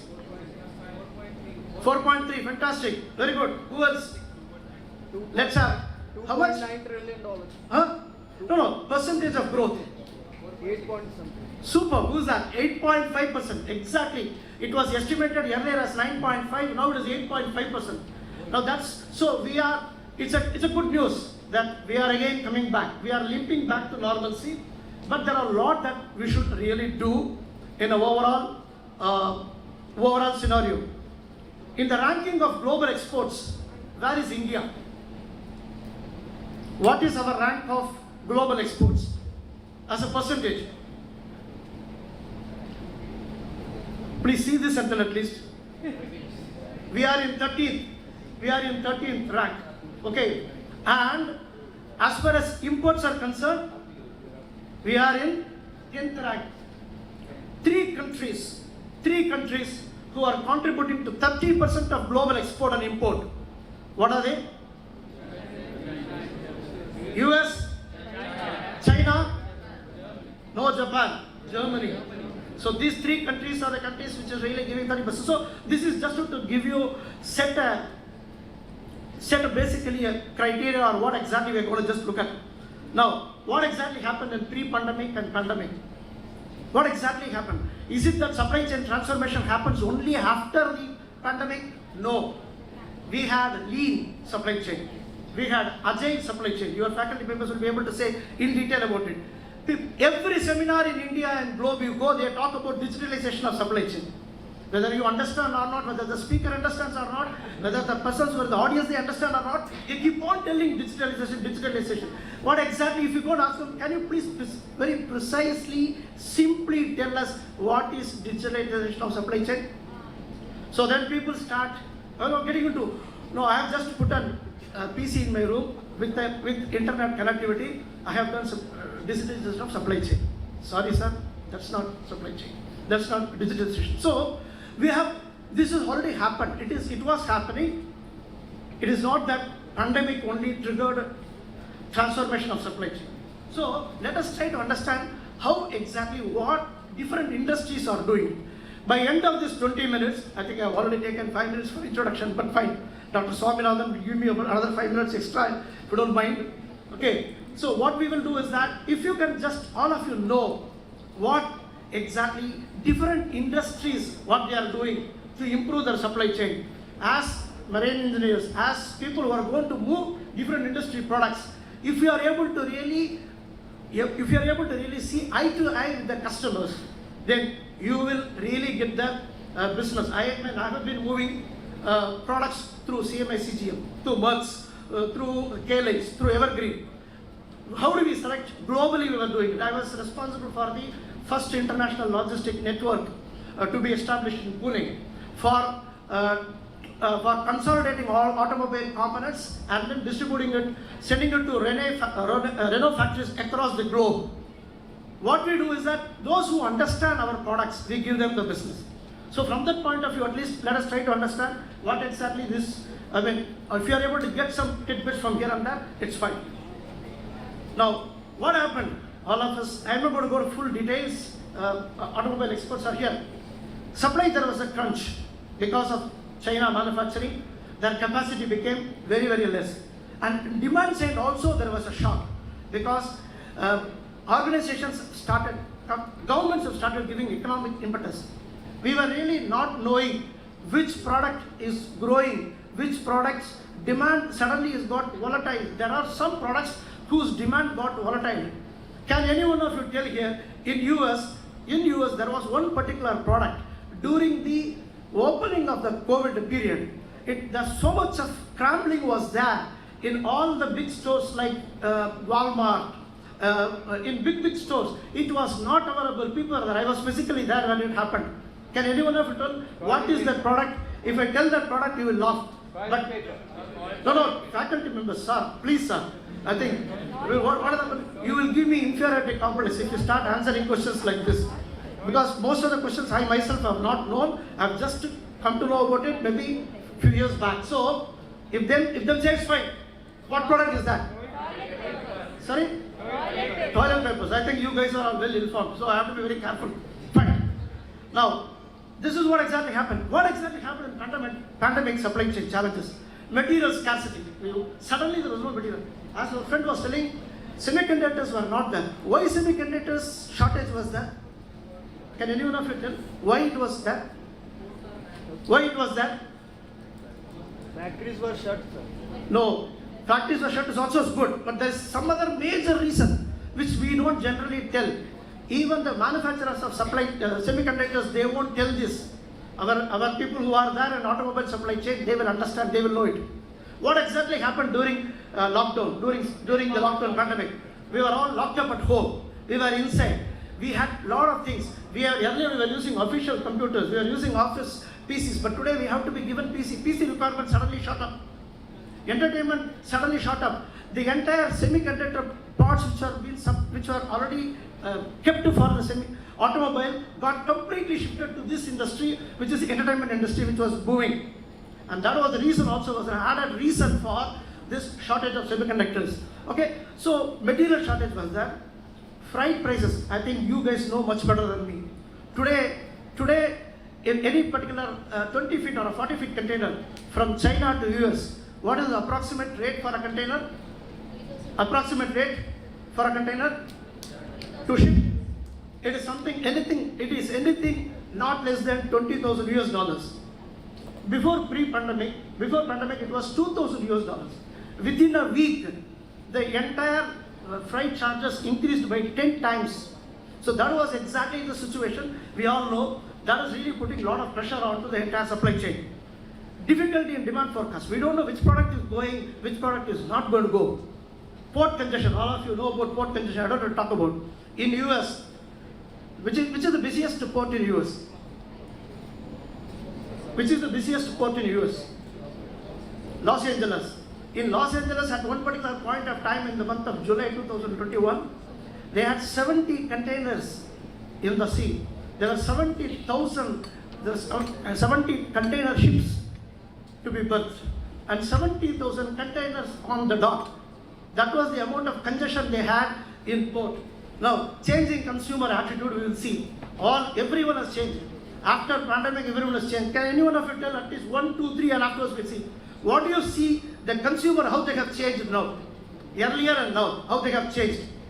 Attitude, consumer attitude. Consumer attitude.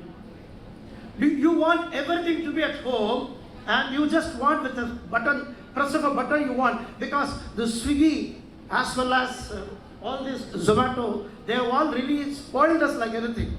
I was telling casually my wife, I said I don't have to much bother about okay, it's fine, but in the fight you have to be, hereafter you have to be very careful. Because earlier, next meal I have to worry, but now I don't have to worry. So your bargaining is going to be slightly difficult with me, be careful. So now by a press of a button I can get Swiggy, I can get anything done. And now if you want me to go to Saranabhava or A to B, drive a car, see for a parking place, and then start ordering something and waiting for half an hour for the waiter to come. I have already been spoiled by COVID-19 and the businesses and the method of the way in which business has changed. I have already been spoiled. Consumers today have been spoiled. Do you all agree with this or not? Yes. All of us have been spoiled because we just don't want. And most of the time with Zoom especially, I just don't have to buy pants at all. I just have to have only a beautiful overcoat at the tie, and because people are going to see me only up to this. And below it, fine, I'm decent enough. I think the girl students and women are here. Okay, but I don't have to invest so much. Even if I can have a small lungi, it's fine. So, but no, it doesn't. No, I'm not trying to say that's the way it happens. But it has changed. Everything has changed. Digital transformation. We have already spoken about it. Now, what is the positive impact? Impact of COVID. E-commerce have increased. E-commerce business have increased. People, to the extent, they have given a terminology which is called a pandemic technology for artificial intelligence and machine learning. They have given this terminology as pandemic technology to drive innovation strategies, processes and all. Cloud-based SCM, supply chain solutions are, what exactly is cloud-based solutions? Any idea? Sir, you have come here to deliver 20 minutes. Please come and deliver and go. Why are you asking all these questions? Is it if you are getting angry against me, surely not. I will get a very good happy feeling from you. I will not ask any questions. But if you feel, please ask questions. I will challenge because I have been like you. As what Reggie had said. In fact, I have not thanked the Reggie also. Thank Reggie, he is my college, and no, when we were introduced, and she was asking, "Are you batchmates?" So I said, "Is it a compliment to me, or it is some sort of something?" I am at least 15 years senior to him. So thanks to Reggie. But the question here is, we were on the other side asking questions. There is no silly question. In management, I have trained people from management training to CEOs. There is nothing called a silly question. From a silly question, someone else can learn. And most of the time, the silly question, when you ask and someone says, beautiful question, then the other person will say, my God, I should have asked this question. Why this guy asked? So, again I ask this question, what is cloud-based solutions? Is it going to come from the cloud? No. Physical cloud? What is that? What is that? Data is where? Data is in a remote location. Fantastic. But where? Is it somewhere in Singapore? Is it somewhere in US? Data, very correct. It is something like you start cloud solutions. Basically, you start accessing software as a service. SaaS. It is basically what means whenever you need, you just plug in there. And then you just get it. You don't have to store softwares, you don't have to store hardwares, so that your investment is going to be very little. You just plug in there, use it, and afterwards it again goes back into the cloud. It means you don't know from where you have just taken it. One of the examples generally, can anyone give you cloud application? One example? Netflix. Netflix is a cloud application. So it is touching all of us, but we really don't know this cloud. Okay, so now you should be knowing. So you can go and ask your friends, some of your friends, do you know what it is, Netflix? Then he will say, I don't know. It's a cloud solution. So you will just think high about it. Fine. Some of the general responses. We have adopted a new way of working. Inventories have been increased to take care of shortages. Digital and risk management capabilities. When I was the head of CEO of Toll Global Logistics, which is the 5th largest supply chain organization in the world, I'm proud enough that I was the business head.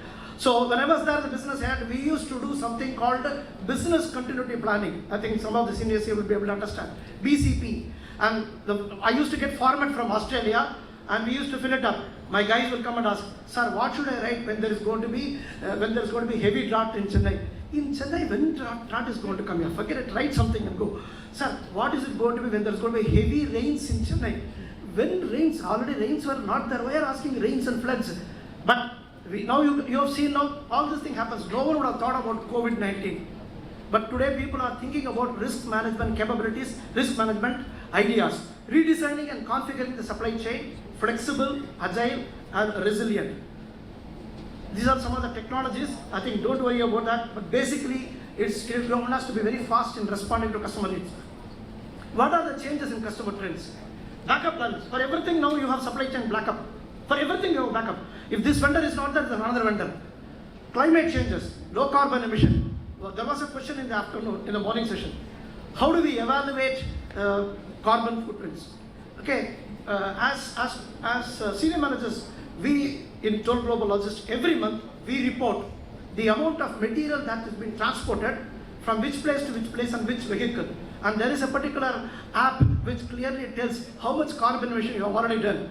Australia is not interested, our headquarters is not interested in knowing exactly how much absolute terms. But is the trend coming down month after month, year after year? If your trend is coming down, then you are improving your carbon imprints. So this is one shortest way of just answering some questions. Fine. Financial Africa House means basically you become very good in handling money.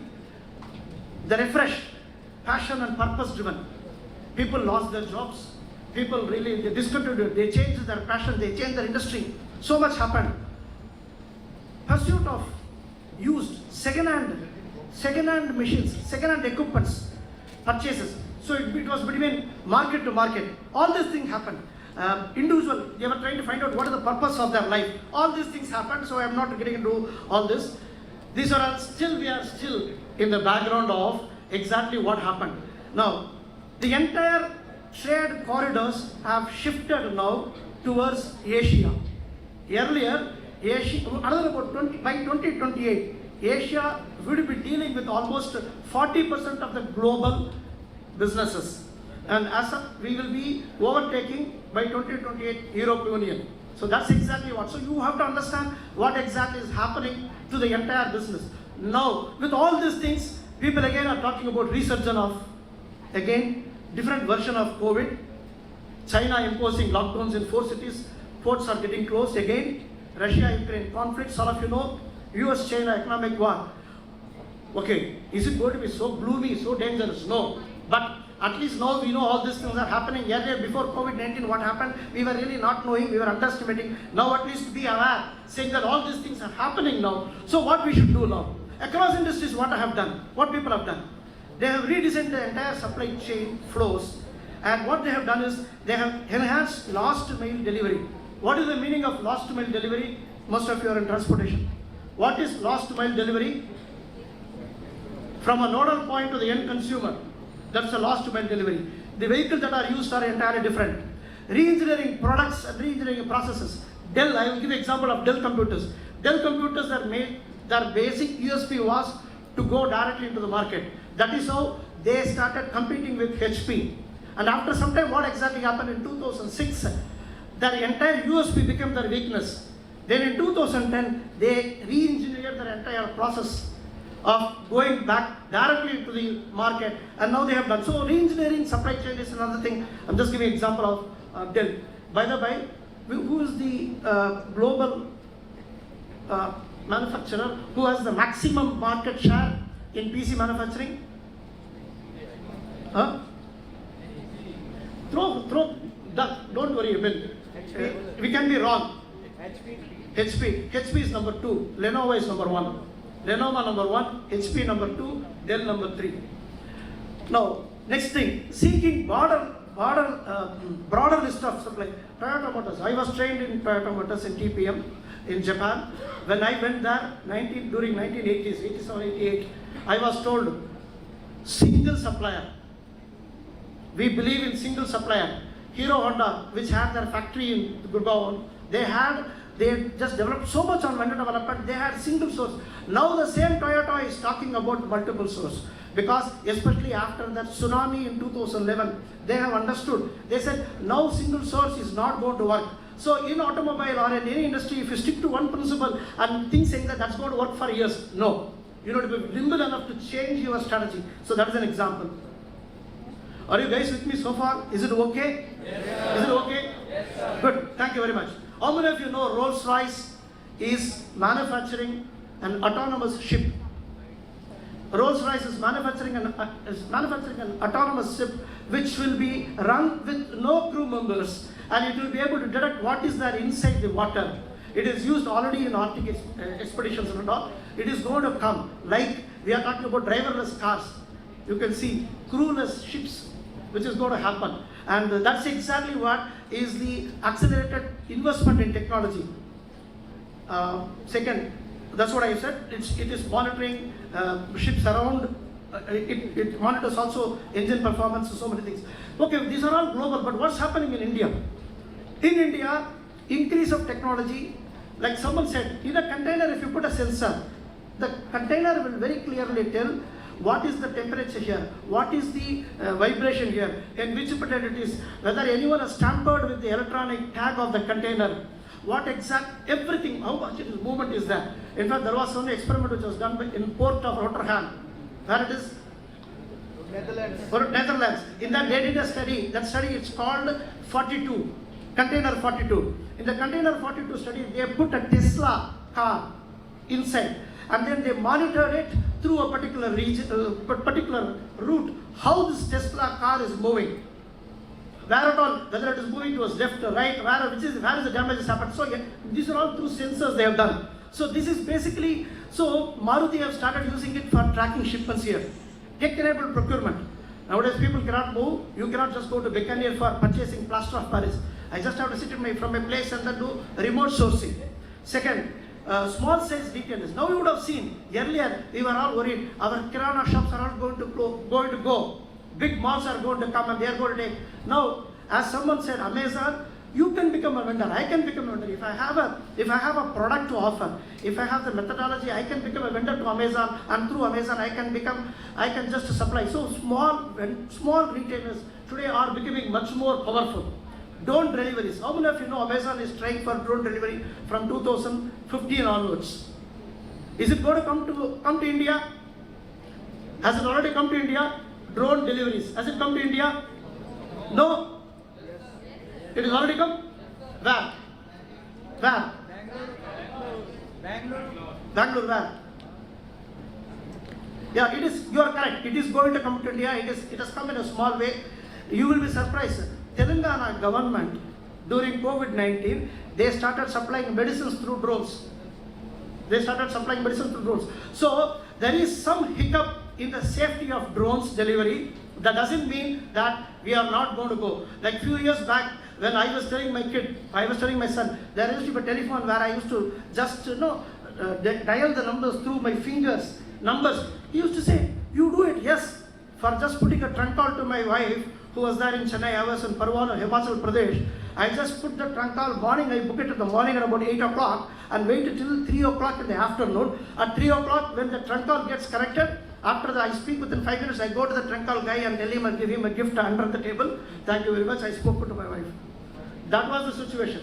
The same thing, if you go and tell your kids saying that drones are not there, delivery. Now already Amazon is trying for delivery of items through small drones, automatic drones, which is already happening. So this is one. You should all know about all this thing, that's why. And the climate e-trucks. How many of you know that? Most of you should be knowing that big companies, Volvo is planning trucks. Okay, Amazon. If you describe Amazon, what you will describe as? What business Amazon is in? Huh? E-commerce, beautiful. Now it is very easy because there is a new industry that has come, e-commerce. Anything you buy through internet, you put it in e-commerce, it's easy for you to answer. But actually, Amazon was basically an online book delivery company, right? Yes, sir. But today, they are competing with everything. Today, they are competing with UPS. And they are going to manufacture electric vehicles for their prime delivery. You don't know. So businesses are transforming so much. Multimodal transportation. How many of you know what is multimodal transportation? Using different modes of transportation, but using different modes of transportation with a single document as a single owner.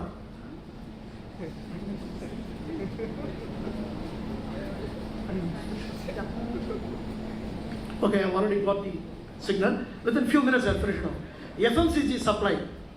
Procter & Gamble. I'll just give you an example of FMCG supplies, how they do it.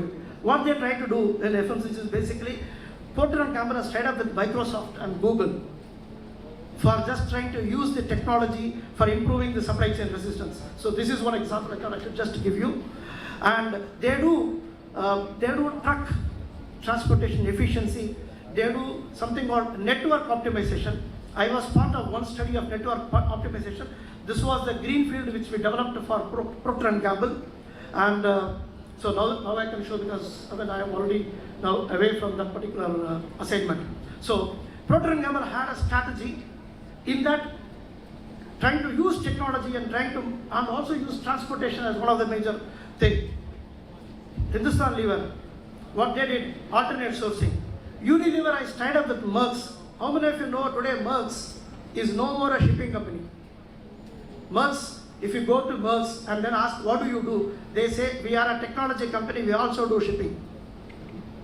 And Merck's is now today giving technology to Unilever with a control tower concept, which from a particular place they control 190 countries, how it's been moved. Shoppers Stop. One specific thing about retail industry is this: the returns are very, very high. 25% of returns comes not because they are not okay, because they are not getting. It's not just moving on in the stores. 25% materials returns. So return handling is a very, very big, very, very thing. Now we were handling Shoppers Stop. Shoppers Stop is basically a brick and mortar company, and they told very, very clearly, Amazon said, we will buy from you, and they very, very clearly know Amazon is going to be their competitors, but they didn't have any other choice, saying that, okay, we will also supply to you. Today, Shoppers Stop is supplying directly to their own stores, also to Amazon, which very well they know they are going to be the future competitor, but still they are doing. So this is how it is something, and they have collaborated with Accenture, Amazon supply chain transformation, predictive shipping. What exactly you need, what you are going to buy, that product will be shipped near your house without even you ordering it. Before you order, before you even thinking buying, they would have done the predictive analysis. Amazon is doing it, and they will just commit. As soon as you order, within about a few hours, it comes to your place. Indian auto industry, I think people have really already talked about it. We have moving steel coils from Jamshedpur to Bangalore and also to Chennai Hyundai factory. When we started moving all these things, we had 2 drivers, air-conditioned cabin, and this. If that particular vehicle stops somewhere, unscheduled stop for more than few minutes, the control tower will know. We'll pick up the phone and ask what happened. Is there any accident? Is there anything? We know it. And that's how it's been. It's another example of control tower. Renault India, I think I don't have much time, but a concept of, we were assembling all the components and shipping it. We were using sea as a warehouse. So this is called inventory on sea, a concept, inventory on sea. Scheduled delivery was very, very important. And all our packings were in cotton boxes. We completely eliminated wood. Completely eliminated wood. So these are some of the transformation that has happened. Now major transformation happening in most of the automobile industries. They are all tying up with battery manufacturers, so that their supplies are going to be, lithium ion supplies are going to be there. So this is what exactly Volkswagen have tied up with Bosch, and Tesla has tied up with a mining company. You know, this is one of the ship which was run only on LNG. SkySail, maybe this is an experiment that was done by a company which used wind energy for moving along with the regular fuel, and they reduced the fuel consumption by 30%. Beautiful case study. But unfortunately, they are now into some financial constraints. The tech trend is going to be route optimization. Last slide, sir.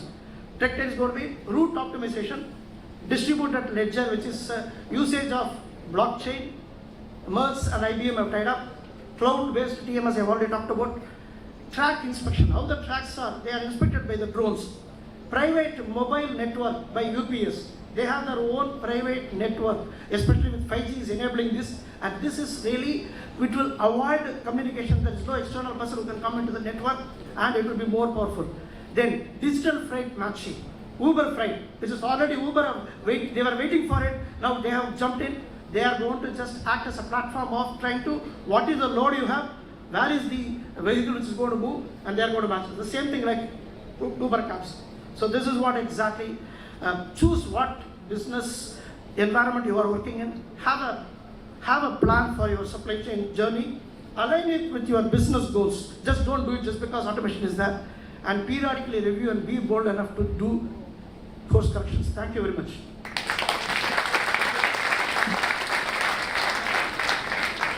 Thank you, sir, for your thought-provoking and enthusiastic speech. On transformation in supply chain management practices, the audience have greatly benefited from your detailed presentation, sir. Sir, I request you to take the seat in the auditorium. We thank the speakers for their valuable wisdom and contribution. Now, the platform is open for a round of questions to the speaker of the technical session 2. We request the speakers of technical session 2 to come onto the dais for the interaction section.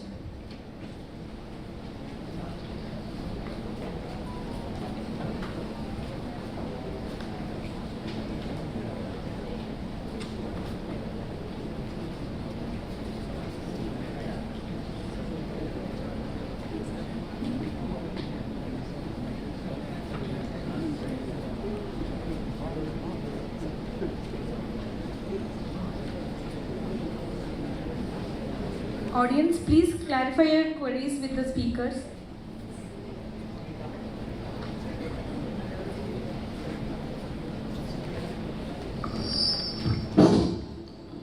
Good afternoon, sir. My name is Adnan from IMU Visakhapatnam campus. So my question is regarding blockchain, which is getting used in the supply chain management.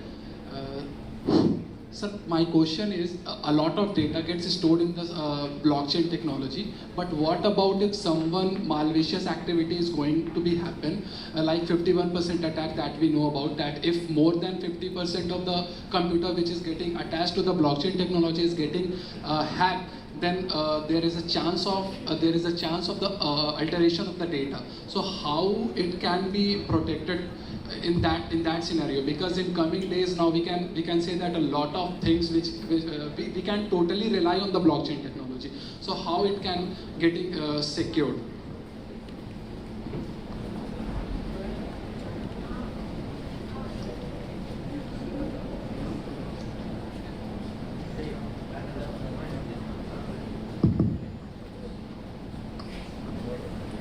So I think with digitalization, cyber security is one of the risks, either in blockchain or any of the technology in digitalization. So what we need to do, I think, as an organization, we prefer to our all vendors. There is one program we call is SITS, and this program is designed by the NIST. There is National Institute of Security in US. So they have the entire basically scanning database. So you have to scan your entire network where you need to build up the firewall. So for example, if some of the firewalls are weak or there is no firewall in between your data or basically the interfacing between you and the customer or you and the some of the other guys. So there are some chances of this malware where you don't build up the proper firewall. So you have to scan your system with respect to all these standards programs which developed by the world best technologies. So you have to adopt the technology. There is no other way.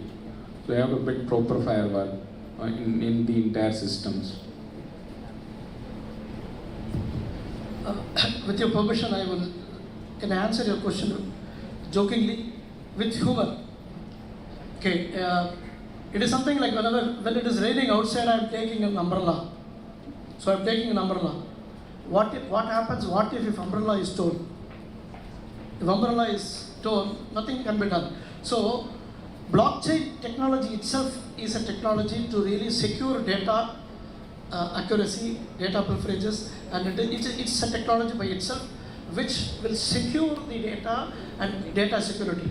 And if there is going to be something which is happening there also, it means like what exactly our expert had said, that your firewall systems have to really suit what exactly is the data which you really take. So with this you will be able to really go. And one more piece of advice, my comment. If you are worried about digital inaccuracies and digital hacking, with that particular fear, you would never be able to really approach digitalization at all. So anything which is digital, including our army's website, can be hacked.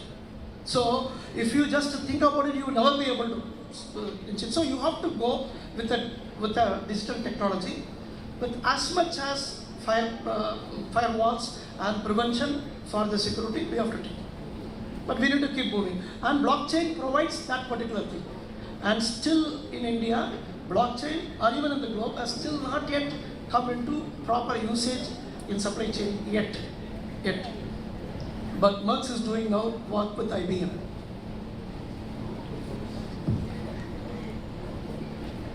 Hello. Hello. Sir, good evening. I'm Shivam Singh. My question is for Sanjay Kumar, sir. Sir, as you mentioned by setting up call center in Germany and Japan, you are able to tackle the supply chain disruption of semiconductors. So does only by setting up call center we can reduce this disruption, or is there any other way which we can automobile company or any other company can? So no, not only by setting up call center. So there are few steps which we have to take. One is basically set up the global task force, which I named as a call center. And what this global task force used to do basically, the semiconductor supply is limited. So they see the overall world supply. So where is the criticality? For example, in India, I need to deliver some of the vehicles to my customer on certain dates. So what I used to do, I basically give some time to my German customers. So I basically block them for 1 week and then deliver these semiconductors to India. So that kind of mechanism we have built up in the entire globe. So what we used to do, for example, African countries, something is not important, so we used to deliver all this semiconductor to India or US or Germany, and basically survive the customers on time. So priority based delivery basically. That's how we mitigate the risk. Another one is there is another basically we call is strategy, quick strategy we have adopted. Quick basically purchasing the semiconductor. So what we did, we place all our supply chain guide to the semiconductor companies, and basically they decide the rate on the ad hoc rate on the semiconductor company on that particular day, and they're purchasing the things on that day because the market is so volatile. So and there are a lot of customer is behind the semiconductor. So they take a decision on ad hoc basis and they decide the rate and they bring the semiconductors. That's how we mitigate the risk.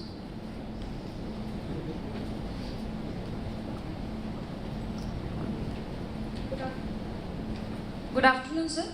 This is Momita Das from MBA ITLM first year.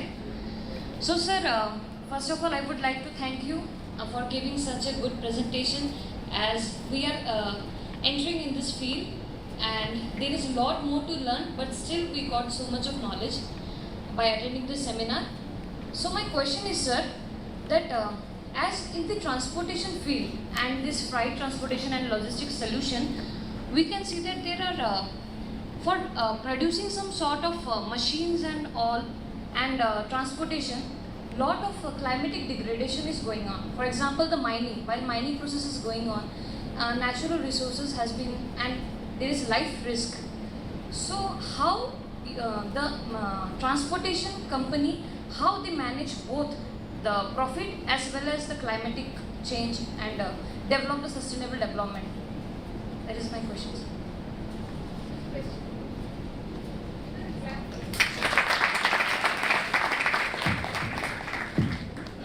If I understand your question, how to really balance between business and business responsibility.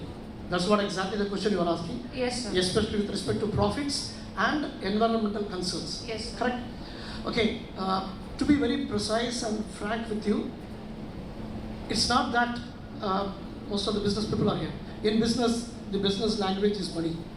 So left to us without any regulation, we would like to make maximum money as far as possible by just trying to exploit the entire resources, including whatever is available. But fortunately, we have some regulations. We won't be able to do it. We have some internal government regulations. We have some World Bank regulations. We have some World WTO regulations. We have lot of regulations with the countries you are doing trading. If I am today transporting an item between one state to other state, I just have to really comply with that particular state's requirements, which they would say very clearly that you won't be able to load so much of tonnage in a particular truck. One example I'm giving you. Same way, the percentage of carbon emission has to be, you have to become net neutral. What we were talking about, carbon zero policies. Most of the companies today are declaring by 2030, Apple has declared that they will become carbon neutral, carbon zero. They have declared already. Most of the companies, they are declaring. Why? Basically because all the stakeholders, including consumers, are watching them. And only consumers are interested in dealing with companies who have standard procedures and also compliances. Tomorrow, not only the person who's doing the business, the person who is really using the services of the transporter who is polluting, he can also be penalized. So there are some regulatory mechanisms which are already available, which tries to neutralize this over-enthusiasm of doing profits. Have I answered your question? Somehow, sir. Thank you, sir. So I think if I know in technical way, if I can, I think there are two terminology in carbon neutral. One is net zero and one is carbon neutral. So what the company used to do, for example, the mining industry, because the business is mining, they cannot go for carbon neutral. So what they do, they used to adopt net zero. So what they used to do, they adopt some of the village area or some the area in Africa, for example, and they do some environmental activities. So what polluting there here in particular site, they basically do some mitigation on the other place. So how the company, that's how the company is mitigating the risk. So if you understood. So that's how the company is basically net zero and carbon neutral is playing around. So most of the company, for example, some global company, if they're polluting in some country in India, they may be doing something in Africa or some other country where to do all these kind of activities very easy and they can get the benefit. So overall, they know the entire globe, they're mitigating the risk. That's how the overall game plays. I'll give you two examples. See, corporates are being held accountable for the deterioration that they do environmentally. Okay, so two scenarios I'll give you. Number one is an extension of what he said. Mining companies. So when you want to mine an ore or an element from the earth, what do? You need to first strip the trees, right? So you remove the trees, then you get down and you need to take the ore out. Now, can you imagine most of these mines will be like thousands of acres. Can you imagine the number of trees that will be cut because of that? So naturally there's a lot of deforestation that happens there. Now, what they do is that mines don't exist in a place. Mines have a life. Okay, so when you there is a feasibility study where you have a certain amount of ore which can be taken from a particular area. After you've taken that, say after 15 years or 20 years, you move to a different location. Now it becomes the responsibility of the mining company to ensure that the trees are planted there or in some other place for all the damages that they do. So it's not exactly a very responsible thing, but it's something to do with some corporate responsibility. That is one. The second scenario which I want to say is, I think if I remember right, it was from the Daimler CEO. He said, it was very thought-provoking statement which he made in India when he came to India.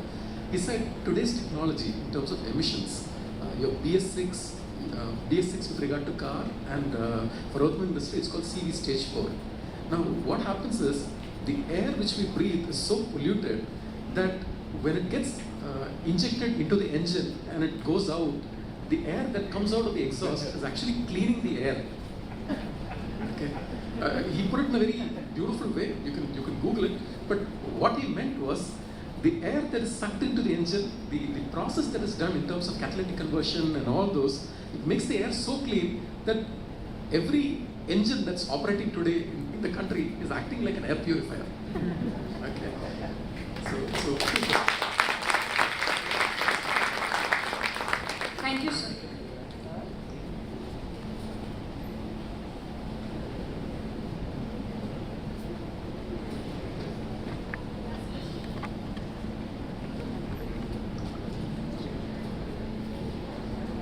Good afternoon, sir.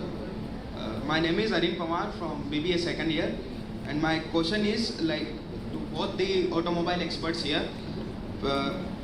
My question is as we know that both the companies are making such a big machines here for different sectors.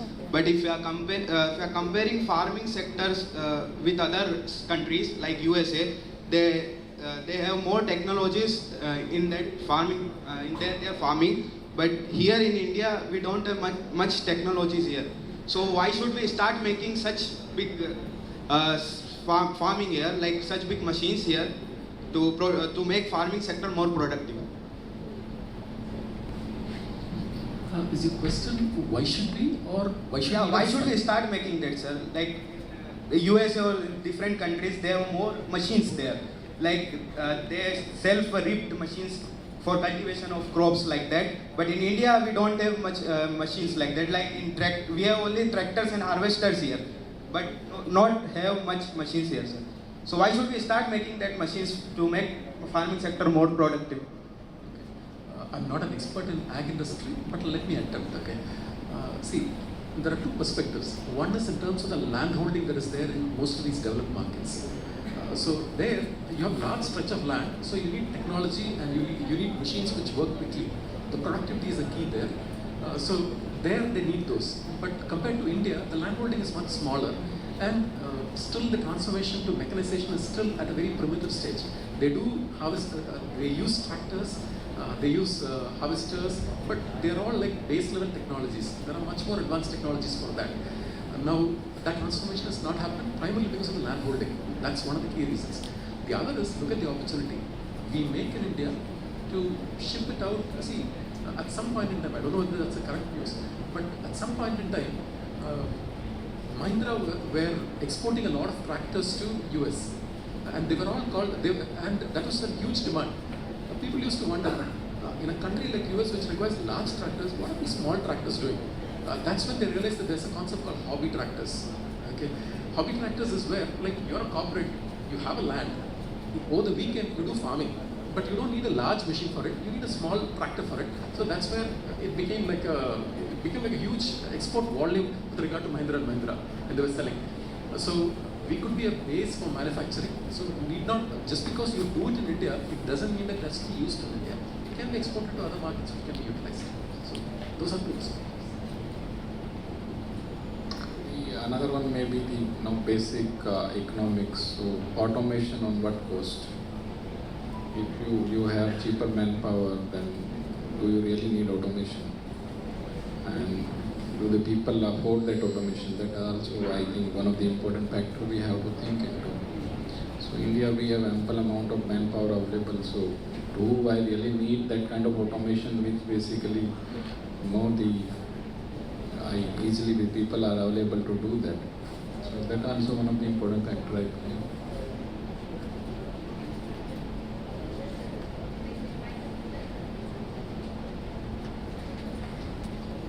May I once again call upon Dr. Emil Matthew, Assistant Professor, SMM, to summarize and conclude the technical session 2.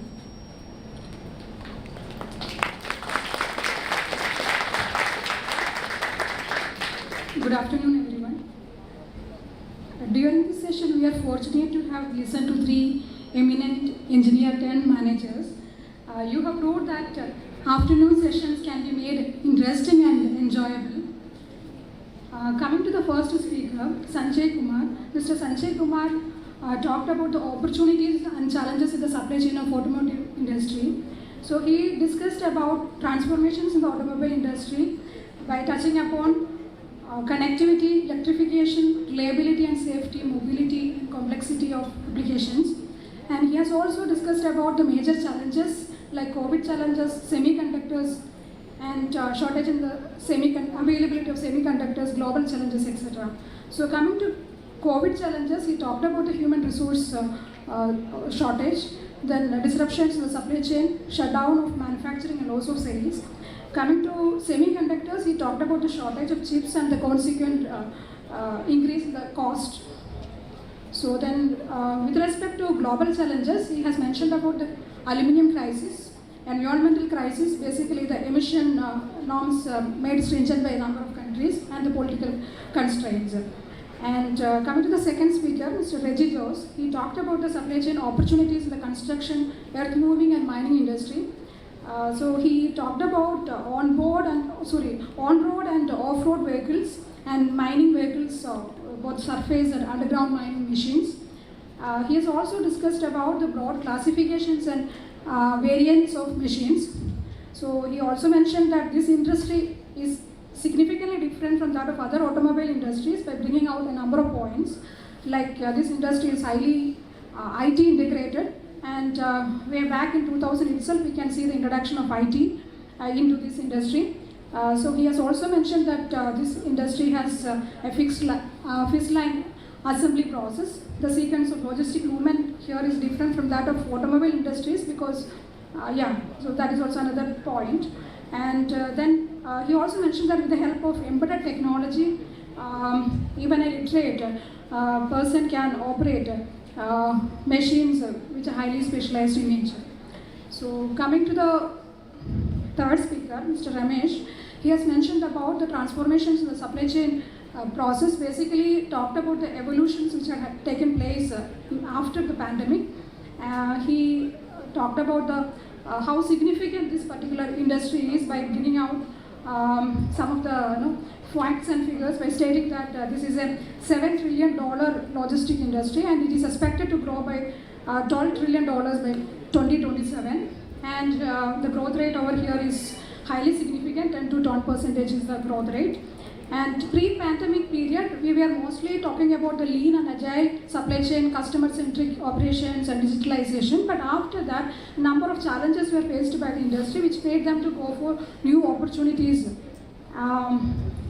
So he said that customer trends after, he also gave some idea regarding the changes in the customer trends and the shift in the trade corridors after the pandemic. And there's a need for supply chain transformations by stating that the need for redesign of supply chain with alternate supply chain measures, then re-engineering the product and process to achieve cost-effective and resilient supply chain. And also talked about the accelerated investment which is being taken place with the help of technology. And so he also said that in accordance with the global transformations, supply chain practices in India is also moving forward. So so these are the major points of the today's discussion. So let me take this opportunity to extremely express our sincere thanks to all the three speakers. On behalf of the faculty and the students of SMM, let me express sincere thanks to all the three speakers for sharing your valuable time with us and also for inspiring the future managers with your enriched experience. Thank you so much.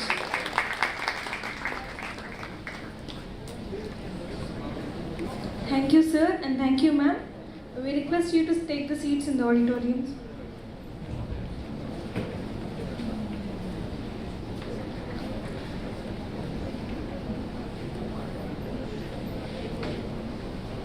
There is no tea break due to a time insufficiency. The technical session 2 was very informative and interesting session. Now, I welcome everyone to the technical session 3 of the national seminar. Let us begin the seminar on the event LNG recent developments. May I call upon Dr. V. Swaminathan, Head SMM, to kindly give us the brief on the theme of the technical session 3. Over to you, sir.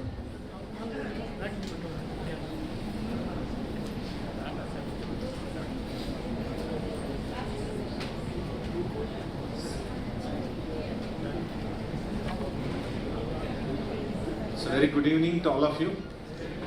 This is the last leg of our today's seminar. Very important title which we have not touched upon so far.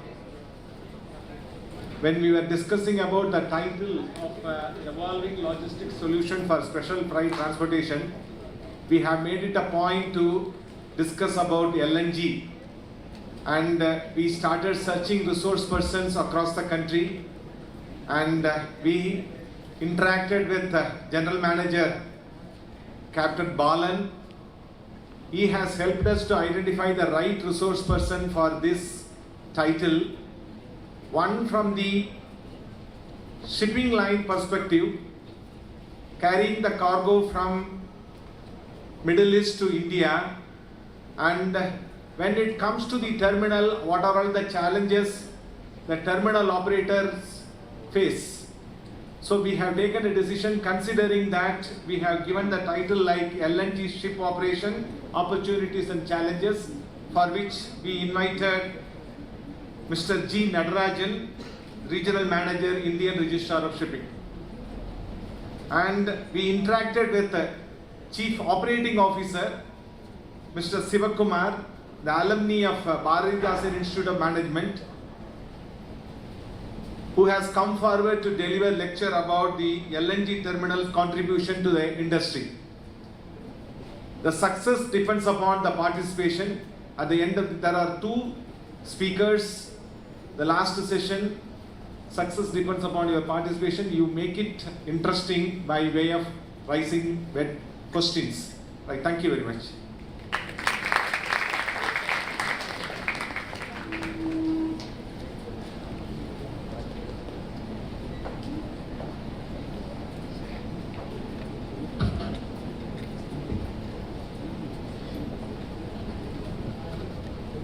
Thank you, sir.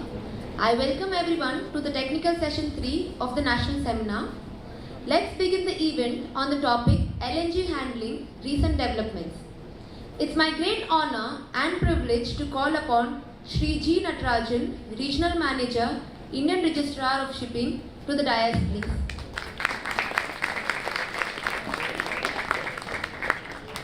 May I call upon Dr. A. Murugan, Associate Professor and Convener, Estuary 22, to kindly felicitate Shri G. Natarajan. Sir, please.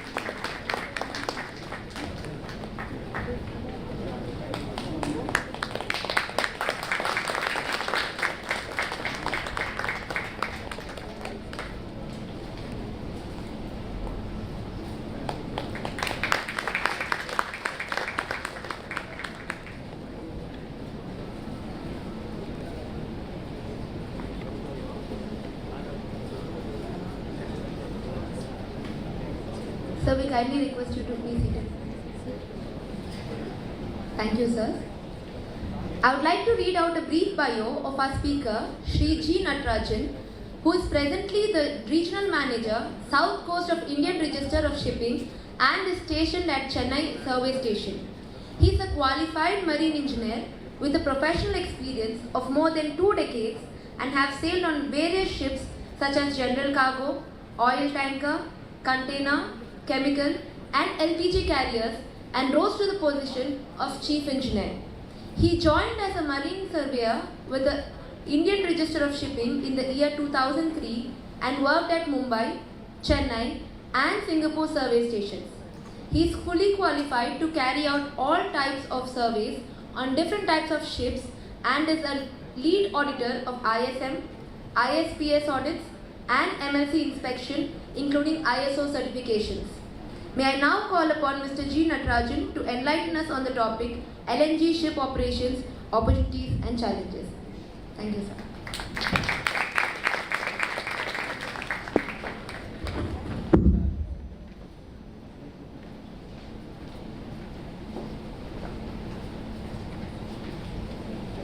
Thank you very much for your kind introduction. So on the behalf of, good evening everyone. On the behalf of Indian Register of Shipping, we thank Dr. Swaminathan and management of SMU to giving us an opportunity to attend this seminar and address young people. So this is the first time I am coming to your place. So I am basically a marine engineer. So I sailed mainly chemical LPG carrier. So and with the Indian Register of Shipping for the last 19 years. So I will just talk about, as a marine engineer, our main duty is to bring the ship from one place to another place. So the logistic is truly, I am also very new to this logistic. But I will try to talk about our ship operations. As you know that 90% of cargo has been moved through ships. So you are aware of that. And you people request, the shipping is like a floating city. So we are producing water from seawater to freshwater, and our engine powers are more than 2,500 horsepower.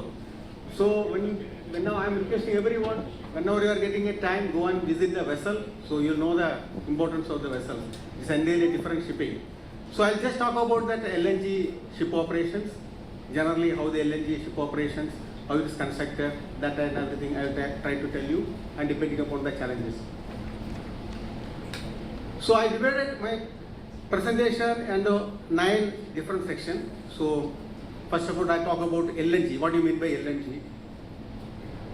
So LNG is the liquefied natural gas. Short, it is called LNG. So it is a mixture of light hydrocarbons, mainly methane and small fraction of nitrogen. So the boiling point is about minus 162 degrees centigrade. So at minus 162 degrees centigrade, it will become liquid. So we are transporting LNG in the liquid state. So the tanks has to be withhold the temperature up to minus 162 degrees centigrade. And the density is about 425 kilogram per meter cube. So what do you mean by liquefied gas? Liquefied gas is the liquid form of a substance at which ambient temperature and atmospheric pressure, it would be a gas. So this is the short form of LNG. So now what are the advantages and the limitations of these LNG vessels. So we are talking about a lot of things about carbon emission and everything. So the shipping industry is also one of the major industries. We are moving the right form. So by 2050, the regulations are, IMO regulations are very stringent. So it will be a zero emission by 2050. So the future fuel will be, most probably will be the hydrogen. So now 20th century, because of the 2020 requirement that sulfur content should not exceed more than 0.5%, lower sulfur content. So for that, the 20th century is mainly belongs to their LNG vessels. So from LNG, the advantages of the main LNG vessels is well to wheel greenhouse gas reduction has reduced to 11 to 20%. NOx emission has been reduced by 80% from the LNG vessels. And LNG vessels, if you are using as a fuel, it will be very quieter than diesel engines. Unlike other oil, unlike crude oil derivated liquid fuels, LNG spills do not require any remediation of soil or groundwater, as it evaporates immediately and dissipates quickly into the atmosphere. So pollution is almost nil, you can say. And because of high energy content, the total amount of energy needed is reduced with LNG. And it is a very clean fuel. LNG's advantage is it's a very clean fuel. Then what are about the limitation of our LNG? It is a highly combustible because it requires extreme care to be taken while handling the gas. So when it is in gas, it is highly combustible and it should take extra care. Similarly, the storage of LNG, because its volume makes it more expensive to store. And another most important thing about leakages, because LNG is lighter than air, so it will disperse very easily. It is a big danger because it is a colorless, odorless and tasteless. So if we start leaking, detection of the leak is very, very hard. Similarly, the processing of the natural gas. You know that natural gas is a mixture of lot of elements including methane. So methane is the most useful component for combustion. Natural gas, we have to remove almost every other component from the natural gas. So this process can produce a lot of byproducts, especially helium, sulfur, carbon dioxide, which will be very dangerous themselves. So what is about LNG transportation? So as I told you, transportation chain, it is new to me. So as a marine engineer, we are supposed to take the vessel safely from point A to point B, we have to run it. So I'll try to talk about LNG transportation. So the LNG transportation, I told you, it has to be transferred in a liquid state. Because why? Because liquid state only the volume. So gases are always liquefied for transportation in bulk. Because more cargo can be fitted for a given volume. For example, one volume of liquefied natural gas is equivalent to 600 volumes of vapor. I have just put a figure. And just for a symbolic picture, you can see the volume.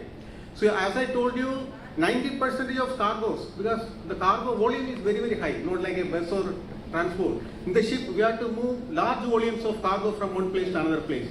Now this COVID situation, the only industry was running at a full part of the shipping industry. If you are getting all the items because of the shipping industry.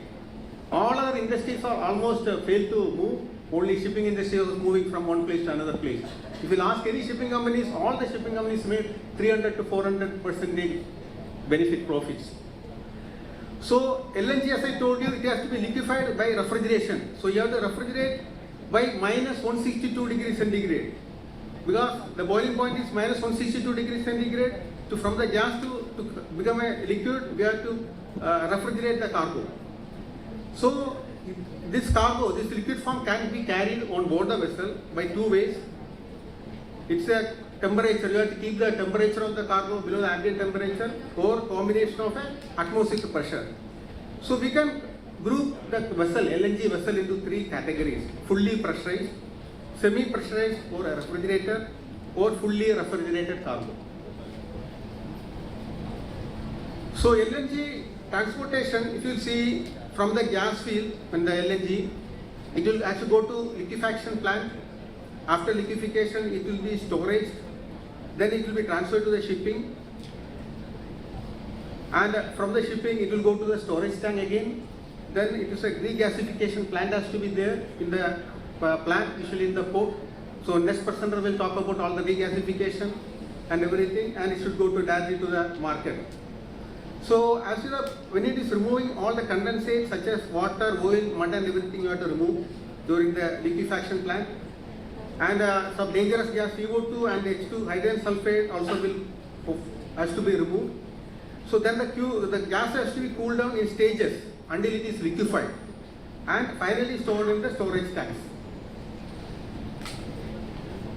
So now we will talk about what is a type A, B and C tanks. What about the LNG containment system on board the vessel? How we can compare with each other? So as you know that in the shipping, all the regulations has been made by International Maritime Organization, IMO. So IMO has already classified LNG carriers into two categories. One is independent self-supporting tanks and second one is non-self-supporting tanks. So in the independent self-supporting tanks, there is three types of that: type A, type B, type C. And type B, we have two subdivisions, MOS type and SBV. Similarly, non-self-supporting membranes are there. So we will try to go by one.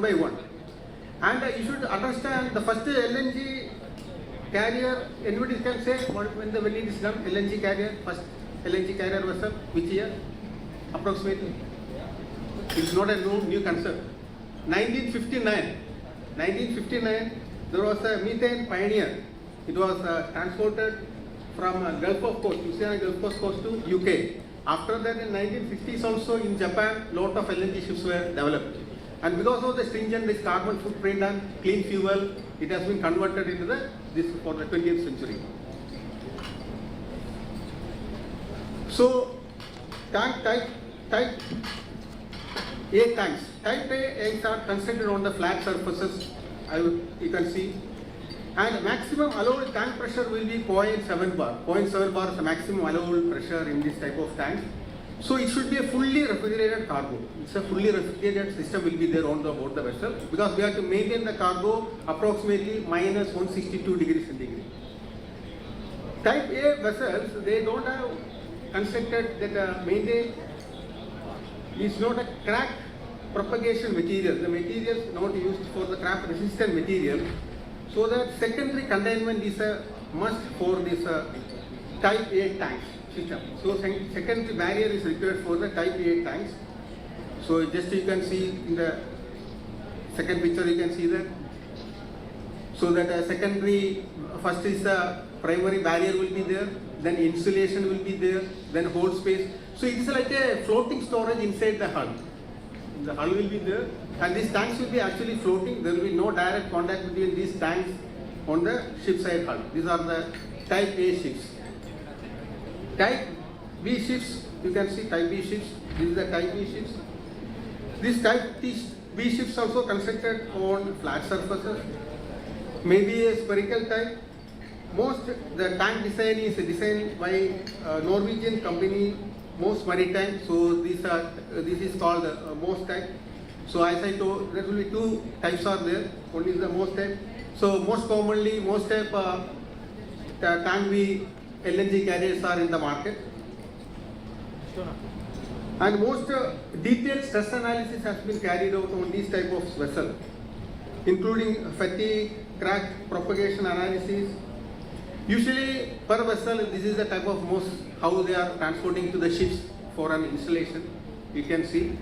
So if you see LNG vessels, almost 70% of LNG vessels are constructed in South Korea. South Korea is the leader. Then around 22% done by Japanese yards, 7% by Chinese yards, and only other percentage done by USA, France and Canada, Spain. So this is the LNG type B containment tank, how the containment tank is done for the LNG vessels. So this is the LNG type tank B, same, that's a self-supporting spherical type B tank. So this also a second tank. So you can see that in between the tanks, construction and everything, you have to see that the welding and everything is the most important thing. So usually on a vessel, it should be 4 to 5 tanks will be there. and it will be placed on the center line of the vessel. Usually it will be placed on the center line of the vessel. And forward it will be a ballast tank will be there. So that's for the protection. If any collision or anything will happen, it can be protected. And outsider will be the hold space. Then segregated ballast tanks will be covered. So it's like a double hull. So that if any collision or anything will happen, the tanks will be safer. So this is the LNG type B, that is self-supporting prismatic type B. So as I told you, type B, 2 tanks are there, most types, and this is the SPB type. So this has been designed by the Japanese company. They are the designer for these companies, these type of vessels. So you can see how in the ship how they are made the construction. This is the type C, cargo C tanks, type C tanks. Type C tanks normally spherical and cylindrical, and it's like a pressure vessel. So these are the most accurate design, and we have done a lot of stress analysis will be carried out during that design only. During the design only, for any vessels as per the IMO classification, the rules has to be submitted, drawings has to be submitted, and the classification society will do all this calculation and they will approve the design. So for cargo, type C cargo tanks, no, it's a pressure vessel, so it can be more than 2 bar to 18 bar, it can withstand. No secondary barrier is required, and hold space, the surrounding space usually will be inerted, and it will be used by, or dry air to be used. So these are all like a floating tanks inside the hull. Like the simple example, we'll all have the refrigerator, in the refrigerator we are keeping, so like that inside hull, that outer plate, and you put some polyfoam material to do the insulation. The same principle has been applied to here. So but here we have to maintain the temperature of minus 162 degrees centigrade. So that's the most important thing. So this is the type C vessels. Type C also we have some 2 small variation is there. We have fully pressurized and semi-pressurized vessels also there. So for this is the secondary barrier is not required for this. So you can see for the type C vessel, the pressure will be 3.5 to 18 bar. It can be withstand. It can be. So if you do the comparison of all these tanks, there is a comparison. Pros and cons will be. It is displayed in that.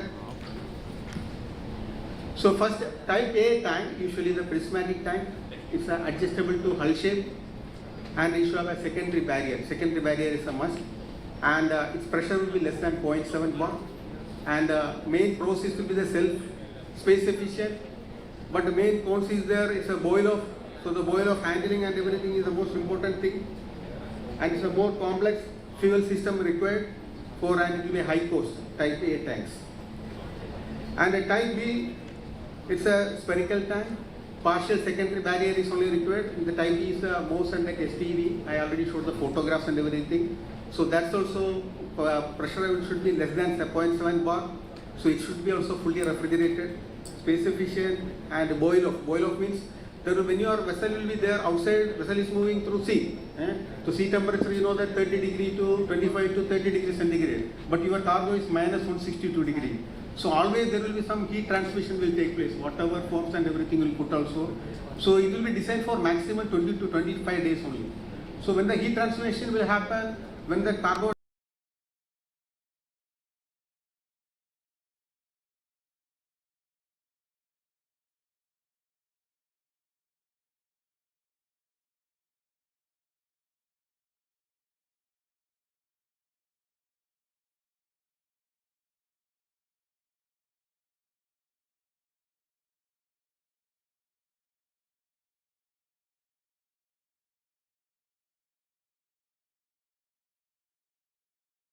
can be carry more than 2 bar. So it's a very simple system, little maintenance and easy installation. Pond board spaces also make requirement because the quantity will be very less we can carry. So these are all self-supporting. This I told you, these are all floating tanks. There will be no direct connection with the hull. So these are independent self-supporting tank. So now another is a not supporting tank, self-supporting, but it's a part of hull. That will be membrane type of LNG containment. So there also mainly 3 companies are involved in that. Gas transport, so their design is a N096. So, and Techno 6 Mark 3. So finally these two companies have merged together and they both on a combined system number 1, CS1, they combined system number 1, CS1 they generated. So usually most of the yards are using gas transport N096 and Mark 3 only. So here you can see that memory, you can see very clearly the design, the primary memory will be there, then primary insulation, then secondary, then the hull structure. So it is almost touching with the hull structure. So you can see inside the tank how the membrane type LNG containment. So the summary of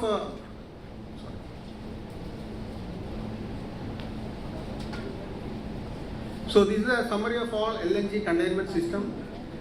So the different tank. So what are the materials has to be used? Tank insulation and who has got the licensor. So comparison most N096 Mark 3 SBB. And membrane type. So there's a detail how to do the welding and everything because all rules are very stringent in LNG carry. And what about the sloshing? The most phenomenon is the sloshing, how it affects the containment system. So sloshing phenomenon occurs when ship moves because when the ship is moving, ships have how many motions ship have? Anybody got an idea? How many ways ship will move? 6. There are two motions, one is upright and one is left side, left to right. 6. Next, anybody else? So rolling, pitching, yaw, heave, surge and swing. Correct, absolutely correct. So the combination of all these will come, lot of movement will happen. And the cargo is loaded in the tank. So accordingly the cargo will also start moving. So when the sloshing phenomenon occur, when ship motions coincide with the natural frequency of the liquid motion in the tanks, and this build up violent motion and the tanks can be ruptured. So the sloshing phenomenon is very, very important. So this we have to take it, this only happen only partially filled tanks. If you know that if you are taking some water in a glass and you are running, if it suddenly stops, what will happen? Spillage will happen. When the cup is full, we are moving and stoppage, spillage will be less.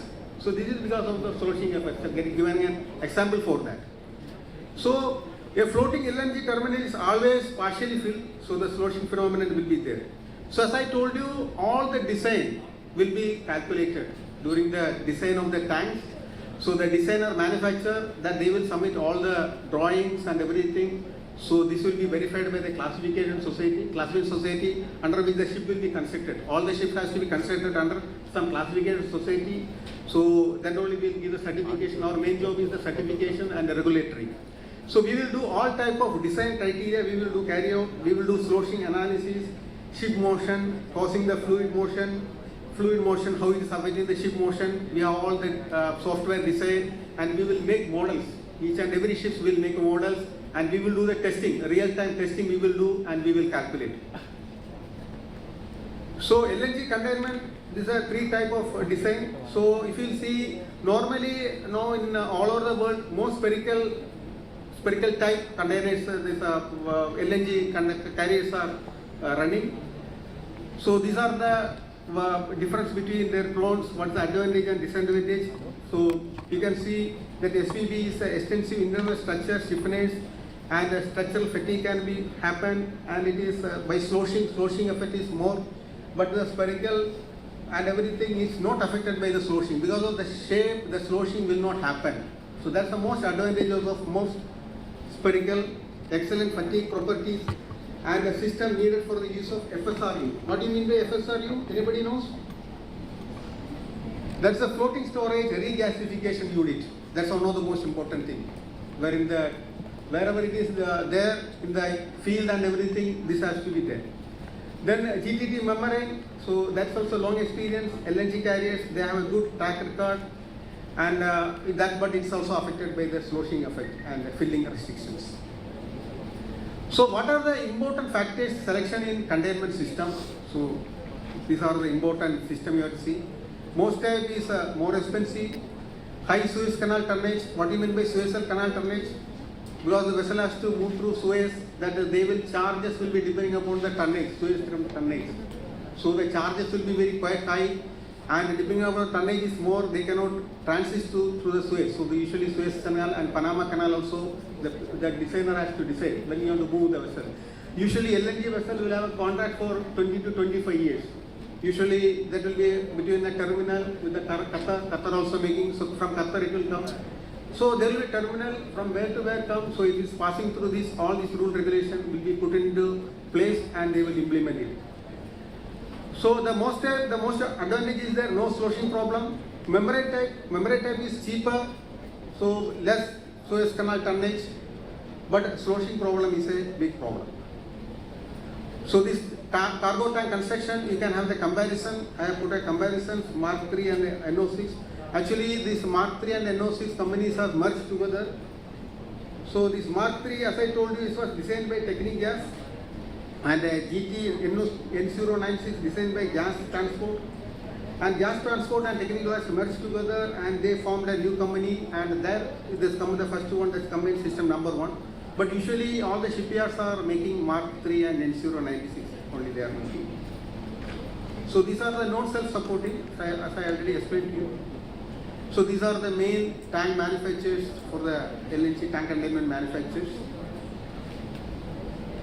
So these are the LNG carrier capacities, how LNG's carrier capacities are moving. So 20th century, 25th century, these centuries mainly, now all over the world LNG is the main topic. So in Atmanirbhar Bharat, government of India, they also want for inland waterways and everything, want to develop. In India, we have a very beautiful coastal system, but still cargoes are not moved through water. Very small percentage only they are moving because of policy decision, lot of other issues. So government is addressing it. So the government wants to run LNG vessels on the Indian water vessels, small LNG operated vessels. So for LNG terminals already started in India, Ennur already is there for I think 3-4 years, more than 3-4 years is there. Now other ports also is coming into picture. They are all doing the studies, government of India. So the LNG carrier, then propulsion system of LNG carrier. So propulsion of LNG carrier system. So when they are carrying LNG, so suddenly as per the stringent rules regulation, they are all talking about CO2 footprint and everything for shipping. This IMO is already given the deadline for 2020, 2025, 2030, 2050. All deadlines has come. So 2020, the sulfur content, that HFO fuel should contain not more than 0.5% of sulfur. So we have to go low sulfur. So a lot of the companies thought about converting the LNG. So why we can use the same boiler for our own engine? So LNG carrier propulsion, most of the time what they are using, that boiler will be used, and they will use in the steam plant will be there, in the boiler they will generate the steam turbines will be used, and the steam turbine will be used for the propulsion of the engine, propulsion of the ship. So this is the all LNG ships starting from the most of the, they are using that this steam turbine. But nowadays it has been Wärtsilä and MAN Diesel, they already bought dual fuel diesel engines so that they can use HFO as well as LNG. We can directly inject to combustion engine and we can do that. So MAN and everything, they have 95%. So the natural gas, the main problem is that we are all in the ship, we are using mainly combustion ignition engines, and natural gas is not self-combustible, 100% gas cannot be used. So 95% natural gas has to be used and 5% HFO to be used for pilot for that starting. Just going to finish. So the LNG carrier propulsion system, this is a basic layout of the LNG propulsion system. So this is LNG carrier, this MAN have the separate gas ignition, and Wärtsilä is a combined ignition, so that combined fuel injector, so that both can be used, same injector can be used. So the advantages of steam turbine, it provides the best system management for the boil of gas. Reliquefaction plant is not required, reliability is very high, maintenance requirements are very low, low boil cost. Disadvantage, current ship designs are only allow single cruise ships, highest fuel consumption. What are the statutory requirements? Statutory requirements are IMO, as I told you, IMO IGC code, and IR class rules regulations when the vessel is considered under Indian Offshore Shipping, and Society, International Gas Tanker, International Association of Classroom Society, IAX. IAX is a group of 10 classroom society including us. So we have the common rules and everything, so that has to be met. So what is the future of LNG carrier? If you see now, almost this is not updated. Now presently 550 LNG carriers are applying all over the world. So now if you see that South Korea, now another 70 vessels constructions are going on, LNG vessels. So next 5 years already there, everything is there is booked. So the challenges of the main challenges of the LNG is that low design temperature. As I told you, temperature is minus 162. So the design temperature, low design temperature, and the design of cargo containment system, membrane design, sloshing effect, primary and secondary barriers, insulation, cargo pump towers, and design guidance and acceptance criteria. And as a temperature rise. So temperature rise because minus 162 degree we have to keep it. So when the temperature rise, boil off will happen, pressure also will increase, and insulation and inter-barrier spaces. Similarly, human entry, because we have to enter the cargo space for inspection and everything. So that's also human entry into the cargo, also nitrogen space. So that's also dangerous. And embrittlement of steel, that's another important thing. When you are using this minus 62 degrees centigrade, when you are using that steel temperature, because of the low temperature, embrittlement of steel fracture, it has happened. So loading and discharging, you should be very, very careful. You have to load very, first you have to bring the temperature from the ambient temperature to minus 162 degree, then only this cargo can be loaded. So thank you very much for this. Thank you. Thank you, sir, for that very informative session on LNG operations, opportunities and challenges. The audience had greatly benefited from the various instances, quotes and your informative presentation, sir. Now, the topic of discussion is LNG terminals' contribution to the industry. With this, it is my great honor and privilege to call upon Shri J. Shivakumar, COO, Indian Oil LNG Private Limited, to the dais, please. May I call upon Dr. B. Swaminathan, Head SMM, to kindly felicitate J. Shivakumar.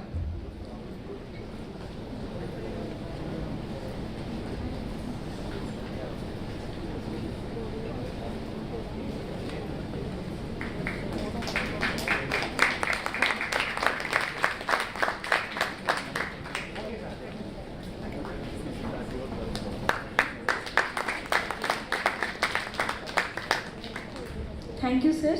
Sir, I request you to please be seated. I would like to read out a brief bio of our speaker, Shri Shivakumar J., who is currently working as a Chief Operating Officer of Indian Oil LNG Private Limited. He has 32 years of experience in LPG department at Indian Oil Corporation Limited and have headed several important projects which included construction of LPG bottling plants at Kadapa, Devangonti, Shimonga, Chengalpet and Visakhapatnam. He has implemented several cost-saving initiatives and evergreen utilization in IOCL. May I now invite Shri Shivakumar J. to enlighten us on the topic LNG terminals' contribution to the industry.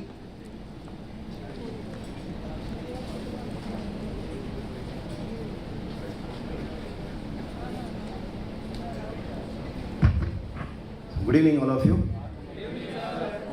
I think it's a very challenging time to deliver a lecture. You must be having an entertainment session after this. Do you? You must be, na? So we were also enjoying those things during our college times. Anyhow, I will try to rush through the session to the extent possible. I will try to make you get benefited with this session. So this session is on LNG. So Indian Oil LNG is a joint venture of Indian Oil Corporation. It is not fully owned by Indian Oil Corporation. It is a joint venture. It is a LNG regasification terminal. So LNG is, as the previous speaker was telling, LNG is brought by ship and then it is regasified before it is given to the customers. So the terminal was inaugurated by our Honorable Prime Minister in 2019. The terminal is running since then. Project cost is about 3,800 crores. The capacity of the terminal is 5 MMTPA, that is 5 million metric ton per annum, or 20 MMSCMD. In gas, everything is measured in terms of MMSCMD or MMBTU. In terms of building, it will be measured in terms of MMBTU. This terminology will not be normally be used elsewhere. So it will take time for you people to understand.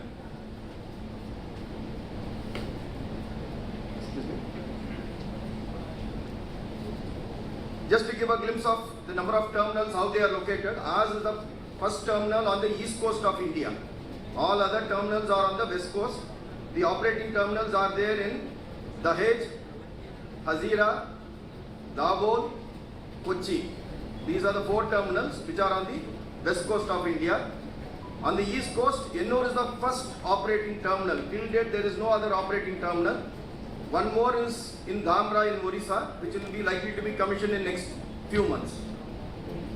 And there is a huge plan for increasing the regasification terminal, because the vision of the government of India is to increase the usage of natural gas from currently 6.5% to 15% by 2030. So that's a huge change. Why it has to be used? Because it is a least polluting fuel. It's a least polluting fuel. Like somebody was asking a question, what do we do?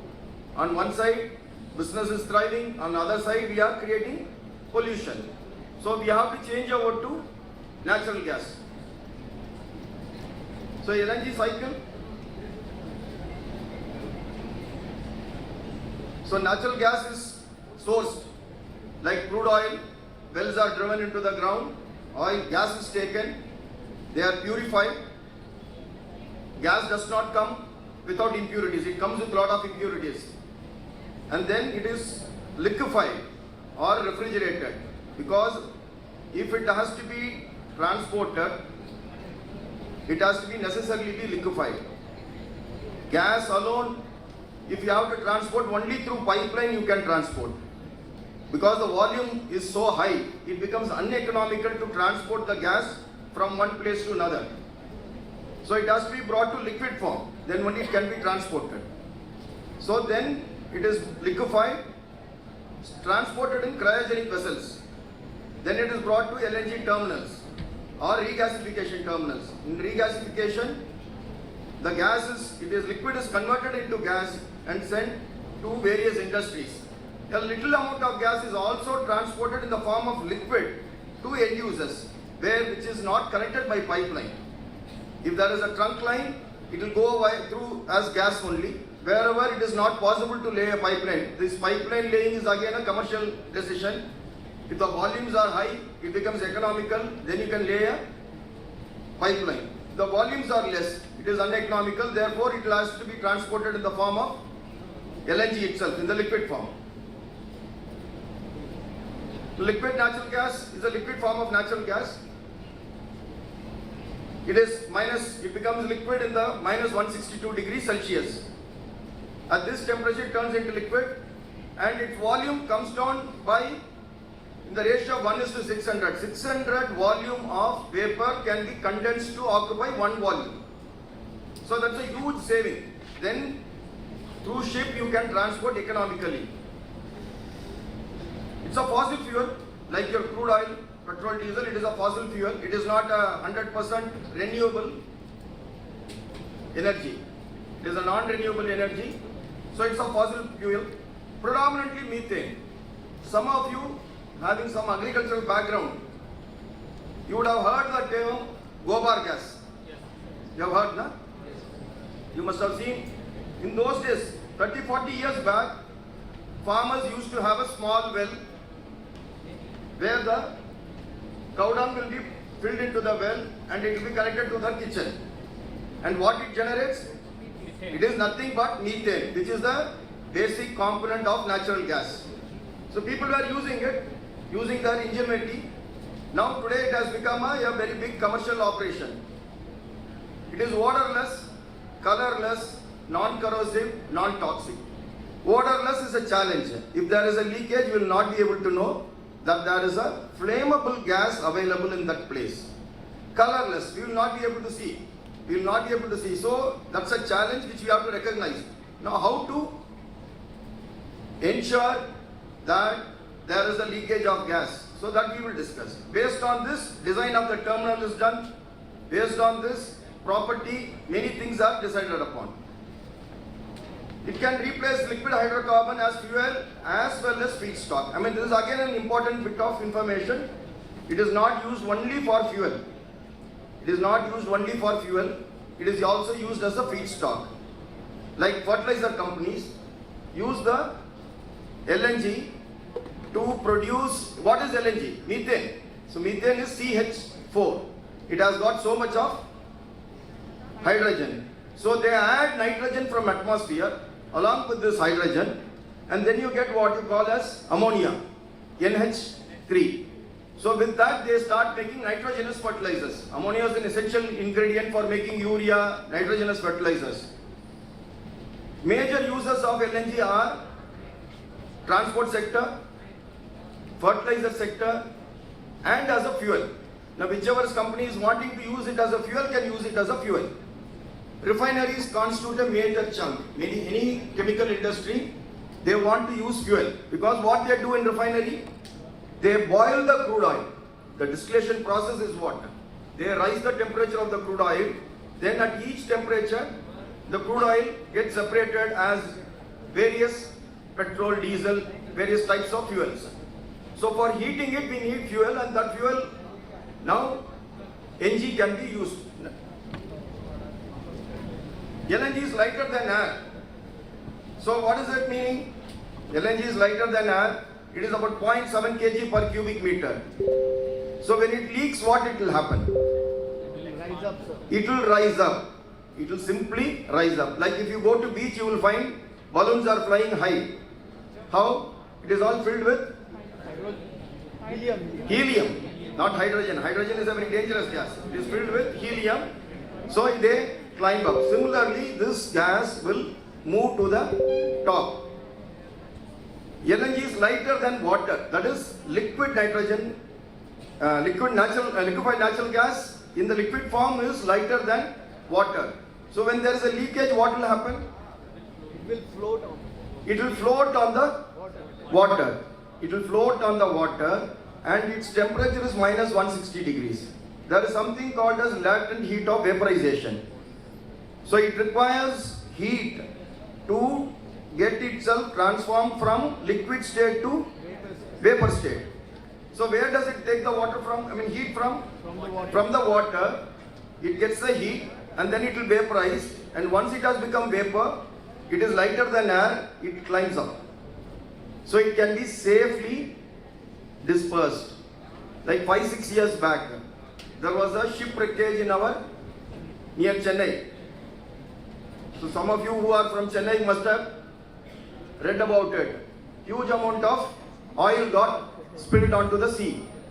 And there was a huge task for months together. People were struggling to remove that. If oil leaks onto water, there is no other way but other than to remove it physically. Whereas if LNG leakage is there, you don't have to do anything. It will pick up the heat from the sea and it will vaporize. It will not leave any remnants.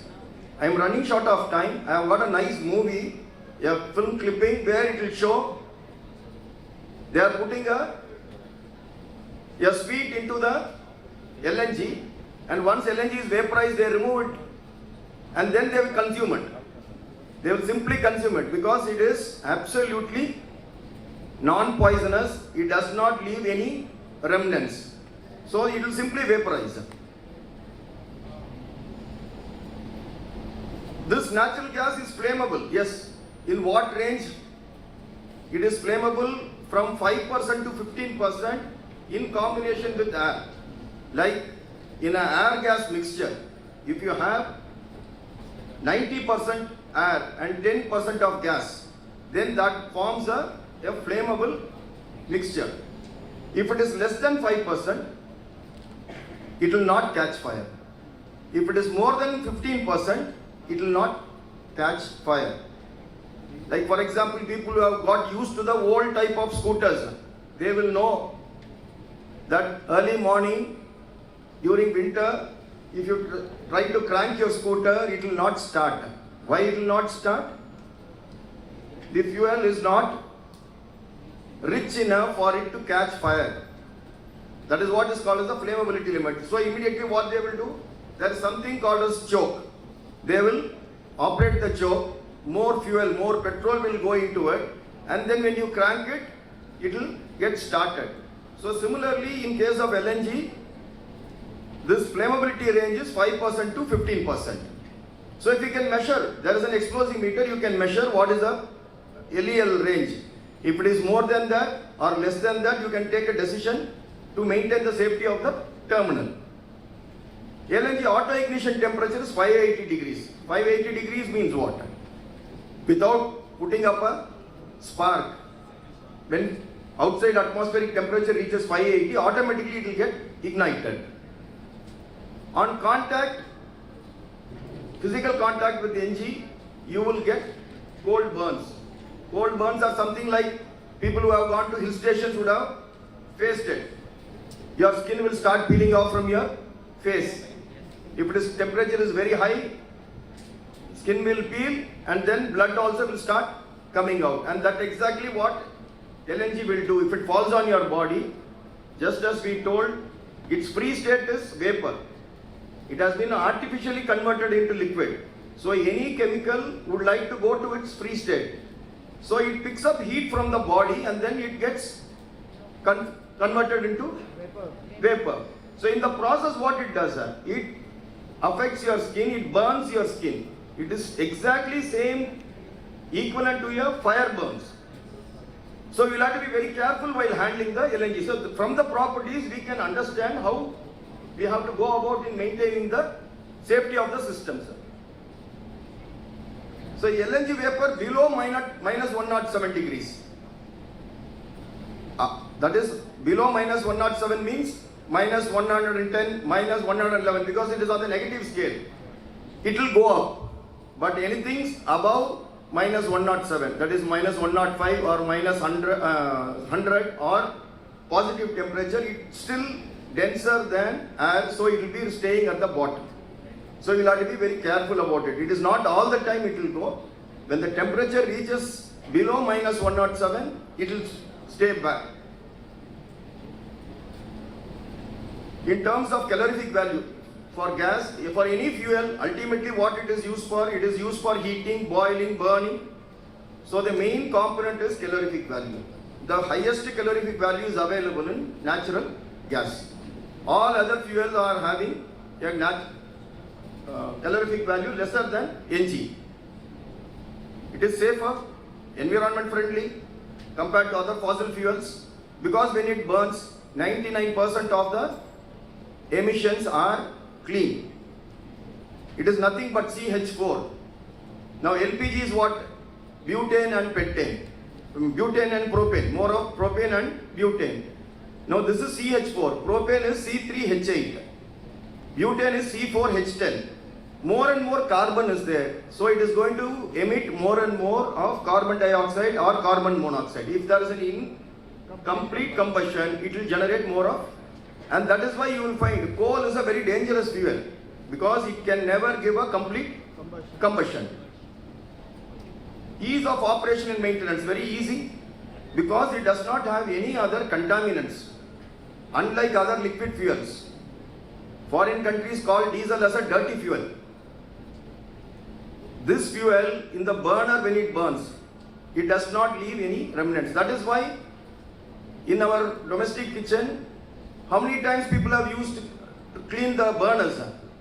Rarely. People don't clean the burners. That is because propane and butane are clean enough and it permits a complete combustion. It is always blue flame. You will find it is a blue flame. Blue flame is an indication complete combustion has taken place. If it is a red flame, which means there is incomplete combustion. And that is why your vessels are not becoming blackened.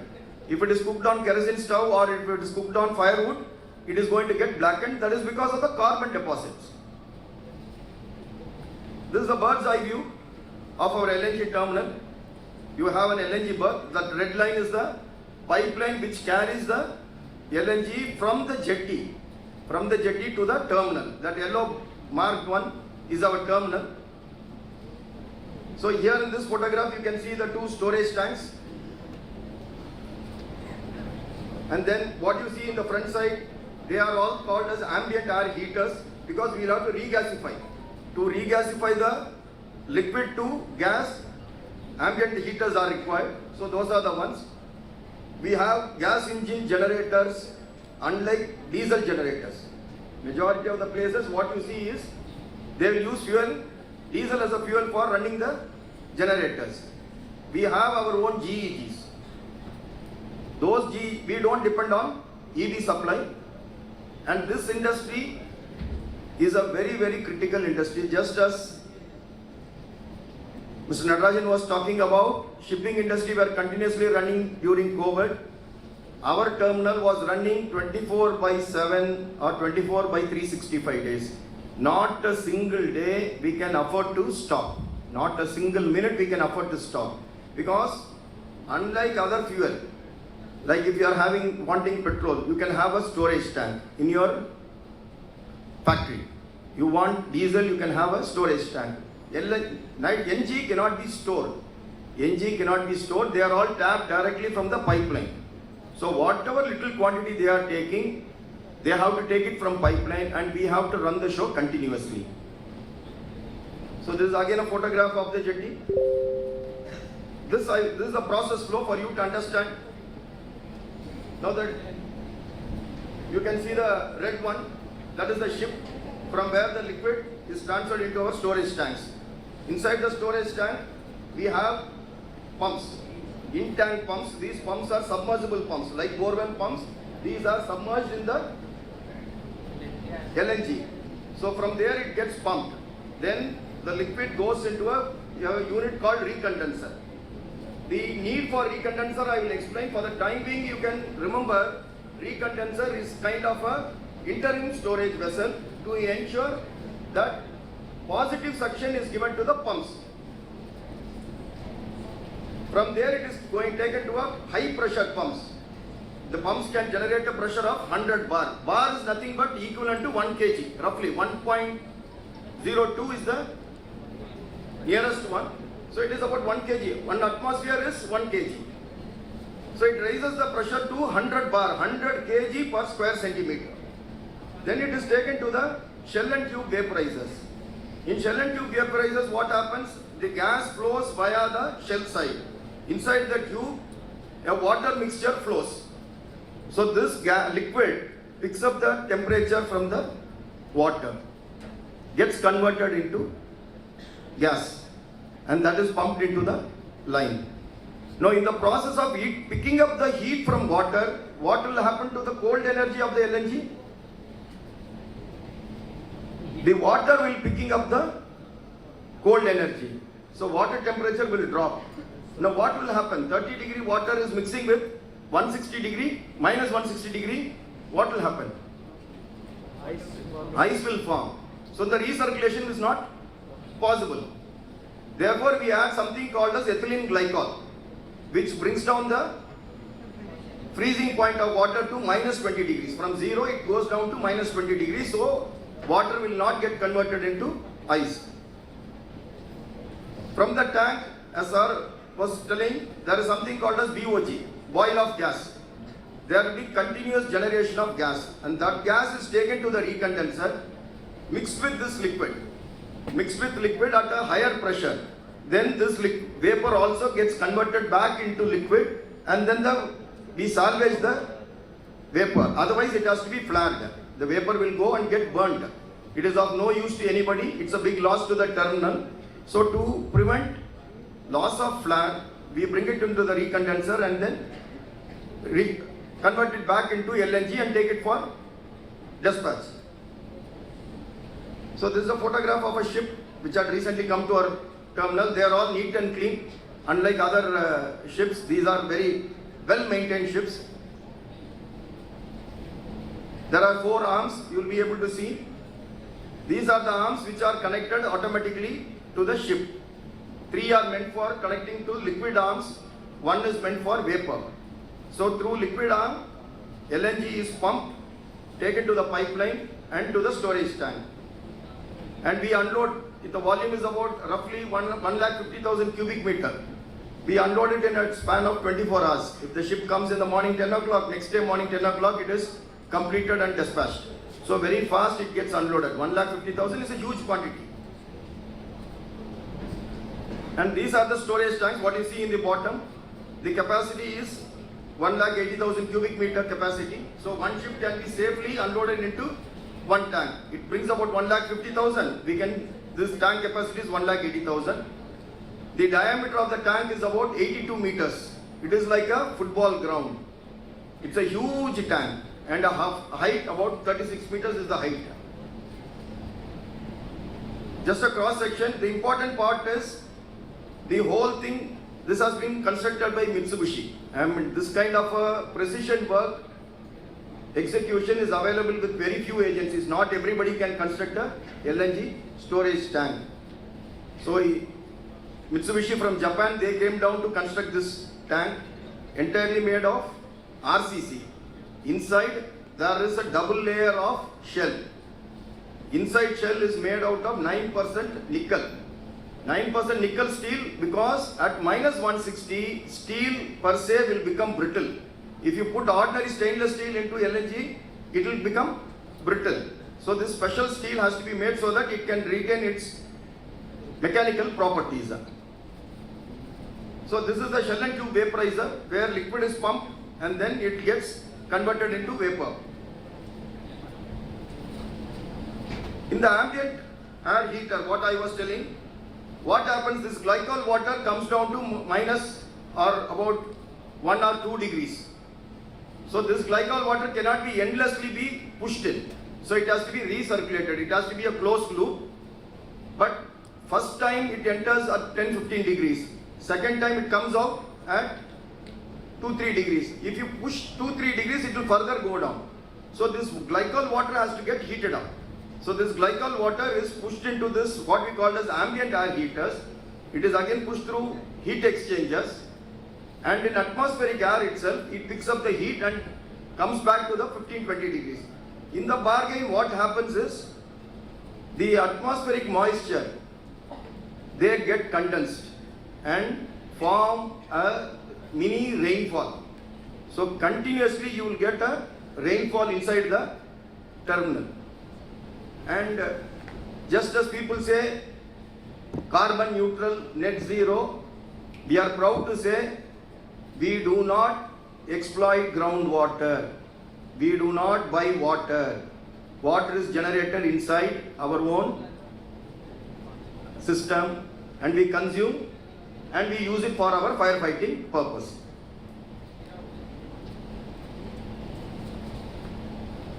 So we, as I said, we are having a captive power plant of 28 megawatt capacity. We do not use electricity board power supply. We keep it only as a standby. And this is the pipeline route. Now from Chennai, the line, one line is going up to Tuticorin. Another line is going, crossing Andhra, and then going and terminating into Karnataka. So it is covering 3 states. Investment on this is about 6,000 crores. Indian Oil has invested on this pipeline to make this gas available for the entire length of Tamil Nadu and adjacent states of AP and Karnataka. So at the customer end, again, he has got a mini skid where he can reduce the pressure, because we are pushing it at 100 bar. No customer wants the gas to come at 100 bar. 100 bar pressure is required so that gas can travel this 1,000 kilometers and go up to the last point. So every customer has got a pressure reducing system. He has got a mini filter. He will filter it and reduce the pressure and then take it to his consumption point. So fertilizer industry, I told, application of LNG in industry, they consume. Power generation. Power generation is again a very, like in Gujarat people use, Adani Power is there. They are using LNG for generating power. Now how do they use it? They burn LNG with air, and that gas is used for running a turbine. That gas is used for running a turbine, because when it burns, it expands and it generates a huge amount of pressure with which a turbine can be driven. Then in metallurgical industry, because in all metallurgical industry there is something called as smelting, which is melting the iron or whichever ore it is to filter, purify and extract the original metal out of it. So that is a huge requirement is there. For heat treatment, it is required. Food industry, again cooking, drying, baking, everything you can use. Because as long as heat is required, LNG or NG can be burnt and it can be used for all these purposes. Chemical industry, again any steam generation is required. So this NG can be used for burning and then steam will be generated. With steam, whatever application you want, like in refinery, cracking, reforming, heating, it is used. Textile industry, again steam boilers will be there, and there is something called as calendering. What is calendering? You must have seen your iron bala on the roadside. You will put some water and then sprinkle water and then you will put the iron on that. Why? When you make it moist, then it removes the wrinkles. So again, when large stretches of cloth is to be made wrinkle free, then it will be run in rollers, and then at that point of time this can be used for bringing down the temperature over there. City gas distribution, this is an application which is new to us. City gas distribution has not come to Chennai or Tamil Nadu for that matter. It is available predominantly in Delhi and the old Mumbai. This gas is taken through pipelines to individual houses, and it is used instead of LPG. Now you can understand the kind of advantage that you will derive out of it. Now today, nuclear family, husband and wife both are working, there is nobody at home to receive the cylinder. You are at the mercy of your neighbors to collect the cylinder. And then every time you get the cylinder, you will have to fight with the delivery boy on how much tips is to be paid. Now this will be like electricity. You will consume for the entire month. End of the month there is a meter reading which will give you how much energy you have consumed. Bill will come, you can pay that. So it is available 24 hours, 365 days without any issue. The other application is, today CNG powered vehicles have come into market. More and more advertisements are being made. All major automobile companies are coming with CNG version. Again, emissions will be zero. Ceramic industry. Ceramic industry is again a very important industry, because if you are using liquid fuel, even a small speck of carbon resting on any tile will make the tile get rejected. Now each square feet of tile is costing 100 rupees, 150 rupees depending on the type. If a small speck of carbon particle gets deposited, you will have to reject the tile. It cannot be sold in the market. Whereas if you are using clean fuel like this, then absolutely there is no, and the temperature is very high. All this baking temperature is very important. At right temperature, at high temperature, the tile becomes very strong. If it is not baked properly, the clay will be there and the clay will easily get broken. The tile will break. Transport sector, road transport, already buses are plying in Delhi, in Mumbai. Cars are plying, autos are plying. So these are available, it can come into our market. Once the availability of NG is there, then automobile manufacturers, and they are all proven technology. Not like your EVs where you have to worry about battery will burst when I am charging or when it is standing in the hot sun. That will not happen. These are proven technology. For 20 years, 25 years, these vehicles are running safely. Now the latest development in transport sector is, all along people were using NG. Today they are wanting to use LNG directly. Instead of natural gas, LNG itself will be used. So ambitious program of Government of India, 50 retail outlets will be dispensing LNG. Now advantage of LNG is it can run 700 kilometers with one fill. A vehicle, a bus can get filled in Chennai, go up to Madurai or wherever it is and come back without stopping for refueling at any point of time. So this is a small glimpse of how we are filling LNG in trucks to send it to the small customers. This LNGs will be taken to a satellite stations. From satellite station, it can be filled into your buses. It can be filled and converted into gas and given for local applications. Like gated communities there. If there are 500 houses, 1000 houses, but it is far away from city, your pipeline cannot go to that place. So what we can have a hub station, and for those 500 houses, pipeline can be laid, and from the satellite tanks it can be serviced.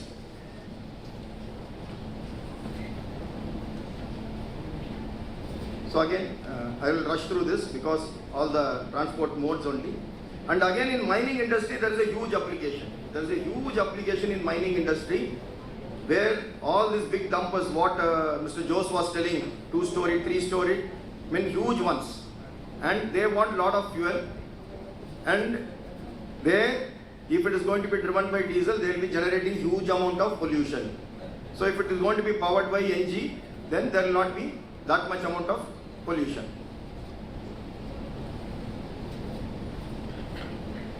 This is the latest one, bus one with LNG. In Kerala, they have flagged it off by the Honorable Chief Minister of Kerala in 2016 itself.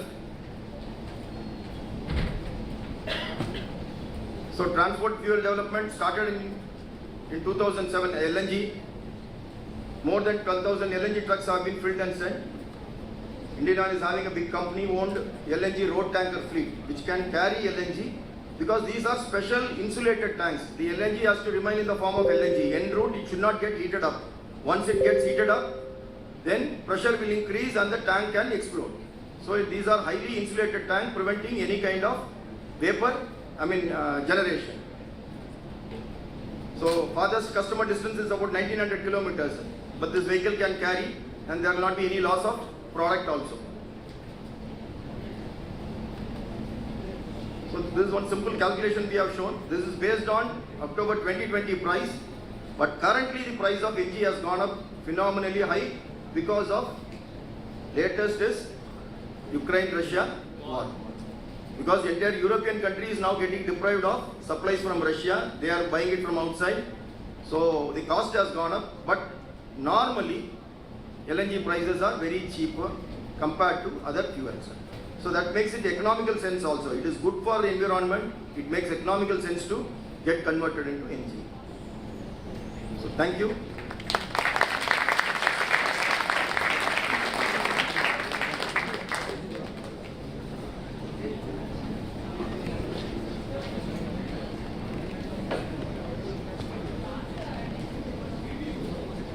You are having time.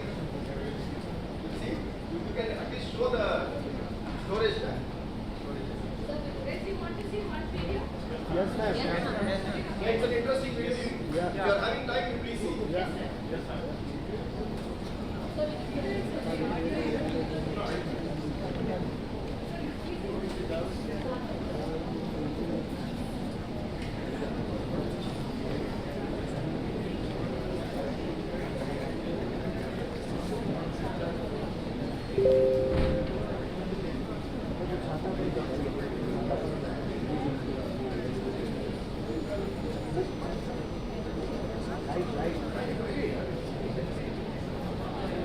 This is the site of our terminal where the tank was constructed. You can see the RCC tank. The wall thickness is 1 meter. I think I am loud enough. You should be able to hear. Yes, sir. So you can see the RCC wall, reinforced concrete wall.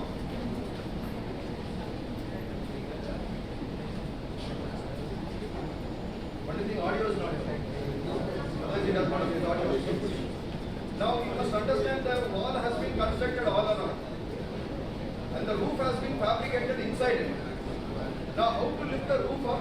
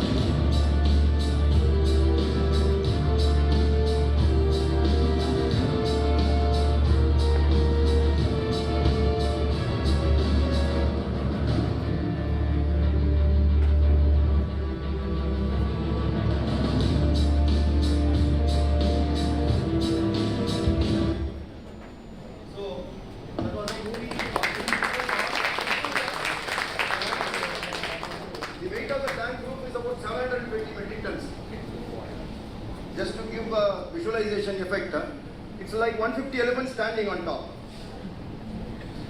Now, how this is lifted? Not using crane, by simply using air pressure. And what can be the pressure? Some engineering students, some physics students. What will be the pressure? Huh? It is 13 millibar. 1 millibar is 1 by 1000th of 1 kg. So this is 13 millibar. That is because simple physics, buoyancy. The area is so large.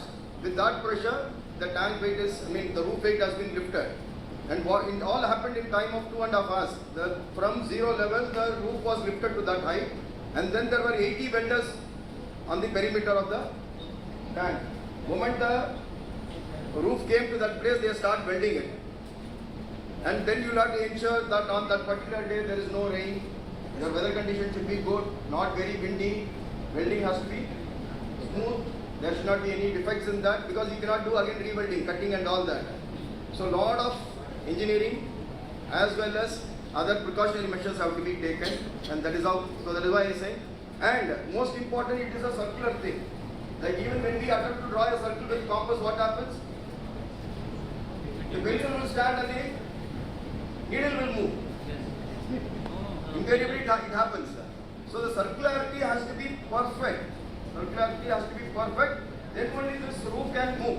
If there is small bulge, you must be seeing civil contractors when they are constructing columns, pillars and all, it will not be exactly, it would have bulged. If it had bulged, then the roof cannot go up. So that is the kind of precision work that has gone into it, just for your interest. I am giving one more video on properties, as and when time permits you can just go through. Thank you very much.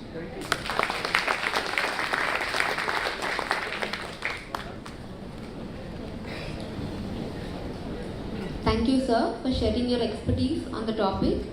The explanation on LNG properties was very informative. The audience has greatly been benefited from the numerous examples cited and your informative and interactive presentation. I request the speakers of technical session 3 to please occupy the dais.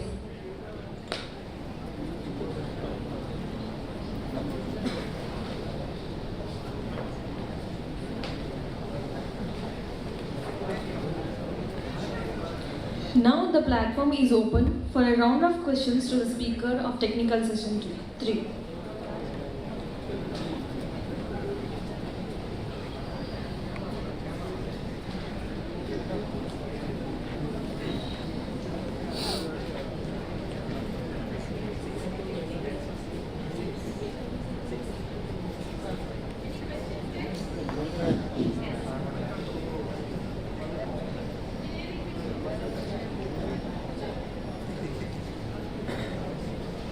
Hello.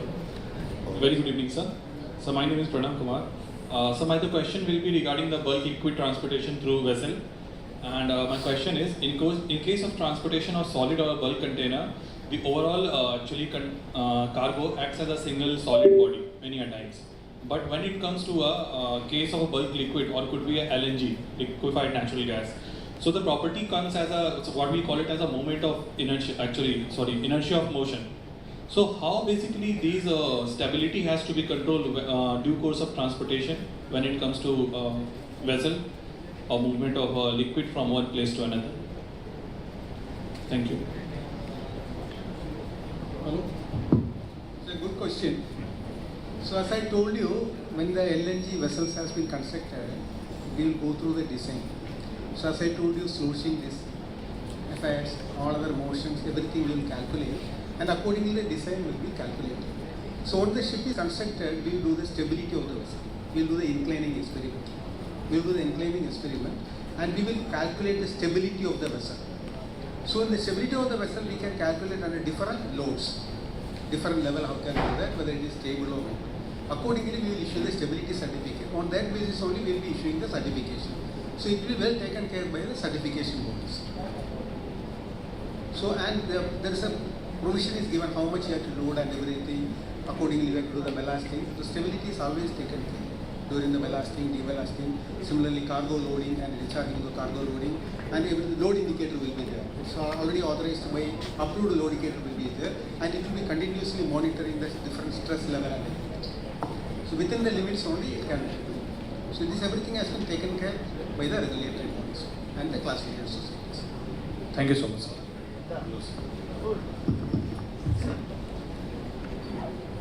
Right. So this question is for Mr. Sivakumar. You have established this LNG terminal in the east coast of India. This is the first terminal, the only terminal available, and likely to establish another terminal in Kakinada in a few months. And the purpose for which you have established this terminal, whether it is accomplished, I have seen Petronet establish a terminal in west coast of India, Kochi. That is not the purpose. It has not met out due to various factors, due to the pipeline and other factors, what I have read. Whether you have accomplished the purpose. And added to that, another question, I have read IOC LNG Private Limited. As far as IOC is a private limited company, a public limited company, you have established a SPV, am I right? These two questions I would like to.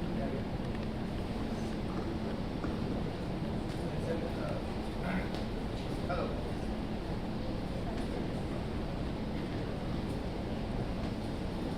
Hello. As I said in the beginning of my presentation, it is a joint venture. A public sector can join with another private player and then put up a unit which will become a private limited company. It is not 100% fully owned by Indian Oil. So that is the second part of your question. So you call it a special purpose vehicle or whatever it is a joint venture. There are many such joint ventures. We also have Indian Oil Petronas Private Limited, IPPL. So that is exclusively meant for importing LPG and distributing it. So that is again 50-50% partnership with Petronas Malaysia, Indian Oil. They have joined together. Because there are a lot of other benefits in going for a joint venture, speed of execution, those things can be much faster. Now for the first question, whether it has been fully accomplished. These are the ones which are going to have time. Two factors are there. LNG distribution is a infrastructure intensive project. As I said, terminal cost itself is about 4,000 crores and the pipeline cost is about 6,000 crores. And the pipeline problem is, youngsters should understand, until the last centimeter is connected, the pipeline cannot be used. Until the last centimeter is connected, it cannot be used. So because of any problem, so it has taken quite a time. Unfortunately, the whole thing got stuck with COVID for 2 years. Unfortunately, for 2 years, because of COVID, the contractors went away, procuring material could not happen, getting the clearances from local authorities got delayed, all these things. 95% has been completed. It is expected by another 6 months' time. The pipeline will be fully available up to Tuticorin. Once that is infrastructure is completed, then the utilization will start increasing. Utilization, because from there to individual customers, again another pipeline has to be laid.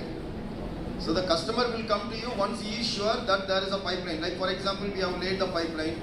Saint-Gobain used to take from us LNG in the form of liquid through the trucks. Now the pipeline has been laid. Now he is saying, okay, I will take directly from your gas line and connect it to my burners. So similarly, customers will come once you make it available in the market.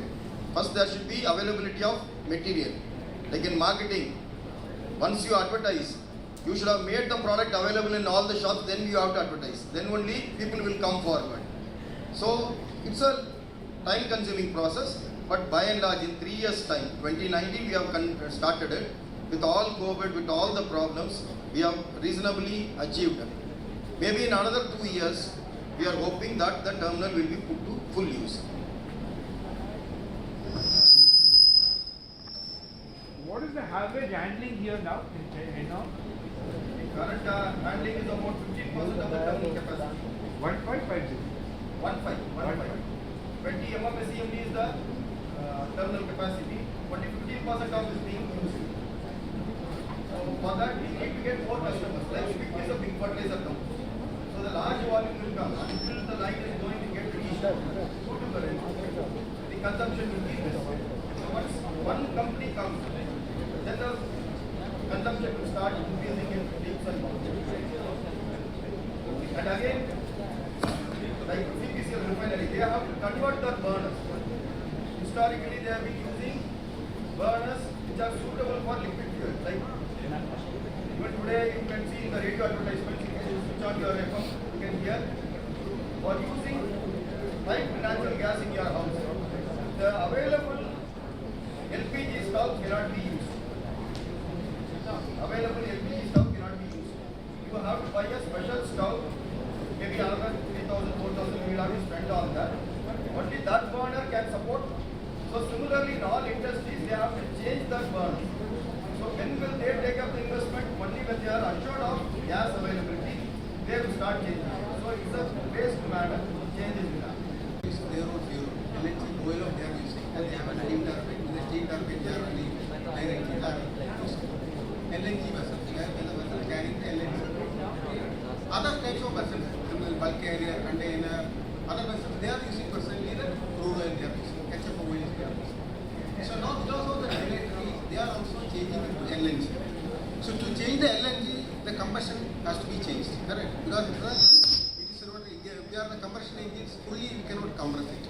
So 95%, because the samples are only the ignition temperature is high.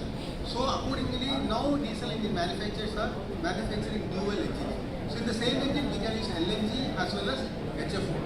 For that, then LNG bunkering is required. LNG bunkering has to be developed. LNG sometimes you should get the fuel. So presently, LNG bunkering is not started in India. I think it is not started in India. It is in the Singapore, other areas only it is started. So it will come depending upon first we have to do LNG. LNG should be available. Then only they can use it. Technology is available. Now all the engines we can change it to as well as HFO, as well as LNG or dual. So dual means we can use HFO for some time. If an LNG is there, LNG also we can store. And when you are LNG, then we have to store the LNG also. So we should have the storage tank. So these are the issues, sir. Thank you, sir.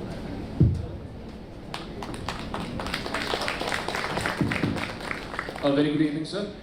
Gurkar on this side, sir. I'm from MBA first year ITLM. Just after your presentation, I had gone through an article on Google, and there it was mentioned about formation of vapors in LNG carriers just because of the heat.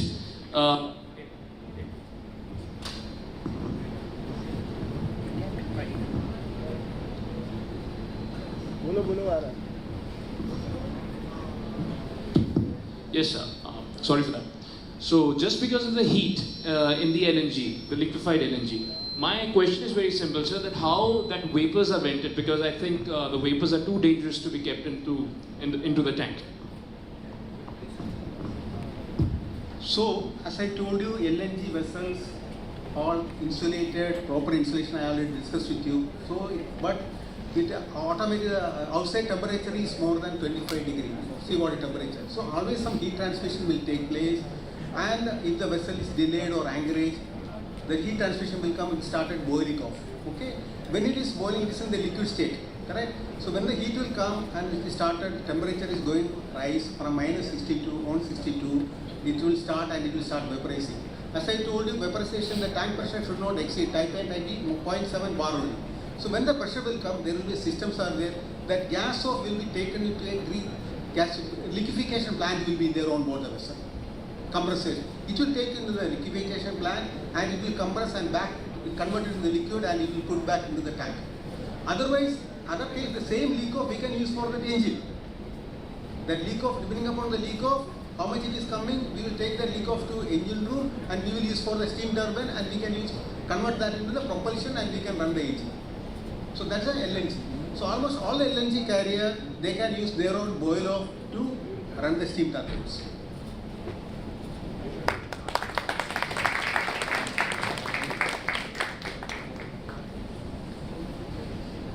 May I call upon Dr. A. Murugan, Associate Professor and Convener of Estuary 22 SMM to sum up the technical session 3.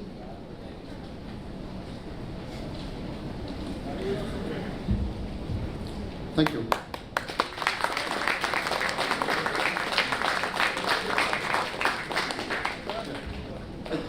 it's very difficult to sum up these two technical sections.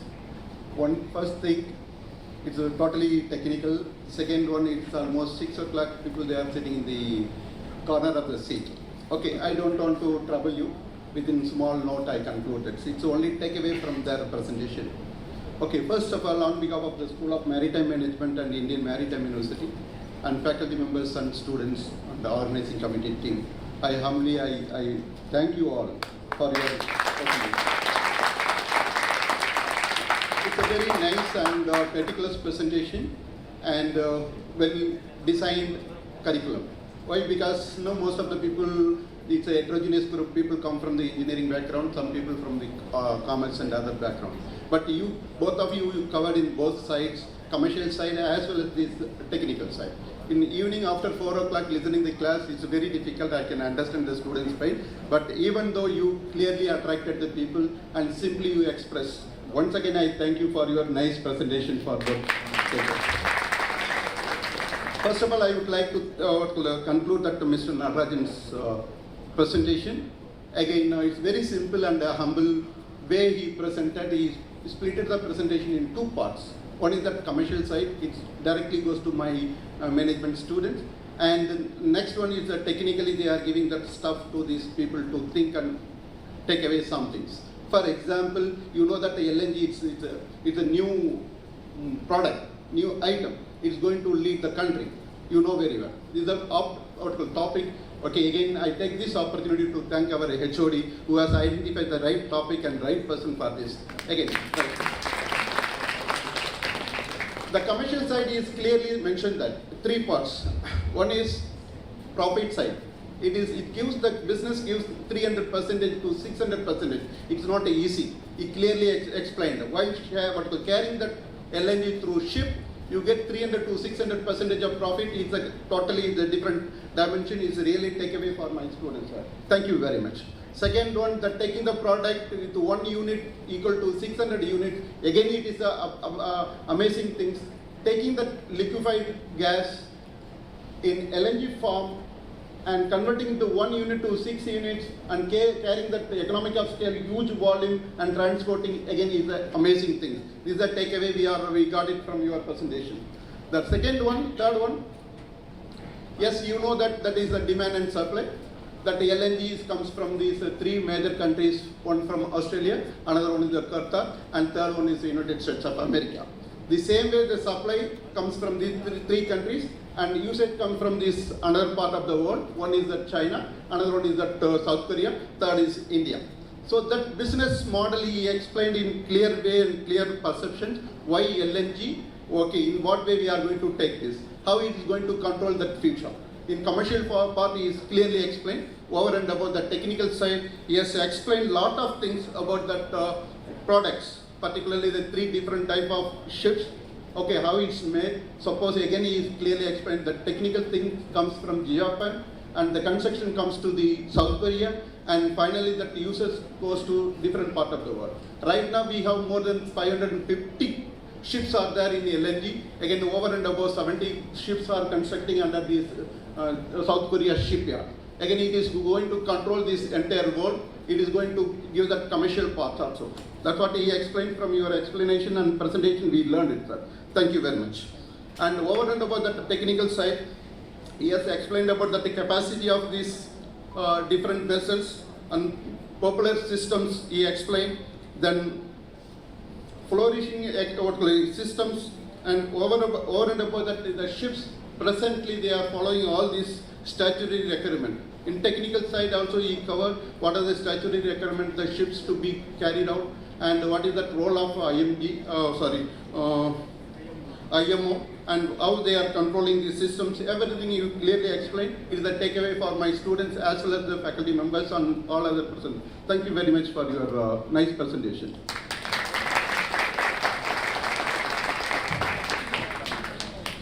Again, another part is totally different.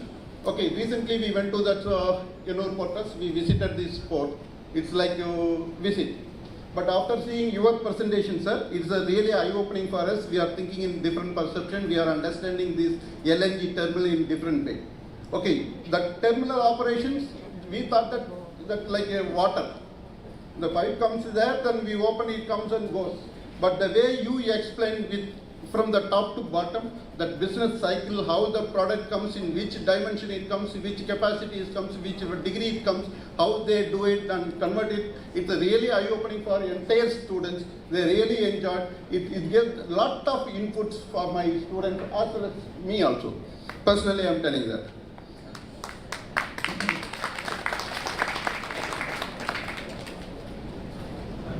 Again, you explain about the merits, why that nowadays we are going with the LNG. What is the benefit? Yes, we know that it's overcoming all other fuels. It's not only a particular product, it is a raw material for different product, different industries. That's what he clearly explained, right from the fertilizer, food corporation, food industries, medical, chemicals, and what called the mining. So it is going to control the entire business, entire model. That's what we learned from your presentation. And finally, you clearly explain about that the process, the flow of process, how we have to do, what is the flow, everything you clearly explain. Then the very final touch, the video. Again, honestly, I'm telling that the students, they were with me, we visited, we saw that terminal. We saw it like some water tank. Yes, that's what. Even I saw that yes, the terminal, it is a total tank. I saw that it's a water tank. After you explained this video, we understood this is a really different segment, different business, and different activities. Because that knowledge comes from, the technology comes from the Japan, and the people they are doing in different way. We are using it. So it gives a different eye-opening for our students as well as the faculty members and all these dignitaries. Thank you very much for your nice presentation and the excellent and simple way you explained it, sir. Once again, I thank you, sir. Then before I conclude, once again, I thank our head of the department right from beginning that morning. He has the segment that seminar into three different technical sections. The technical section, actually, we thought that we go for a special cargo, automotive.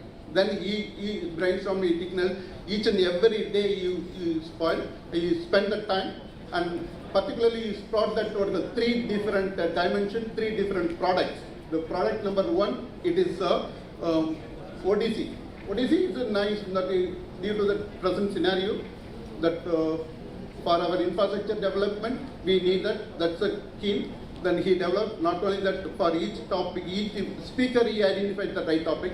Second one, that automotive, again it is an important role, that India is a hub for almost for other Western countries, we are manufacturing. Then he said, finally he coined that LNG. LNG so far it was not touched in anywhere, even it is not there in your textbook. So in such a way he coined that seminar in perfect way, he titled, and so far it is nice. Thank you very much, sir, for your support. Thank you.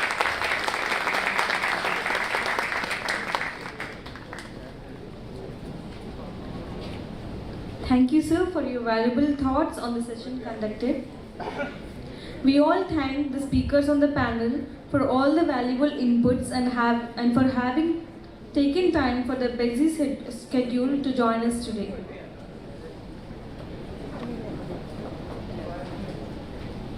We request the speakers to occupy the seats in the auditorium.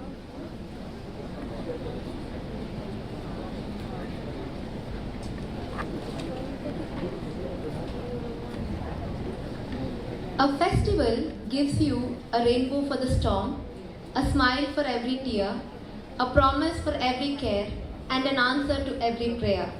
And Estuary is our SMM festival that we all take great pride and joy in celebrating it and organizing it together with students and faculty as a family.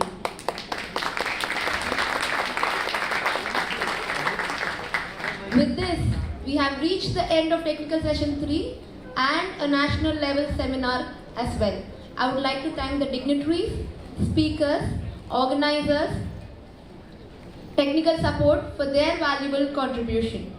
I would also like to thank our very own HOD, Swaminathan sir, convener Estuary 2022, Murugan sir, Lekha ma'am, ML ma'am, Shekhar sir, for giving me and Shivanjali the opportunity to host today's technical session. Now, I request the digital team to kindly play the national anthem. May I request everyone to please stand to attention.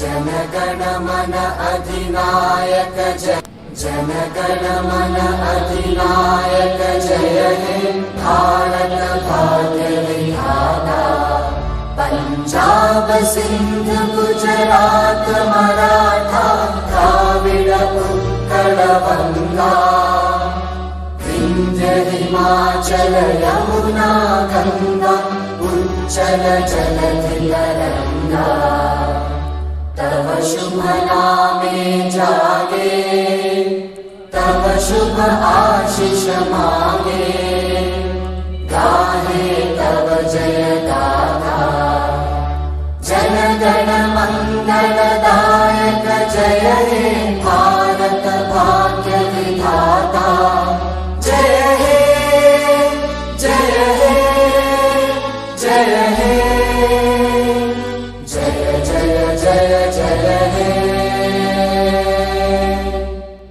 Bharat माता की जय भारत माता की जय भारत माता की जय The end of one amazing chapter is just the beginning of another. Tomorrow we will start the management fest sharp at 9:30 a.m. We have 10 fascinating events which will be